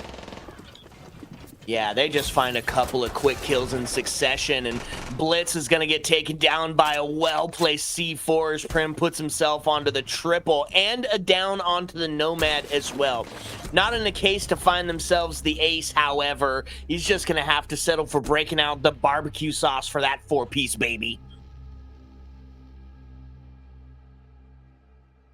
Wow, huge 4K, huge win there for the defense. It's a site we expect them to win, certainly, right? The second floor, we've been talking about it all day. That's the defensive stronghold here on Border, but they looked very good doing it. And again, on the Panu set, they looked a little uncoordinated. They pushed in with the combination of the smokes and the blitz into a Warden who is ready and waiting, devastates with them with a double. Yeah, Defenders, protect your you know, bombs from whether or being not they used by knew that the attackers. warden is playing there, but with no other pressure, it allows him to just completely focus on the push and shut it down, running not only combination of the C4 and the shoddy there to win that battle. So, a little bit opportunity here for the attackers, though, is now the defense has to rotate, and they're going to pick up this time the bed or the bathroom teller's side. And I think this is one that that really feels like it goes either way. So we'll see who's got the coordinated efforts this time around. Yeah, that's the big question. Stock standard defense here. A little bit of intel, a little bit of area denial, double up on the breach denial. Tuber and Cade going to be utilized here. And of course, Warden, right? Those smokes being essential, especially when you were showing the glass. Didn't ultimately pick it this time, but a dedication of holding on to passport. Is as the Cade, you saw that Cade claw going over to make sure that you can't take some of that first floor space for free as you push in. And they're going to take a look at it at least here. As you can see, Ace with the Selma Charger is going to try to open that thing up. Had a little bit of extra work for this one. Yeah, they should be able to easily get it by opening up that top east side, and really you don't have from the defensive side. No one is really up in that spot, but look at this. What a play downstairs. Valk absolutely on fire and punishes this team for pushing in on the detention side. What a play from the defense, and now a triple for Zera. Okay. Valk puts himself on the triple kill, makes themselves the win condition, trying to fight for that top frag spot, and now on pace for the ace and plenty of time to get the job done. So, gonna have to look towards that passport area. Man, in a 4v2, yeah, question, how are you gonna bring this one back? Well, it's gonna start by finding a couple of those equalizer kills. Shotgun in hand, smoke ready to get active towards the ace who was sitting in passport, still sits there currently in the AK shotgun battle. Close quarter, shotgun's going to be trying to take that one. A quick Gone 6 is going to allow some quick east stairwell pressure as they're going to go for the pincher move here. Takes the smoke off the board. Huge play. A little bit closer now to equalizing onto the body bounce as they find themselves in a 3-2 scenario. Panu going to need to find one more to equalize before they really start getting into get themselves an execute. And it's going to start by trying to claim Tuberau off this top floor. Yeah, we're sitting in that final minute of gameplay. Passport was locked down, but the person holding downstairs is cleared out, giving him that clear sight line in. So, and look at that. Punishes Coles for taking his peek. Now, we've already seen the triple here from Valk trying to on pace for the ace, and still the last left alive with the two final members. Can he complete the ace? A little bit of a flank play here coming through the passport side, but no, unfortunate. Goes for the C4, just misses that gameplay. Better played here by the attackers. All right, now Panu one away from that coveted match point scenario, my friend. You know, it's Sickle Patas has had some good runs. They've started to look good, but then in the end, it's that late round where it starts to fall apart. They had a huge man advantage, but in that 4v2, I don't know, they just kind of held and then took that space. Huge play here by the attacking team as they're looking to find themselves into a map 3. Locate and defuse as many bombs as they can.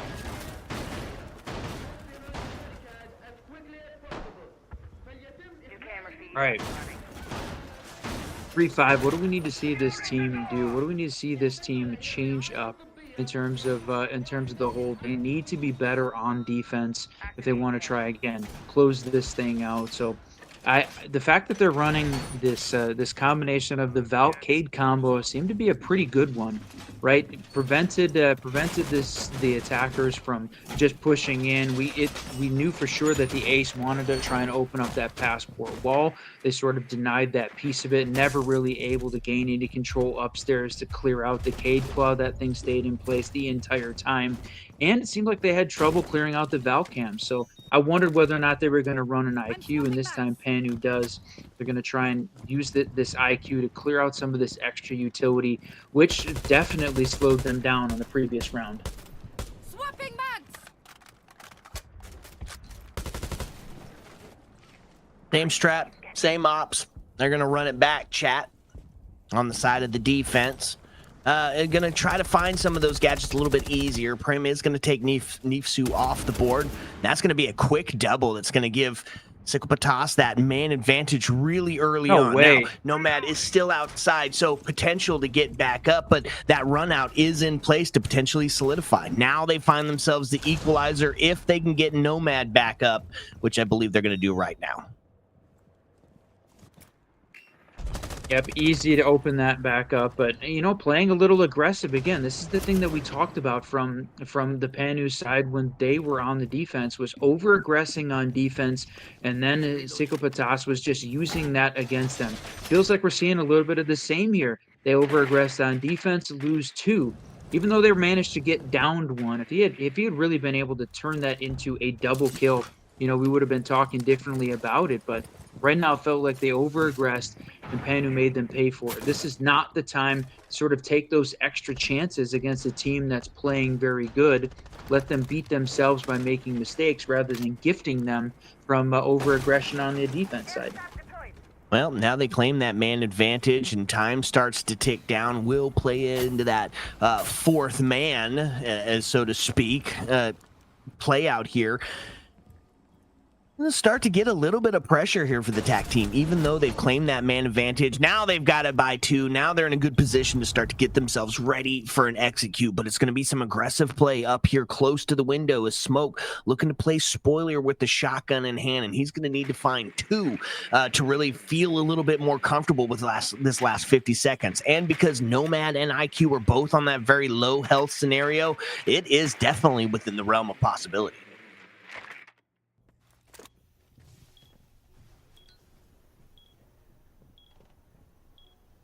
30 seconds now.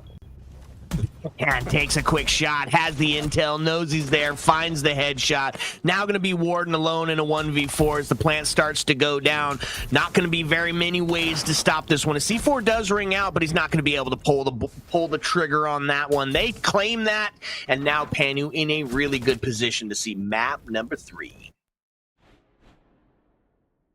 I'm not sure why Warden goes for the jump out there, right? He tosses the C4 over top of the wall rather than going for the directly like against that. If he had hit the windowsill and popped it, there's a chance he picks off one or both of those attackers, and really felt like he had a little bit of time to kill to try and hold on rather than go for that direct attack and just jump out the window, lose his life. Again, felt like he sort of gifted it there to the Panu team. They struggled a little bit on Skyscraper, and I think if Panu had picked a different map to start this thing out, we would be looking at a 2-0 victory for them moving on into the grand final. The choice of picking Skyscraper, losing that battle, moving into what is inevitably going to be the third map, it looks like at this point, unless Psychopatas on the attacker-sided map can come up with 3 defensive wins in a row. That is a really tall order for a team that hasn't felt as coordinated as they need to. Yeah, they won a round off the back of some great individual heroics, but it hasn't been off of, these fantastic defensive setups. Yeah, well, I mean, what do you do? Readdress and reassess, Run. They're going to pull out that double area denial, which really can go a long way in setting the pace here against this really aggressive Panu attacking team. So in the sense of slow them down and set the pace on your side of it, this is a good setup here. Deny that intel, give you that long-range devastation of the DMR, and then double down on that area denial. This is a good spot to find it. Will it be good enough for 3 in a row? I'm not quite sure it's going to be enough to get the job done.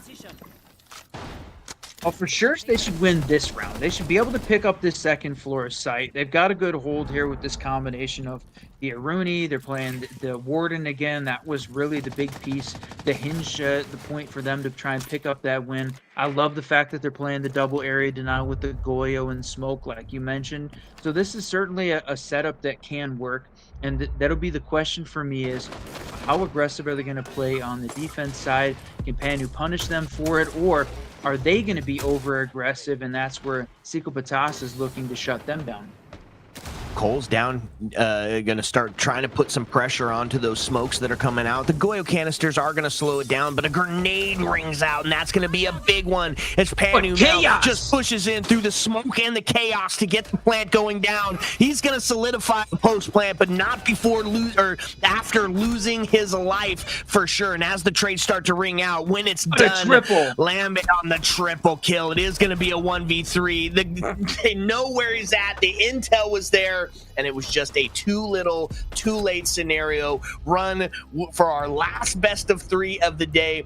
We're going to get to see all of them to get it done. Damn, great run, great play there for the Panu team. Man, they absolutely shut down Psychopatas when it came down to it. 3 in a row at the end.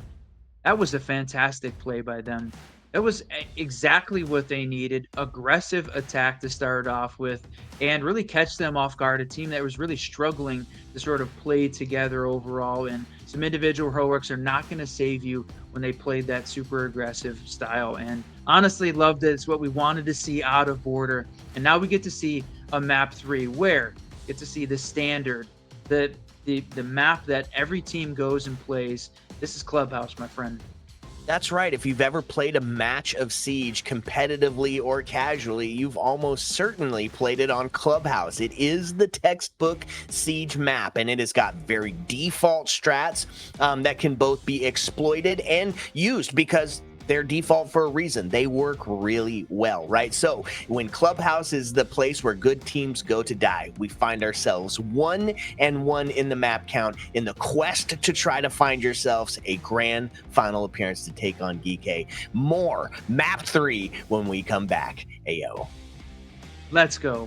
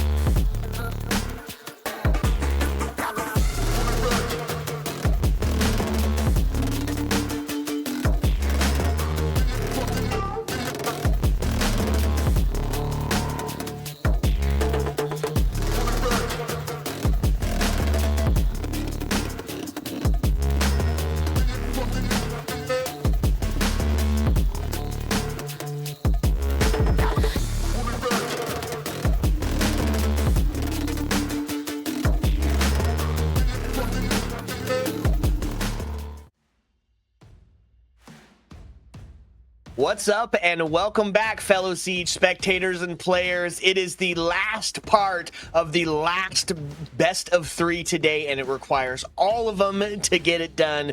We're headed to Clubhouse Run. This has been a fun series so far. Yeah, we got to watch Geeky dominate the first best of 3, 2-0 fashion over Myth, and they had a hell of a run. Not unexpected, though, as they have been dominating EU T2 Siege for really the last several months at this point. They are looking for a spot in Pro League, but before they get there, they need to win a Voltage series as well. Now, their competitors who they're up against, Psychopatas and Panu. And it's tied 1-1 in this best of 3. 7-5 victory on Skyscraper, and then 7-3 for Panu on Border. So it's all tied up, my friend, down to a best of 1. And it's happening on Clubhouse. That's right. Packbull in his interview after his decisive 2-0 win said, I'll see Panu in the finals. And when we saw map number 1, you know, Panu's map pick of Skyscraper, it was kind of the question of, are we going to see them in the grand finals, you know, because it was a tough one, right? But they came back. They looked great on Border. And now you come to the textbook map. It's Clubhouse. How are we going to see this one played out? We've seen a couple of the offsites being played so far today. No customs on Border, unfortunately. But we did see Bedroom on Skyscraper. Which kind of and what was the other one? Oh, mining on Cafe as well. So like there is that potential and that chance. Probably not going to see a bar gaming here. Probably going to stick to the stock standards. But for sure, we're going to see the story play out by how the bands start. That's right, and real typical on this map is the hard breach and the breach denial again, sort of settling into that pattern. The interesting one though is Thermite is the one that goes down. I certainly expected Hibana, definitely the more prominent hard breach operator to try and get rid of, specifically for trying to open up the hatches downstairs. So that does give Panu a little bit of boost here on the defense, or to start off on downstairs in the basement. Interesting that that they chose to go with the Thermite rather than the Hibana.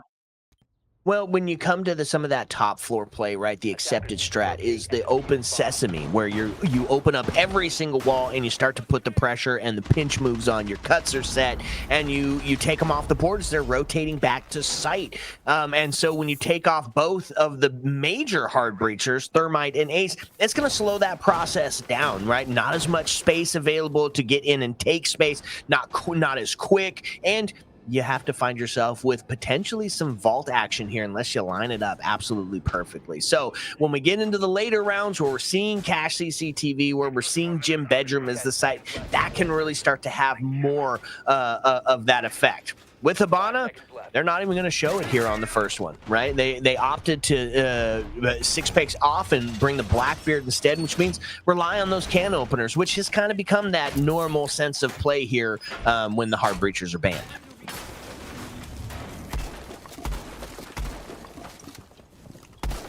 All right, does leave Mira on the board. She's set up to try and hold in the generator side. They're going to leave the church, at least blocked off by the mute jammer, but going to leave that maybe a little bit more accessible there to the attackers. Going to have to watch out for those mirror windows, though, and they don't have it. It's not a real big, really zero at this point extension far beyond this the basement site. All 4 of them downstairs. Except for 4 downstairs, 1 on the stairs there, as Goyo is playing just a little bit outside, but this is a very early bunker here for the Panu defense. I like this mirror setup a little bit compy here, as you not only have the mirror that watches that hatch drop into blue off generator there, but you also have a dedicated blue hold that's going to stop that church presence, that's going to put some pressure onto the player dropping Moto when they eventually start to make that secondary push in. So honestly, I like it. It feels like a fun setup, and is going to be a difficult one to get past, especially because, you know, we're going to be relying on Ash since the Summit Charge was taken down. Oh, the battle of the nades, the impacts versus the frags happening downstairs in that strip hallway, and ultimately the defender comes out on top. Although both of them die as a result of it, so the Blackbeard versus Goyo combo, they're just tossing nades at each other. Ultimately, though, they both die in the crossfire. So now it's down to a 4-4 of that final minute of gameplay goes, and it certainly feels like this attack team is taking a little bit too long getting themselves set up. They are running around. Yeah, they've got the moto hatch open, a little bit of vertical done over here on the kitchen side, but I was just about to say there is C-Force in the hands of the defense that punishes the attackers for running around in the kitchen. Yeah, and that's the problem with bringing those can openers, right? Is you got to be in that direct line of conflict, and C4 is going to claim one. Body balance now tipped into the hands of Panu here, as they've got a pretty solid hold down here into this church arsenal, and now rotating everybody back down, which means we can turtle up. You don't have to throw any bodies, and just kind of rely on the trade game from here on out. If you need it. They don't even need it. Azami left alive and just, oh, wow, punish him like crazy. That was 4 kills coming out in the last few seconds of this map is, yep, never able to push the Mira out from behind her stronghold in the Mira windows, holding out of that generator side. And the fact that they lost the battle upstairs in the kitchen meant they had to force down one of the other staircases down through the hatches because they didn't have any kitchen control. And Panu just punished them for it. Great play by them, good strong defensive hold. And this was what we were worried about during the last map was Panu was playing a little bit more classic strategic siege. Psicopatas looked a little bit uncoordinated, and this is a map that punishes teams that don't play classic siege. Up to Jim Bedroom now for the round 2. Still going to be very defensive sided here, is especially taking those hard breaches off. This is where we'll start to feel that double hard breach ban, right? Because the accepted strat, you're opening up cache CCTV, you're opening up construction single, both construction singles, and then also opening up that hot tub area. That allows the attackers to check all the boxes of taking that space, of isolating any players that are still left over towards that red side, and of course set you up with some beautiful cuts once they start to make that rotate back down to site. So yes, a little spread out, but this is where you're going to find that big difference maker. And we only brought one set of can openers and Hibana to the table here. So if there's any sort of well, I was going to say impact tricking, but they didn't really bring that to the table. I'd say fairly confident we're going to get some of these walls opened up for sure.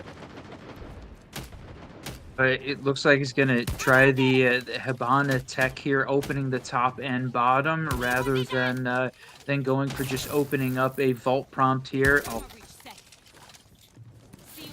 Interesting there. They're trying to make sure that they get it absolutely done, needing to use, how many was that? Several of the Hibana pellets there to try and get that wall open. Blackbeard's going to open it up fully, though. That just felt like a ton of time and utility. A full minute used opening up one hard breach wall. And there is still a ton of hard breach work left to do. Yeah, and now you've lost your spearhead. The Blackbeard goes down, and you can't get in, and so instead you're going to take a little damage. No way. What a miss on that one. You get the soft breach opened up, but Blackbeard doesn't quite get through. A little bit of a glitch that goes on. Means you're going to have to take another route trying to get in here. It is going to be forever taken off. And that's going to be a man advantage huge as they go up by 2 here on round number 2. Yeah, tragic play there from the attackers. I mean, they basically they got the intent of what they were trying to do done. He manages to crawl through, tosses the Candela was, man, perfectly timed as Azami loses her life, but it's still a minute 14 left in this round, sitting what was a 5v3, now a 4v3 with feels like an advantage still on the defensive side of this. Tons of life gone. The Legion Goose coming out. Panu right now feels like still in a fairly commanding position. I don't think they have Jacuzzi Wall open yet either. No, there's no way, right? And you still do have 2 can openers, so the potential to open that up and put some presence on, yeah, it's huge, except for the can opener's gone. Ying gets taken off the board. It's a 3v2 now as Prim does get that double kill and find that refragment. But kind of a too little too late. Well, maybe not. Prim's able to find that third. Now on pace for the ace. There's only 2 of them left. They've got those C4s in hand. Now it's going to be a little bit on the waiting game. Who's going to make that first mistake here in the end round? Yeah, with having the gym locked off without having that wall opened up, certainly difficult there. And then the warden just punishing him for it, losing his life. Is he going to go down to Elysian Goo? Just about. No. Diffuser is cold. He's going to be able to pick it up and go for the plant here, but yeah, just jumps off. You can hear the feed coming. The time was ticking down, and it's either save KD or just go ahead and end it now, and that's exactly what he does. 2-0 to start us out as Panu is able to find 2 on the defense. The real big test, that first big action for Sicko Patas is going to come here. It's going to come at the CCTV cache turf side. So the fact that really it feels like losing the Thermite and the Ace here for this attacking team has certainly been a detriment. They're struggling to work the Hibana clearly, cleanly, quickly. But the thing that it does leave open is that they banned out both of the Heartbreach operators. It leaves the shields on the board. So this site certainly lends itself to running the shield ops, specifically the Monty trying to push up those stairs. So what has Panu brought along to try and deal with it? The Clash. Love that they're bringing out the Clash as the alternative. And then the area denial of the smoke to combine that. But nothing else to try and slow the Monty down on the top of the stairs. They don't have the Azami, they don't have a Legion, don't have a Frost. So if Sicko Patas reads into this and uses the shields as an opportunity to try and gain a bunch of space in the warehouse side, that could be an advantage. They work. Except for they don't bring any of them. They pick off of the Blackbeard, they pick off of the Monty, and they're going to instead go for it a little bit the old-fashioned way. They saw the Maestro cams on there, and they're like, you know what? We'd rather have the Bravo. We'd rather have the Intel as they start to make that push up. It's a standard here with can openers as they're going to try to put some pressure onto this Catwalk player. Who I guess is going to be the Clash at this current moment. Taking a Maestro cam, that's going to be a good way to get that job done, right? Is if you're able to distract that Clash as you're making that push in from the bottom of garage, could be hugely useful here. And that was an interesting interaction that the Observer grabbed. Or looking for the Maestro cams potentially fighting each other, was looking for the Brava downstairs, as I think they managed to steal one of those cams. They cleared it off with the explosives, but expecting the Brava to try and steal that second Maestro, covering the garage side. But while all of that was going on, wow.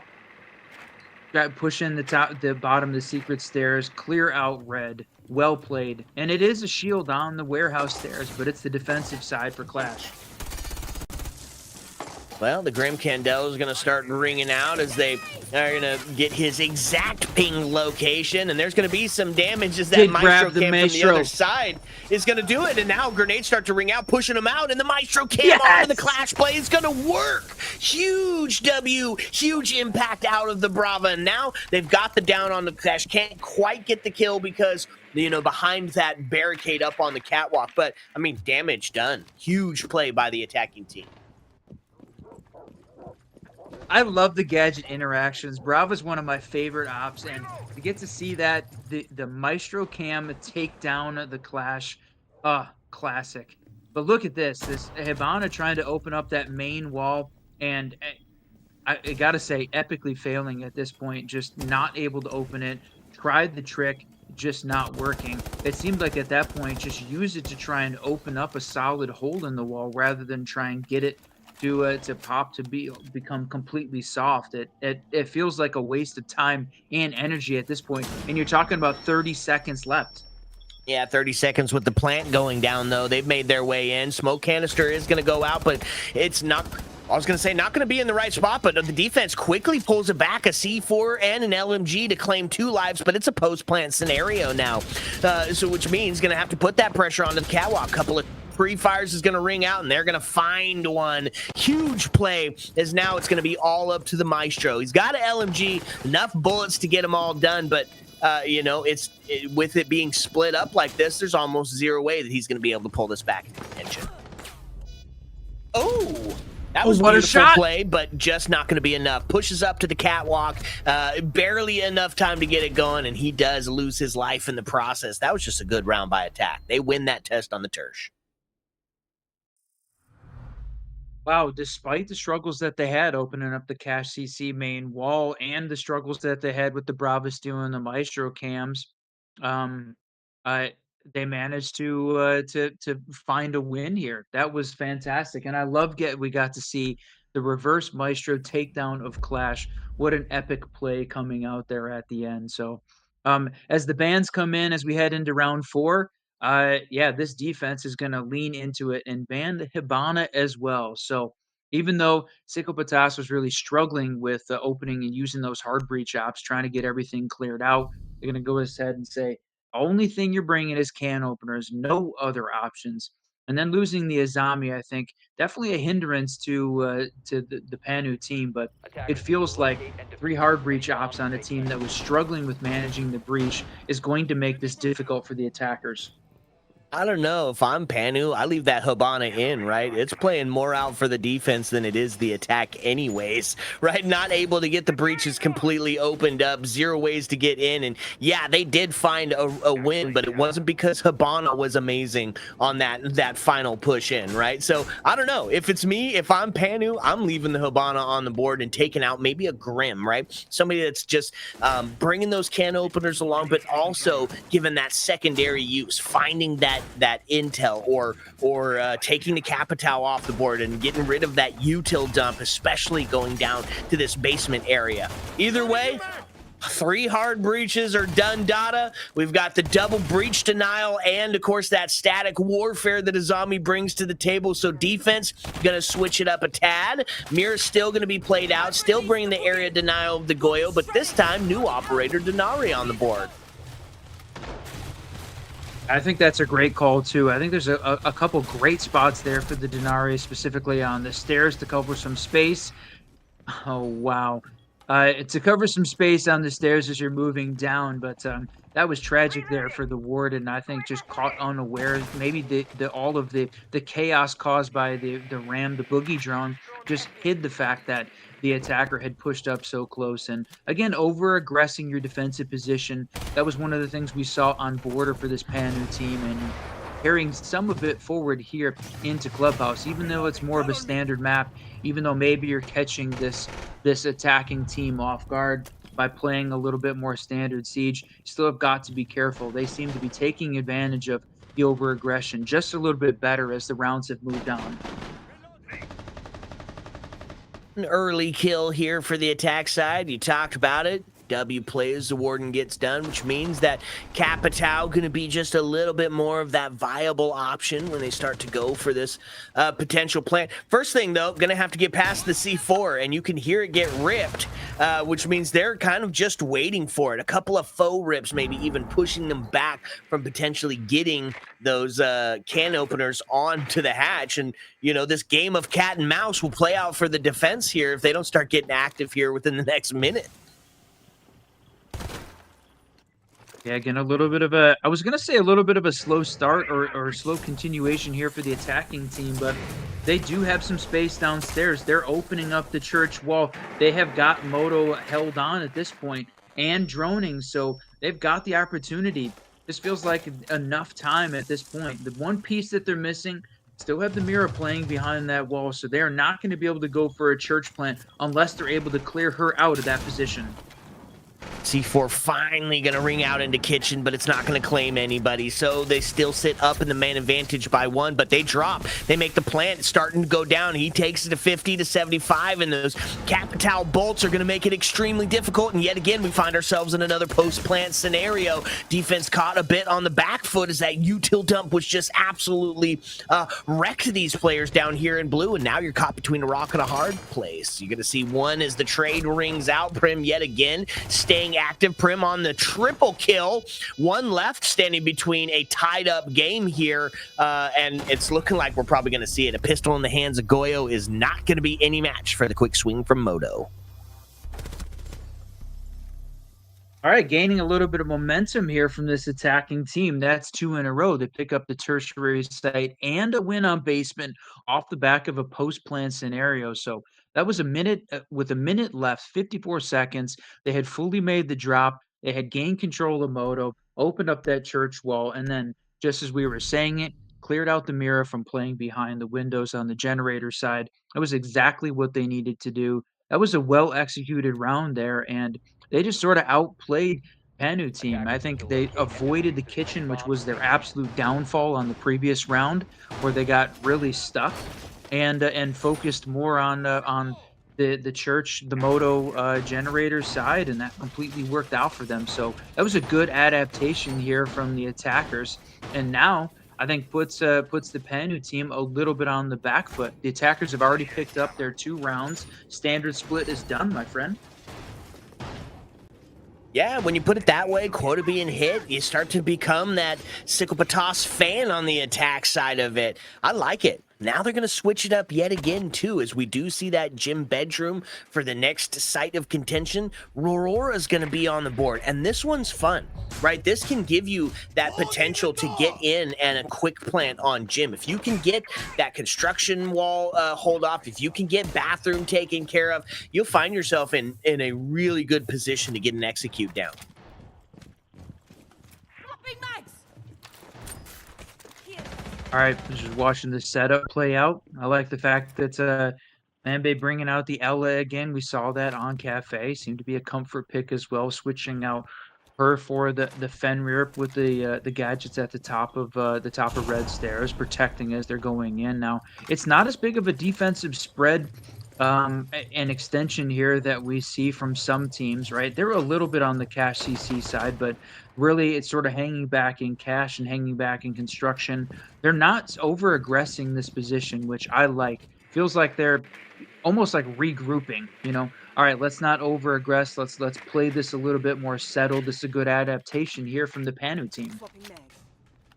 Yeah, I like it. You got to have a good mix of that aggression and, of course, that time torch, right? So finding that balance is going to be the big play here, and it is going to come potentially off the stall game from the Cash CCTV side, where Mute still finds himself holed up. Now, they're still spread out pretty good, but Maverick going to start making some of those options, some of those cut routes a little bit more viable. So when they start to get themselves back into sight, could find a little bit of danger now that everything's getting opened.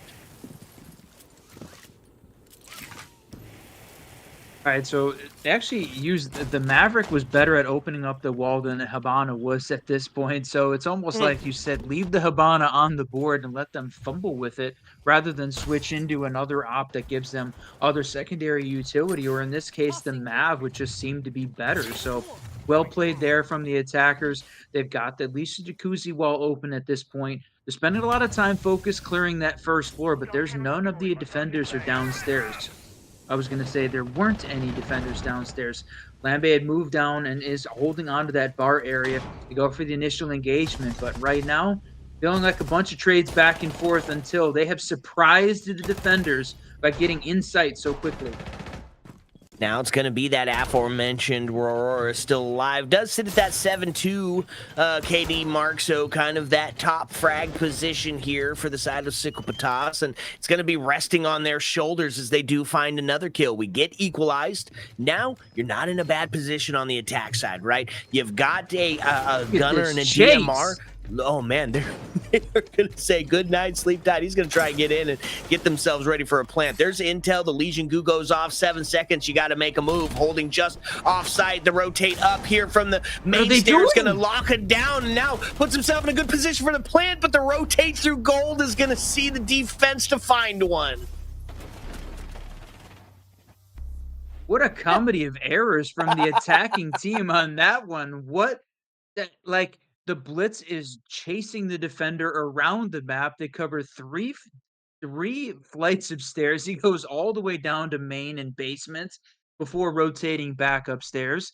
They go for the plant. They're trying to use the railroads to block off, but he's sitting right next to the rotate. And man, they just freaking gave that one away. Just a comedy of errors. He could have held onto the stairs, prevented the defender from even pushing back up, allowed your partner to block everything off with the gadget, and then go for the plant directly. They even had one of the environmental ingredients was sitting on the construction door that hadn't blown. It could have blocked off that entryway as well. It felt like that the attackers were going to be able to lock the defenders outside completely and go for a plant, but they really fumbled it on that one, and Panyu picks up a much-needed win.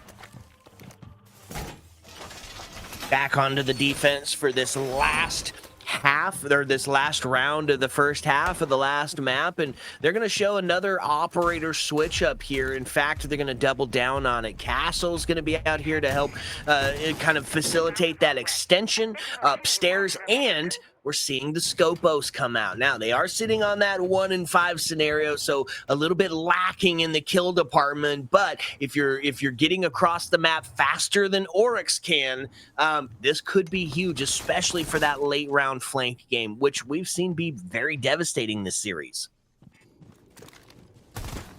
And we were just talking about it in the server the other day. This is one of the first times, I think, in the last 3 years that we have seen Rook unseated from the balancing map from Ubisoft as the operator that gives you the biggest win delta percentage. Rook has held that top spot for a long time. Unseated by Scopos, finally. Underpicked and over... Well, now I can't remember the word. Win delta is higher. Scopos is just that op that they need on the board if you want to give yourself a little bit of a boost. I think it's a great pick here from this defense. Yep, it's a great pick if you're still alive to use it. In this case, the Scopos is not. They find the main advantage to Psychopatas as they are able to rescue the Capitao, and now is looking for some of that vertical play from below, holding up kind of where you'd see Cade do some of that Cade clock tricking. He's looking to catch somebody off guard playing in that off position. Still forcing the attacking team to use the can openers to try and open up that space. They're opening up the kitchen hatch this time, and you can see the blitz over there focusing. They spent some time over on the strip side. Scopos did manage to pick up her 1 kill, but since then, fallen, and another defender, and a second defender falls now into a 3v1 scenario with a final minute ticking down. It is all up to Castle. You called him out earlier, but is he the guy to take on this 1v3? I don't know. The thing that's going for Castle right now is that it's a couple of low health scenarios on a couple of the attackers. The problem is, look at all this util that they still have in pocket for the Grimbees, and they start sending them out. Next, it's going to be that Castle is going to smoke off those long angles, is going to put him in not a position to make the drop. So Blitz gets down, and he's going to pay the price for it because those smokes don't quite get the job done on stopping that vision going from that hatch drop. So tough position to find yourself in. Now, he is pinged out by the Grimbees in this 1v2, 17 seconds left. They make the next drop. He finds himself good for one. Looking towards the second. He's just got to hold out here, but it's not going to be the case. A Bailiff is going to make the swing, and that's going to be a huge find here by the attack. Oh, man, we were on the precipice of just an amazing play there. A 1v3 clutch up almost happened. Wow. But the attackers in a 3v1 scenario managed to find one off the back of the bailiff to finish off that round. We tie it up 3-3 going into the half. What a way to finish out the semifinals here in the Voltage League. We were all the way at the very end. It's down to a one map battle between these two teams. The winner of this map goes on to face PK. PK in that finals match. Because all I had in my mind was Myth, and I'm like, no, Myth lost. That was a good game. This is a good game. This is a good series. Map 3 tied up 3-3 on a textbook map. Feels like a good place to put ourselves in for finding that second grand finalist. Now we got to see what Panu's bringing to the table on their attack side. Are they going to continue that well-coordinated attack strat? Probably, but Psychopatas is bringing some great counter strat to that specifically, right? If you know that Panu's going to be bringing that aggression, if you know they're going to be looking to spot the gap and take advantage of that quickly, how do you counter that? Well, stall City, and that's exactly what they brought to the table. Deny your intel, deny your space taking, and then deny the area, and they've done that in spades with this defensive setup. 10 seconds to insertion.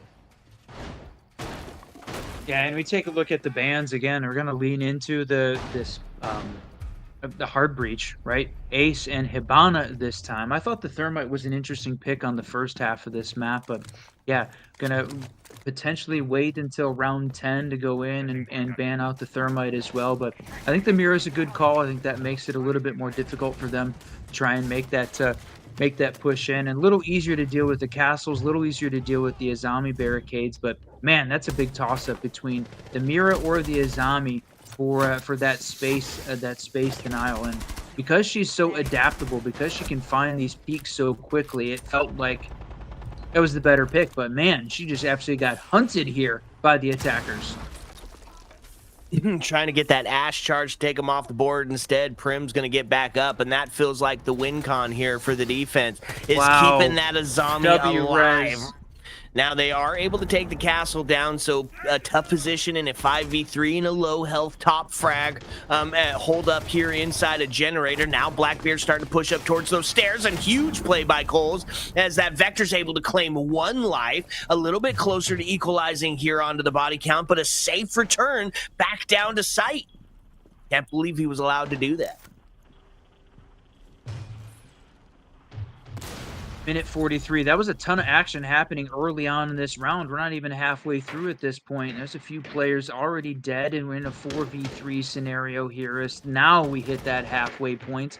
What do the attackers have upstairs? They managed to open up a few of the hatches. They've gained a little bit of the space. Some of the vertical, just a few sight lines here, but Buck has still got more work cut out. They've got to open up more of this floor to put some pressure on this defense. He goes for the hatch one more time. It's impact tricked. Yeah, well played there by the defense downstairs. Now as those Goyo canisters are going off, it feels like a little early here for the defense as they're going to, yes, deny some of that space, but not quite in the right time yet just to deny them getting down and stopping that plant. Holding on to the oil pits, got a little bit of intel that somebody might be there, but siege timing not going to allow him to get the kill on it. 40 seconds run as it starts to count down. This starts to feel like a little bit of pressure towards the Panu side as they need to perform here on this first round of the back end of the half of the last map. Final 26 seconds. The fire is out. Blackbeard's waiting, but oh man, we still have 7 players left alive with 20 seconds here. The meta is about to get hot and heavy. Who's going to come away with the win at this one? Trades start to ring out as the pressure towards Generator is going to prove to be too much for the defense. It's now going to be the aforementioned Prim who was down and rose again to try to bring this back, and they got to do it against the Spearhead. Blackbeard, who is on the hunt, he's going to get a shield bash because Azami just so low. That's a good night, sleep tight, and a sit down by the Blackbeard. And another 1v3 in the basement to close out another round. That was 2 rounds in a row that we ended in that way. And again, the attackers pick up the victory. So the basement a bit of a toss-up at this point. Normally a solid defensive stronghold on either side of the map, but both teams finding attacking wins in the basement to carry them forward. So Panu's up 4-3, but it is very close at this point. Attackers need to Man, locate what a and great defuse game that bombs. we're having so far between these two.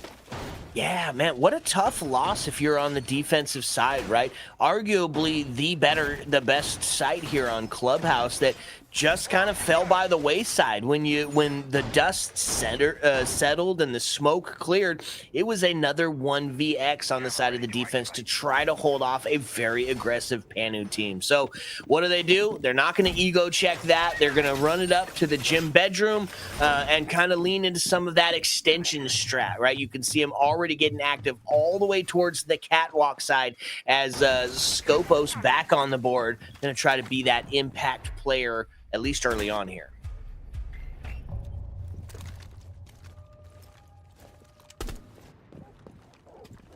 All right, yeah, I do love the Scopos pick in combination with the Azami, and the one that's still left on the board we didn't get to see a lot was the Bandit. So he's going to be able to make it a little bit more difficult to open up some of those sight lines, open up the main breaches, and Flores this time going to clear out the barbed wire. And look at this, going for the Bandit trick, but misses it. Oh, they're going to open the con single. Man, Bandit was there, ready to stop it, but completely missed his opportunity. And they don't have the reinforcement in the bathroom. They don't look like they've really got this upstairs set yet.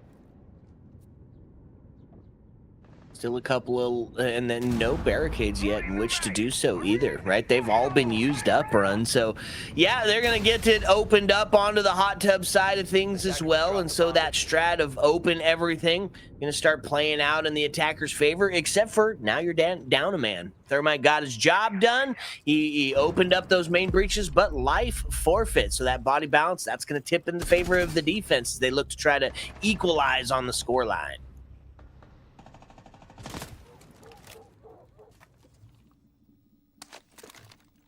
Minute 30 left. Attackers have a slight advantage here after winning downstairs in the basement. Still stuck outside the building, though. Haven't really gained a big stronghold at this point. Got a little bit of logi control, a little bit of garage, but that's not enough. And then, unfortunate, the Scopos takes down one more of the attackers in a 4v1 now for Flores. Can he pull this off? No. Man, shut down. Yeah, not even close, honestly. It was a double that was spread out from the main breach and the breach off construction. Just played well, right? It caught slack in, put sleep in, and now we find ourselves tied up 4-4 yet again. Run, this last half of the map feel like can potentially keep going back and forth. Defense going to go try it again down in the Church Arsenal. Not going to really switch up a ton. Castle is going to be brought back out again here. So honestly, I think this is the same lineup that we saw brought to the first time we saw the Church Arsenal hold. That was a Scopos win delta percentage increase there as the defense manages to pick one up upstairs. They go back to the basement. I almost feel like they should have run the Cash CC side rather than go back to the basement. This has really been one where it seems like the teams are struggling defensively. You know, I know that we talk about basement and clubhouse being that defensive stronghold, but the fact that that right now it seems like in the current meta of Siege, it's not really that guaranteed defensive win that it used to be, right? That the tertiary site of the Cash CC seems like it has become one of the more favored sites. I almost wanted them to pick into that rather than continue to focus on the basement. Yeah, unless you've like fixed your mistake, right? Unless you know definitively why you lost that round. They don't make a switch up to the operators. They don't make a switch up to the zones they played. So maybe just the comms are, hey, we got to be better and shoot them in the face instead of in the shoulder. Well, that seems to be the case. Two body shots are going to ring out. They find a quick man advantage, and going back down to Church Arsenal already starting to pay off here. I was just about to say that out of the 4 times that we've seen it played here today, we've only had one defensive win so far.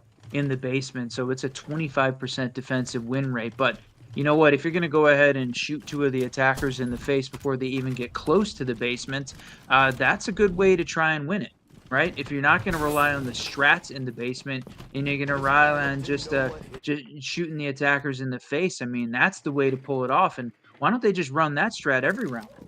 Hey, Pro Strat, and you heard it here first, folks. Run says shoot him in the face, and you're going to start winning more rounds. So there you go. Put it in your ranked book. It's a little bit of a slowdown here for the attacker side as they got to find a way to transition some of this space that they've now finally taken up into some body count equalization here. And that's going to be the big part, right? Defense isn't going to give any of these away, so you're going to have to go out and take some of that space. Good thing is, still got Buck on the board, still can put some of that vertical pressure on. Is it just going to be that the defense is probably not going to give them a look at it? Well, and when you got a C4 down below as well, that gives them a little bit of room to deny this attack while just staying out of the way a little bit. So look at this. They're trying to find the angle. Who's going to try and go for that that impact trick? Nope, not going to happen, as they do manage to get the hatch open. Well played there by the attackers to open up that piece of the entry. Buck is still working on this, so they're gaining control over here on that Arsenal side, but I don't know whether or not, yeah, the defenders still have somebody playing deep back by AKs.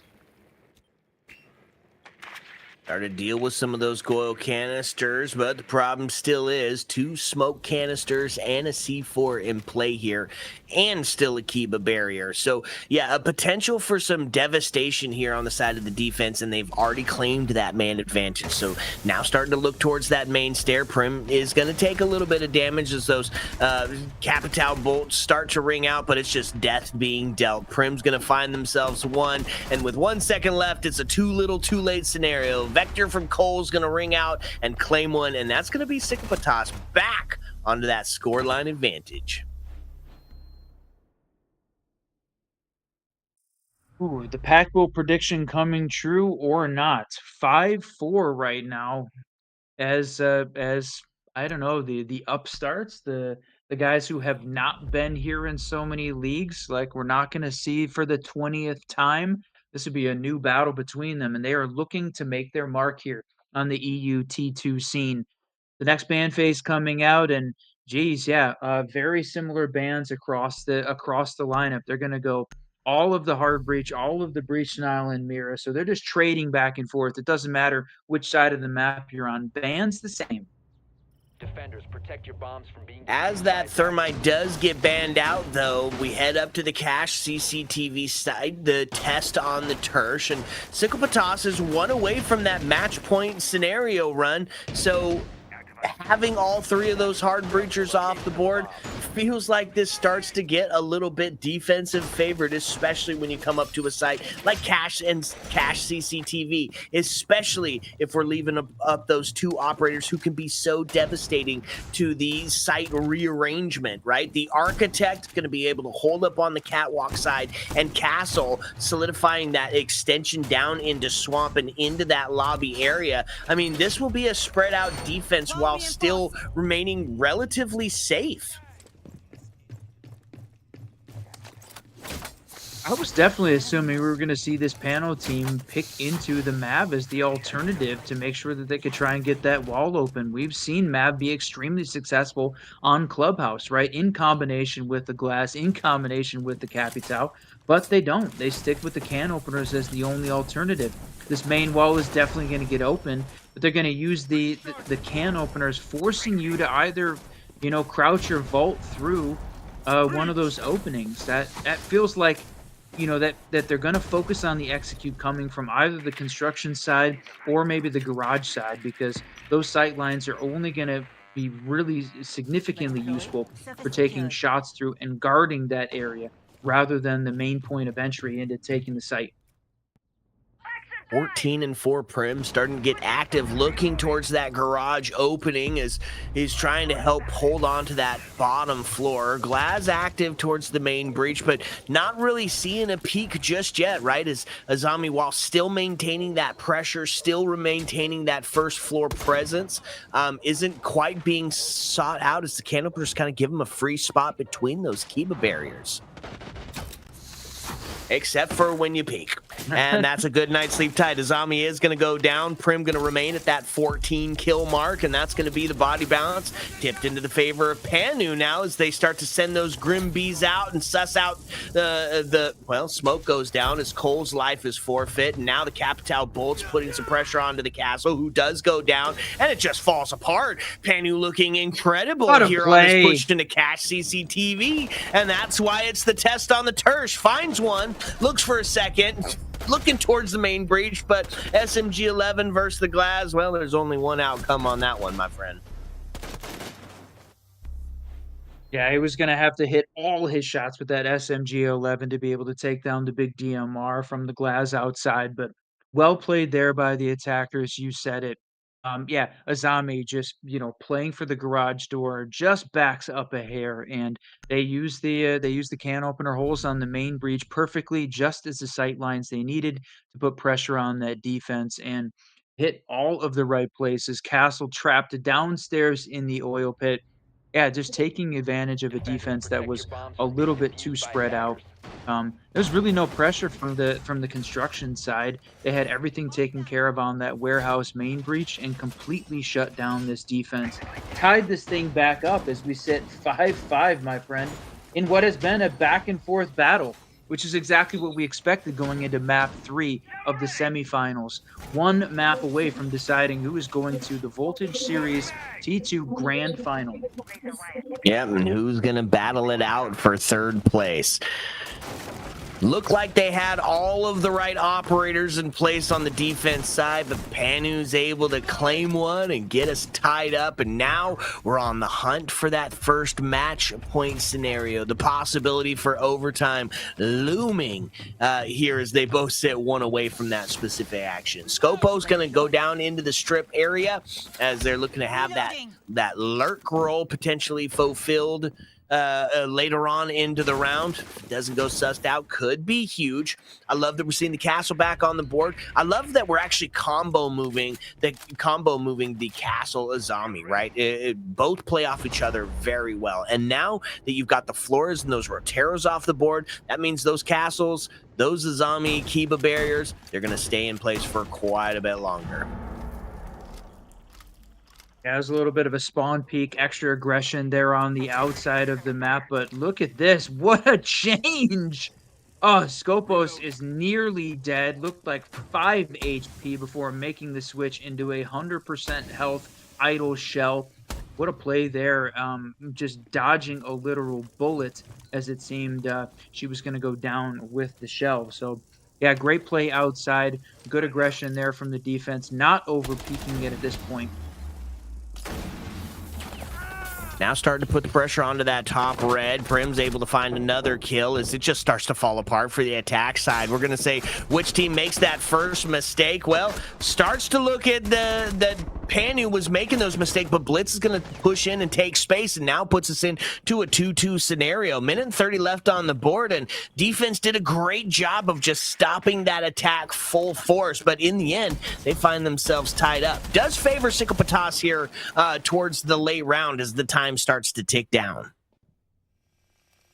They do have the diffuser in hand with a minute left, so there's plenty of time here for them to work something out. What is the way they want to try and push this? You've got Capital over on the CC side and Cash, so they're both over waiting to see how this defense is going to set up. They have some room over on the construction side. Didn't see whether or not that the environmental ingredient there blocking the construction door into site was still open, or whether or not it was cleared. They're going to go ahead and use the Capital, those the can openers there, to open up and clear the castle barricades, but that's still a long time late in the round to be clearing defensive utility.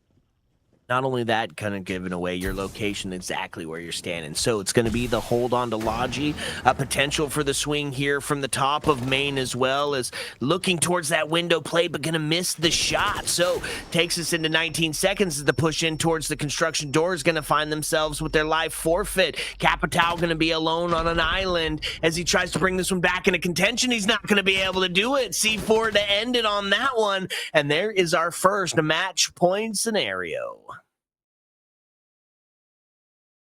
Big defensive win on a round we expected them to try and pick up, and coming up with a 3-3 half on the first has certainly given Psychopatas the boost that they needed coming into the end of the semifinals. We are now one round away. It is not just match point, it's match point, series point, and semifinal point. One round away from punching a ticket to the grand finals, my friend. And when you put it like that, Run, it sounds like it's all on the line here.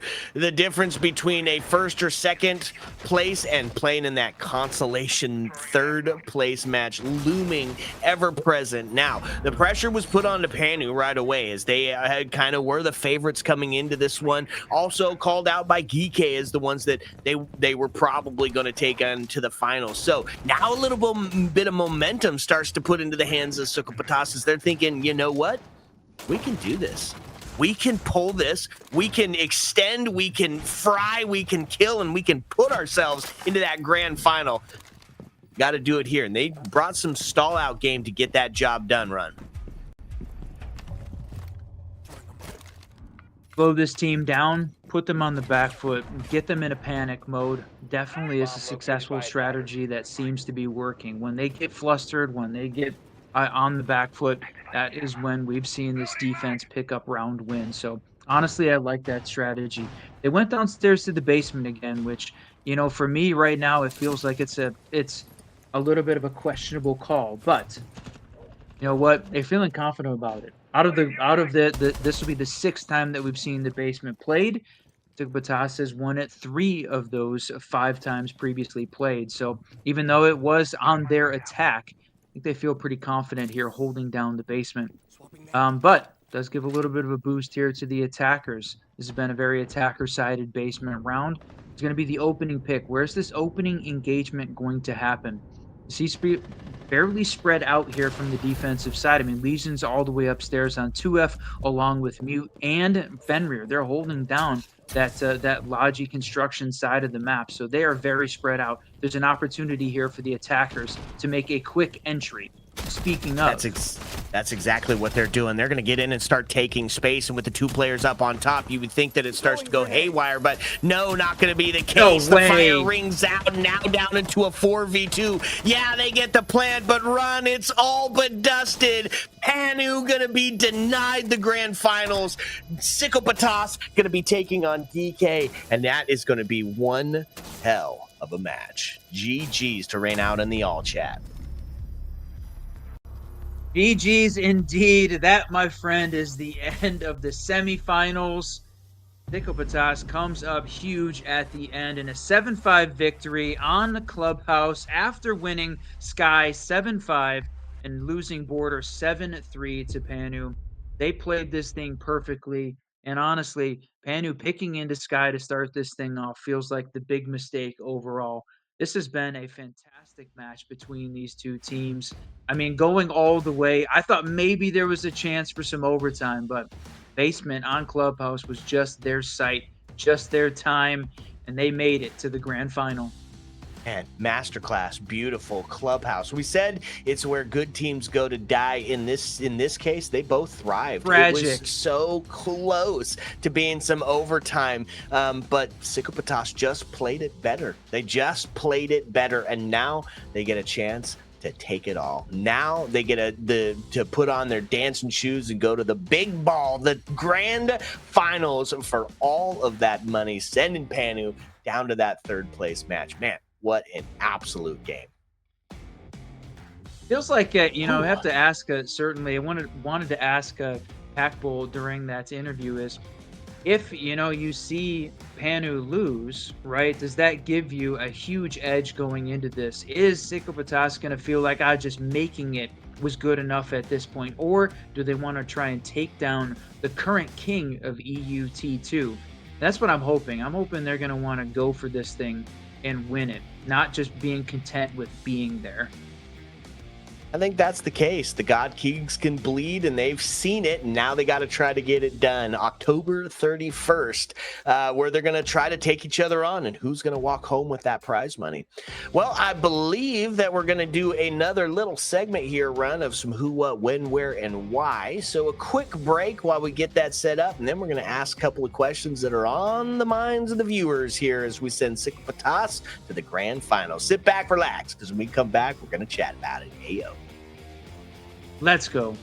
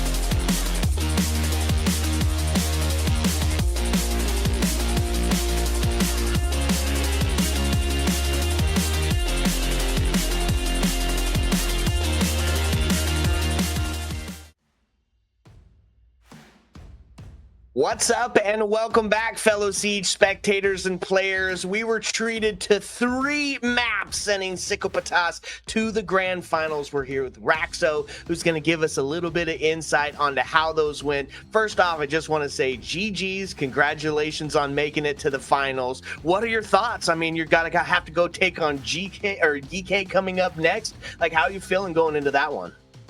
Yeah, I'm feeling a bit scared because they are a pretty good team, and hopefully we beat them in the grand final.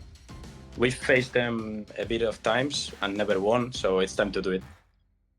Yeah, now is the time, right? If there ever was a time to do it, the grand finals is definitely the spot to do so. Okay, so at the end of the GK match, right, Packbull's on the stream, he's giving his interview, and he says probably going to see Panu in the grand finals. Does that play into your mental? Was that more of like Raxo going, you know what, I got something to prove, I can be there, or was it just kind of unfazed you? What'd you think going into that one? Now, we don't care about people says. We just play our game, and that's everything we do. We are kind of the underdog team. Go ahead. Yeah, we are the underdog team, and we will try to get the grand final. It always makes for a better story, right? When the underdog defeats the odds, takes it to map 3, destiny kicks in, and you find yourself in that grand final position. What was the comms when you're doing your map bans here and you see that Panu's picking into Skyscraper? That felt like a big miss right out the gate. Were you celebrating, or did you have a little bit of pause on like, oh my gosh, we don't play this one that often? Yeah, we didn't expect the Skyscraper pick, but I think we are a good team in Skyscraper, and I think that pick was better for us than for them. So I like they picked Skyscraper. Yeah, you hoping GK picks a little bit into Skyscraper too, maybe a little repeat action? Yeah, let's hope. Yeah. So how's like throughout this Voltage series, how's kind of the team synergy come together? Like, what's been that defining moment that has brought you guys now to the forefront of potentially winning this whole thing? I don't think we have like a secret. We haven't played all of us together most of the games, and maybe we can do better than now. A little more consistency potentially, right? Well, dope. It was a really fun best of 3 to watch. I mean, you guys looked at times really incredible. At times there were some devastating, moves that had played out. Is that because of the map pool that you played in? Are all 3 of those kind of like maps that you're very comfortable with, or did any of those picks outside of maybe Skyscraper, did those throw you off? Are you a border team? Not really a border team. I don't think we play enough border to be good at it, but with Club we are pretty comfortable on that map, and I think we won those 2 maps, so it's okay. Sure. Well, we kind of cutting it close on time here, so I want to ask this question. I ask everybody when we get into this interview is, if you could ban an operator forever, permanent, gone, never gonna see that operator played again, who are you taking off the board? I think I'm taking off Mira. It's so annoying to play. Sure, yeah, you got to bring some operators directly to counter it. We've heard Mira, we've heard the Blackbeard, we've heard the Azami. I'm good with all 3 of those. Get them out of here. We don't even need them. Yeah. Now that we've come to the end of it here, Raxo, this is your opportunity. To the fans watching, to the teams that you're going to be playing against, do you have any final words here? I want to say thank you to all the Spanish community that are supporting us. I saw them in the chat, so a huge shout out to them. Right on. Yep, coming together, multi-region, and it's going to see Psychopatas in the grand finals. Raxo, great game. You guys played well, and I can't wait to watch that finals. Thanks for stopping by for the interview. Thanks, guys.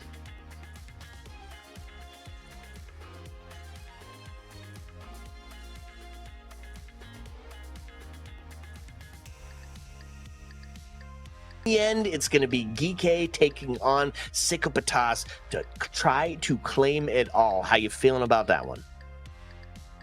Close to the underdogs.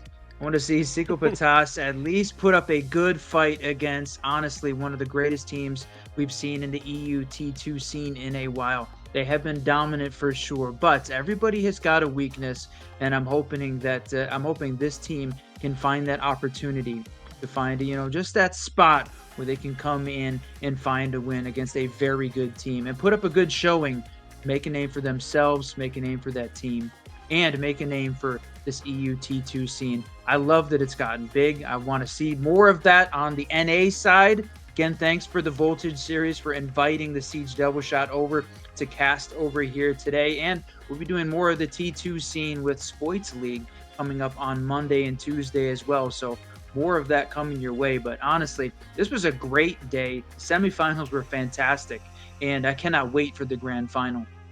Yeah, you know that we're going to be watching that for sure as we try to see the underdogs pull off another one. Could be absolutely spectacular. In the end, oh man, it's all we got is this grand final coming up. The last form of the bracket here is going to show you that Geekay is going to be taking on Sikapatas, and then Myth taking on Panu for that third place consolation match. And then I believe I saw in the chat there's also going to be some sort of giveaway then as well. So make sure that you're tuning in on the 31st as that best of 5 kicks off, where we try to determine yet again another T2 grand finalist.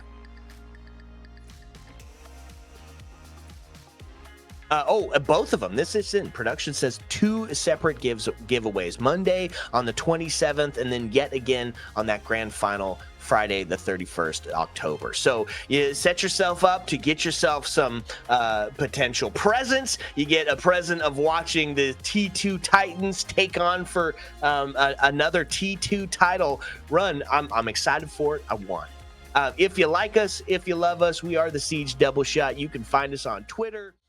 You can join into the Discord, hang out with us. We've got some Siege being brought to you across the regions, NA, EU, SAL. We are here to bring you as much Siege as possible. Big shout out to the Voltage League for having us on. Unnamed is doing the Observer, and of course our producer. We just want to say thank you so much for all the help, and thank you to you guys. Thanks for the viewers coming in to hang out with us for these 2 best of 3s. Even though we had to be here run at 4 o'clock in the morning to be a part of this one, I say it was well worth it, my friend.